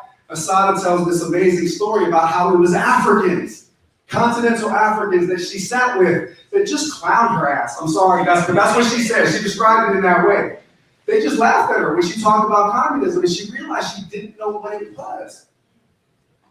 She thought it was a little man in a trench coat, slinking around corners, is what she said. And then she realized we're taught at such an early age to be against the communists, yet most of us don't have the faintest idea what communism is. Only a fool lets somebody else tell him who his enemy is.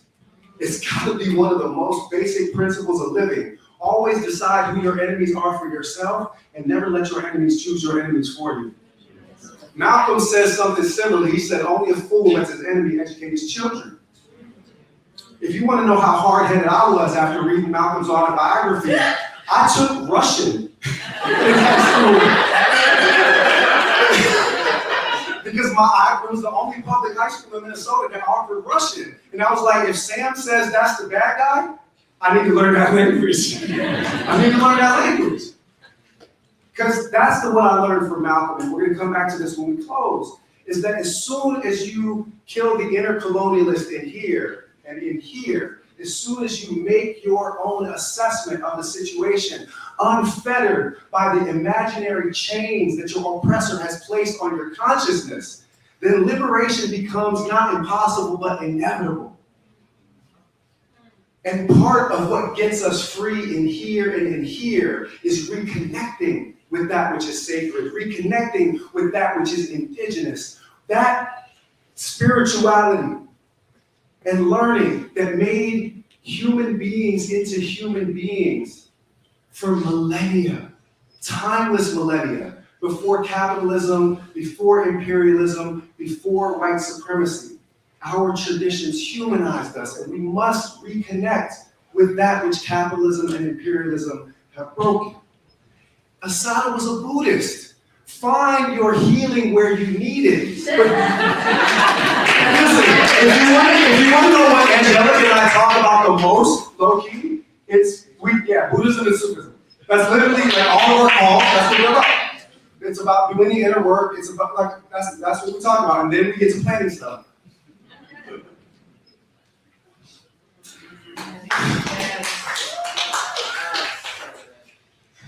Malcolm said at the beginning of both of those speeches in Cleveland and Detroit, he said, I want to greet all of my friends and also all of my enemies, because I know y'all are in here. I know COINTELPRO in here. I know there's some feds in here. They're sweating right now. That part. No eye contact. Operational security, y'all. Operational security. But the truth of the matter is that those agents always kill us with our own weapons. We provide them through our indiscipline, through our emotional incontinence, through our incapacity to do the inner work. We provide them with the weapons with which they destroy us. How did they do it with the Panthers? They would send in a woman to sleep with all of the men, start spreading rumors, turn people against each other. Watch your square and watch your circle, if y'all follow me. Because it cost us the great Fred Hampton. And we poured it out for him and for Mark Clark. One of the greatest moments of my life was when Fred Hampton Jr. called me and said, keep going.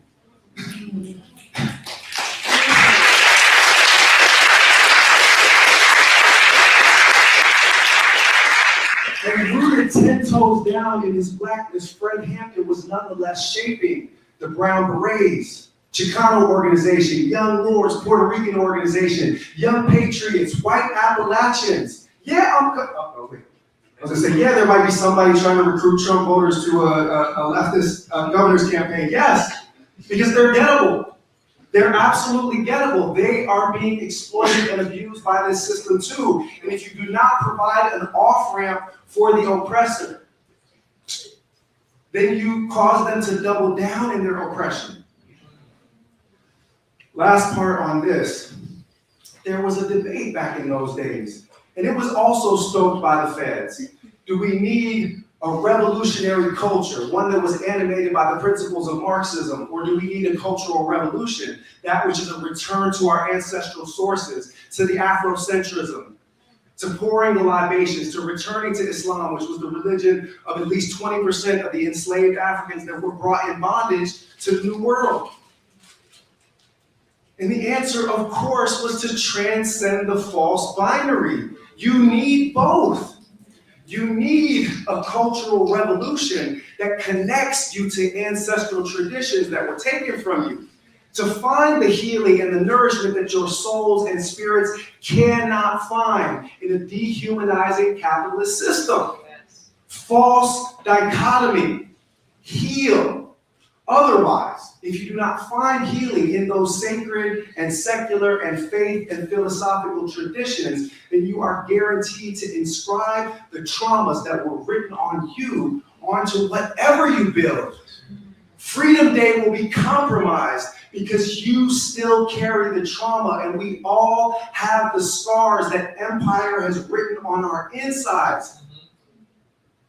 Do you understand my words? Yes. Yes. Do the work, whether it is through indigenous spirituality, whether it's through Sufism, whether it's through Buddhism. And in the Islamic tradition, that's not a contradiction. The Prophet Muhammad, peace be upon him, he said that there were 124,000 prophets sent to every branch of the human family with glad tidings and warnings, which means at the core of every single indigenous culture, there is something which my faith honors as sacred. So of course, I'm gonna say Ashe. But we're gonna stay strapped too. We're gonna stay strapped. Yeah. So we're gonna be brief on this part. Anybody know I took out the background just to make it a pop quiz in class. Anybody know the title of the book cover that Robert F. Williams on? Fernando, I know you know. So Fernando like knows more Black revolutionary history, low key, than any Black person I know. I know you know. Come on. Anybody else? All right, Fernando, we give it to him. You can say it in here. Partial credit. The original publication is just Negroes with Guns. Right. And he's describing the self-defense platform of his Southern Armed Defense Group. And I put that with Fannie Lou Hamer. I keep a shotgun in every corner of my bedroom, and the first cracker even looked like he wanted to throw some dynamite on my porch, won't ever write his mama again.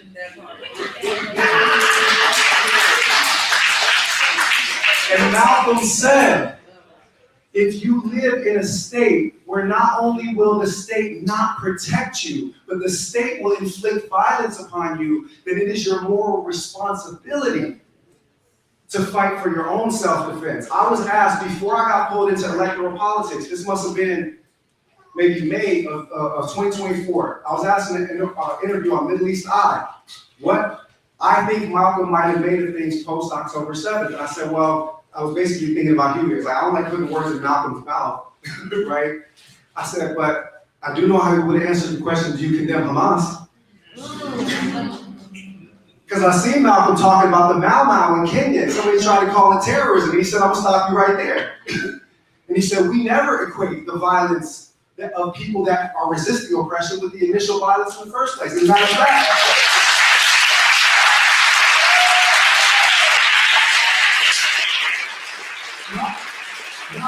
Malcolm said, matter of fact, we don't call it violence at all, we call it intelligence. That's what Malcolm said, we call it intelligence. And the great Walter Rodney, because I ran out of time on these slides, because the nigga's been busy, like in court and the Democrats, wait, I can't talk about that.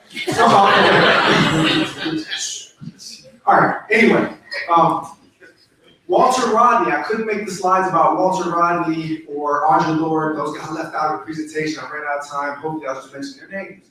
But Walter Rodney, and I read How Europe Underdeveloped Africa when I was 19.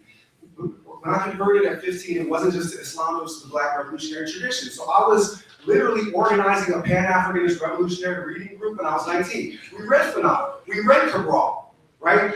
We read these books. And we read Walter Rodney, How Europe Underdeveloped Africa. And Walter Rodney said, we never equate, he said, by what scale of morality can you compare the resistance of the oppressed to the violence of the oppressor? So what I said in that Middle East Eye interview was this: the right to resist occupation up to and including armed resistance is enshrined in international law. It's not debatable. It's not debatable. And in fact, that is the weak position.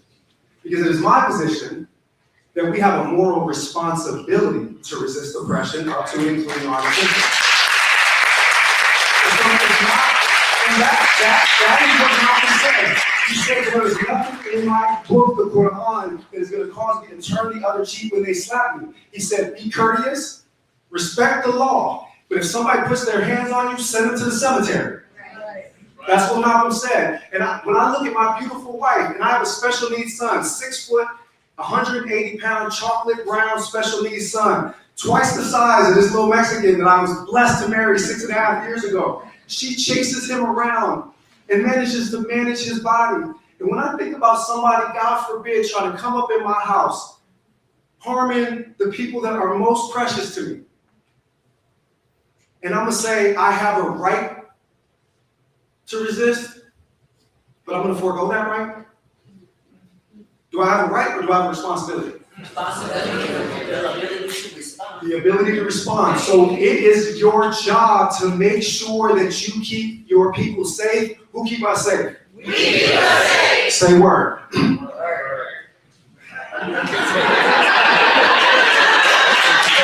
everybody gets hip hop. But it's good. I like to call the response in this room. Right? I do. I'm not gonna lie. And I know I gotta give up this mic soon, so I'm gonna start to bring this to a close. But I want to get 2 more pieces in. First, from the great Kwame Ture, Stokely Carmichael. He said, in order for nonviolence to work, your opponent must have a conscience. The United States has none. We are not going to make a moral appeal to these people to get them to desist. Protesting is telling them that we don't like it. Nigga, they know you don't like it. That's why they do it. That's why they do it. So you have to stop them. You have to resist. You have to provide for your self-defense with the bullet. And you have to seize power with the ballot. But y'all don't hear me though. The great Kwame Ture actually sat with Malcolm. I only learned from Malcolm posthumously. And by the way, when he was still Stokely, on Malcolm's example, SNCC became the first anti-Zionist civil rights organization in 1964, and they were blacklisted because of it.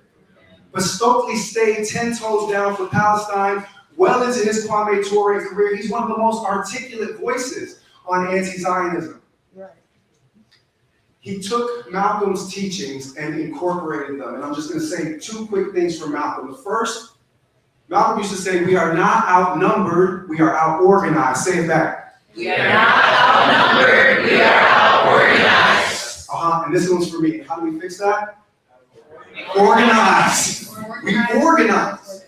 We organize. So Malcolm also went on to say, he said, never let your enemy tell you how many. Did I lose the mic?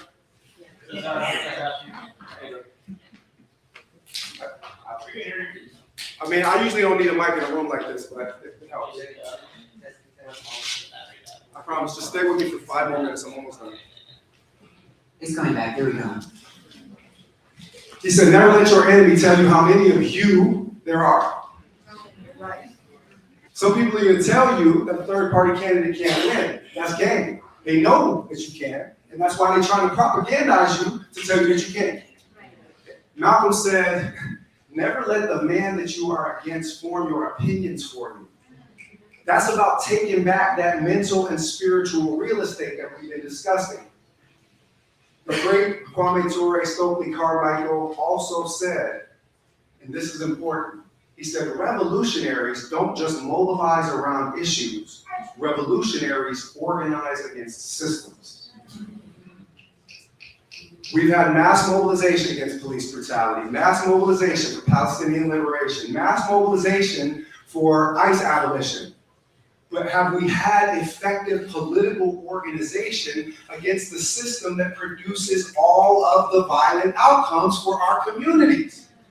I told you what Malcolm said. I told you what Kwame Ture said. Now I tell you what I say. It is the job of a revolutionary political party to help channel the masses and their energy from mobilization around siloed issues to organization against the systems which produce those outcomes. That's why revolutionaries sometimes run for office. Because of what Malcolm said, because Malcolm understood the duopoly. He said the liberal is a fox. It bears its teeth. You think that it's smiling at you, but you're on the menu. The conservative is a wolf. When it bears its teeth, it's into a vicious snarl that leaves the Negro with no illusion as to where he stands. Malcolm believed that we're caught with two predators that differ only in the way that they hunt. And that's why he said we're going to knock on every door. We're going to register every black face, not as a Democrat, not as a Republican. But be clear. Malcolm said that Gavin Newsom is more dangerous than Donald Trump. You're going to say, Butch, how do you say that when he didn't live long enough to see either of them? Again, we're applying the principles across time. Malcolm said in 1964, the white liberal was the most dangerous thing in the Western Hemisphere. And in order for the bar to hit, you need to ask yourself, what were white conservatives doing in 64? Hanging black folks from trees, turning dogs and fire hoses on little kids, and putting bullets in the brains of white voting rights activists and burying them in shallow graves next to Mississippi roads. And Malcolm said what he said. I'll give you one that's not for Malcolm, but that's for me. Tell your liberal friends this. The sheep is going to live all of its life in fear of the wolf, only to be eaten by the shepherd.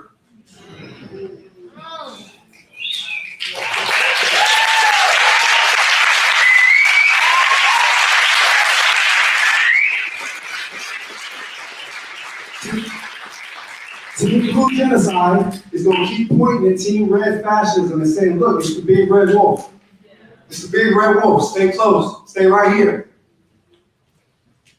We have to organize and we have to heal. What Cedric Robinson was arguing was that the spiritual aspirations of Black liberation transcended materialism. Yes, you need a materialist analysis to improve the living conditions of people, but you need a metaphysical analysis to heal the hearts and souls and spirits of human beings that have been traumatized by empire. Do you hear me? Yes. And that's what he was calling to. Not a rejection of Marxism, but understanding that Black people have been making people into people and healing from the scars of white supremacy before Marx was a glint in his daddy's eye, like I said before. Our roots run deep.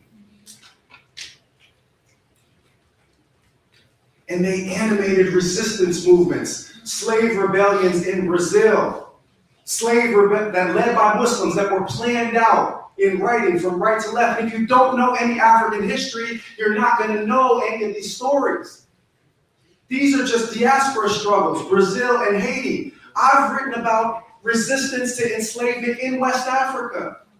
These are histories that have been hidden from you because the colonizer is always trying to break your link with your past so that when he tells you who you are, you have no choice but to believe him. Teach your own histories, learn your own narratives, recover those past, and that's what my academic work has been about. Read those works. And that's not shameless promotion because I don't make a nickel off of them. Those are academic books. Slavery wages for academic books. But spend time with that work because it is about the spiritual component. It's about people like Sheikh Ahmed Bamba, who despite the fact that he lived for 27 years under house arrest by the French, nonetheless managed to build a spiritual resistance movement in Senegal that now numbers 6 million people. He wrote 200 books in the Arabic language, some of them collections of as many as 200 poems, some of those poems containing as many as 5,000 words. And yet when we were little, walking around with our nose in a book, people accused us of acting white, didn't they?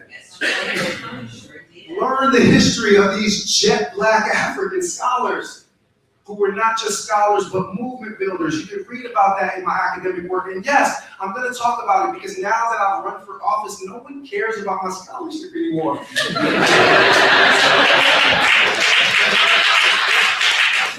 Which is cool, but I mean, like, literally, go on Amazon. Well, don't go on Amazon. Go on Amazon for this. Don't buy it. Buy it directly from UNC Press. But go on Amazon. There's like 300 reviews of the Walking Quran. Like, that book moved to the Black community, moved to the Muslim community because the stories are important. It's healing for our people. Knowledge is healing for our people. And those African traditions are not corrupted by a lot of the imperialist misogyny that you find in some of the Arab traditions of Islam. Women are some of the most accomplished scholars. I tell the story of a revolutionary movement that ends slavery and the slave trade, makes it illegal in the Senegal River Valley in 1776, a good year for revolutions, except we sold out on ours and decided on the 3/5 compromise. But jet black West African Muslim scholars ruled that slavery was illegal, and the teacher of the scholar that made that ruling was a woman. These traditions run deep, and they continue to nourish living communities. This is the great mosque of Touba, Senegal, and this is Touba on Friday. Find healing in these sacred traditions. And I'll end with Amilcar Cabral. Because Amilcar Cabral, to me, had the clearest understanding, and I know most of us don't even know who this is. But he led resistance to the Portuguese occupation in Guinea and Cape Verde. And he brought this beautiful synthesis of the cultural struggle, the spiritual struggle, and the material struggle. He said, always remember, he was assassinated the year I was born, 1973. He said, always remember that the people are not fighting for ideas nor what is in men's minds. The people fight and accept the sacrifices demanded by the struggle in order to gain material advantages, to live better and in peace, to benefit from progress and for the better future of their children. National liberation, the struggle against colonialism, the construction of peace, progress, and independence are hollow words devoid of any significance unless they can be translated into a real improvement of living conditions. The fact that I'm critical of vulgar Marxism does not mean that I'm anti-Marxist, quite the contrary. When Marx's tools accord with our ancestral traditions, Cabral said, we use them. And when they violate our ancestral traditions, we leave them. Because he said that a people's capacity for liberation is indexed by how much its culture differs from that of its oppressors. By developing our culture, our arts, our expression, and our spirituality, we become more effective weapons for resistance, which brings us back to where we started. Heal. Spend time with those scholars and teachers. Sit at the feet of spiritual masters. Take the lessons that have been passed unbroken in chains of indigenous spiritual authority for millennia. Sit at the feet of Black women storytellers who are passing down sacred generational knowledge. In our customs and our traditions and even in our faiths, there is revolutionary potential. Kwame Ture famously said, when Marx and Engels said that religion is the opium of the masses, that was only true for Europe. He was speaking at the University of Hawaii, and he said if the indigenous people of Hawaii were ever to try to get their liberation without reference to their indigenous spiritual traditions, they would find themselves running in circles. He said that the same Christianity that they tried to use to oppress the slave is what motivated Nat Turner to cut off his master's hand.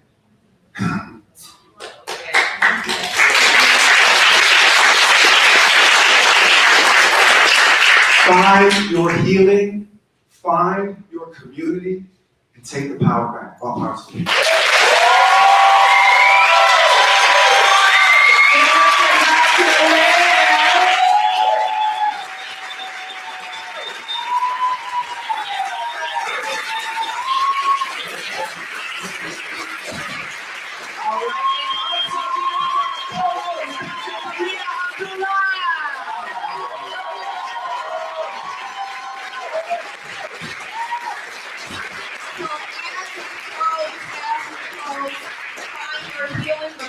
Find your work. Come on. Do not leave here without pledging to do some work.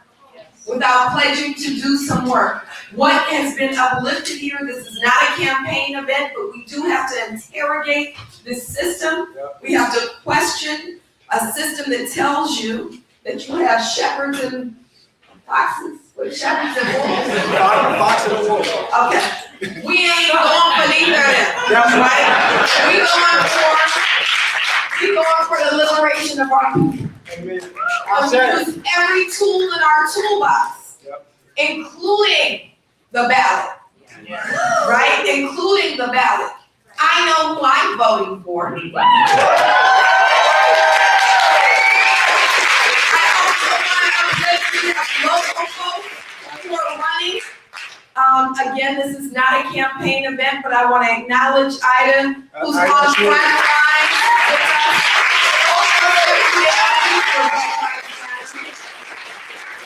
Running against this city attorney who chooses to criminalize people for protesting rather than the ICE pigs who are locking people up. Right? So we have alternatives.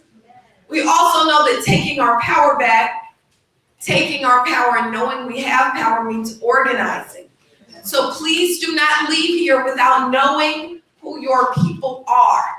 We would love to have you in Black Lives Matter Los Angeles. And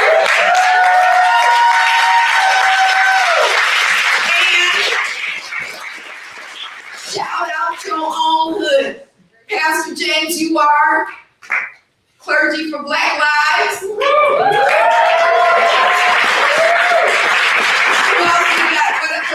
We have the Maroon Center here. It's for LA. It's live. It's for LA. It's live.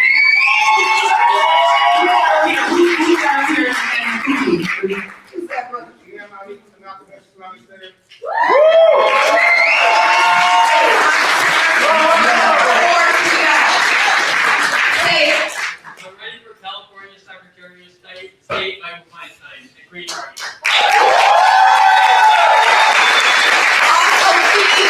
Intellectual tools.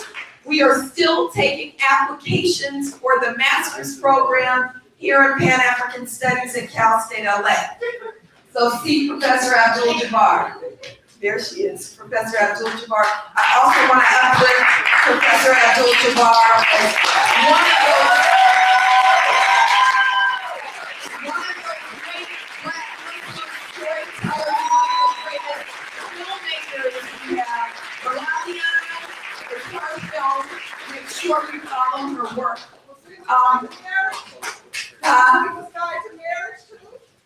Muslima's Guide to Marriage, absolutely. As we close, I'm gonna ask Angel Marie to come up. Right before that, I just want to also give an acknowledgement to all of the volunteers in the building. Thank you to all volunteers. And also, if you want to look as fly as I do,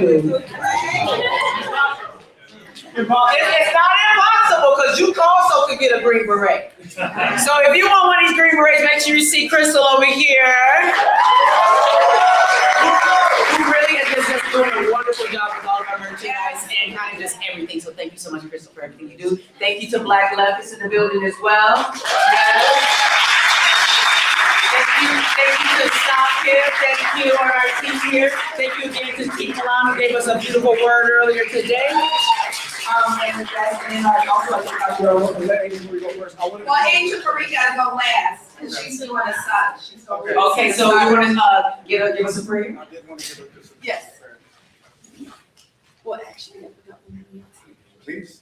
one more announcement, next thing, because Baba Kiki would be mad if I didn't say this. Next thing is the People's Budget Assembly. Yes.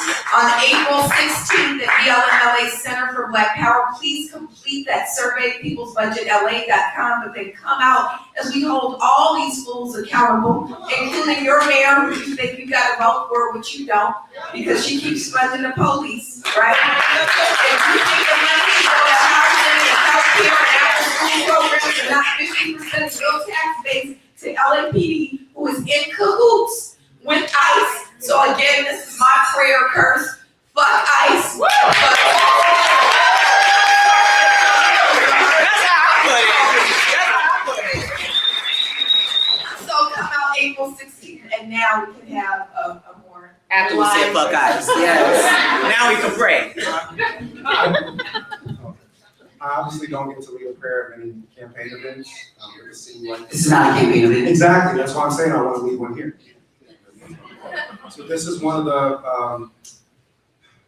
the most oft recited Sufi litanies in West Africa, and I'll recite it in the style. There may be 2 or 3 people in the room that know it. Allahumma salli ala Sayyidina Muhammadin al-Fatih liman خلق والخاتم لما سبق الناصر الحق بالحق والهادي إلى صراطك المستقيم وعلى آله حق قدره ومقداره العظيم اللهم صل على سيدنا محمد الفاتح لما خلق والخاتم لما سبق الناصر الحق بالحق والهادي إلى صراطك المستقيم وعلى آله حق قدره ومقداره العظيم اللهم صل على سيدنا محمد الفاتح لما غلق والخاتم لما سبق الناصر الحق بالحق والهادي إلى صراطك المستقيم وعلى آله حق قدره ومقداره العظيم سبحان ربك رب العزة عما يصفون والسلام على المرسلين والحمد لله رب العالمين.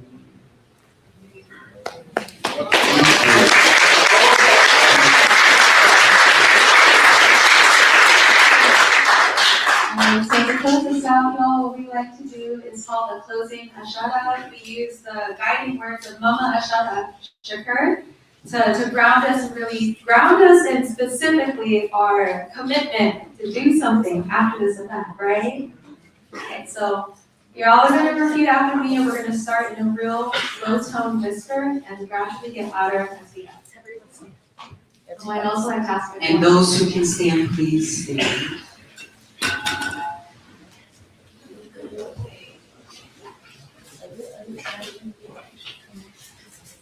Also, if there are any other Black youth in the room who'd like to join me down here, please come join us. It is our duty to fight for freedom. It is our duty to fight for freedom. It is our duty to win. It is our duty to win. We must love and protect one another. We must love and protect one another. We have nothing to lose but our chains. We have nothing to lose but our chains. It is our duty to fight for freedom. It is our duty to fight for freedom. It is our duty to win. It is our duty to win. We must love and protect one another. We must love and protect one another. We have nothing to lose but our chains. We have nothing to lose but our chains. It is our duty to fight for freedom. It is our duty to fight for freedom. It is our duty to win. It is our duty to win. We must love and protect one another. We must love and protect one another. We have nothing to lose but our chains. We have nothing to lose but our chains.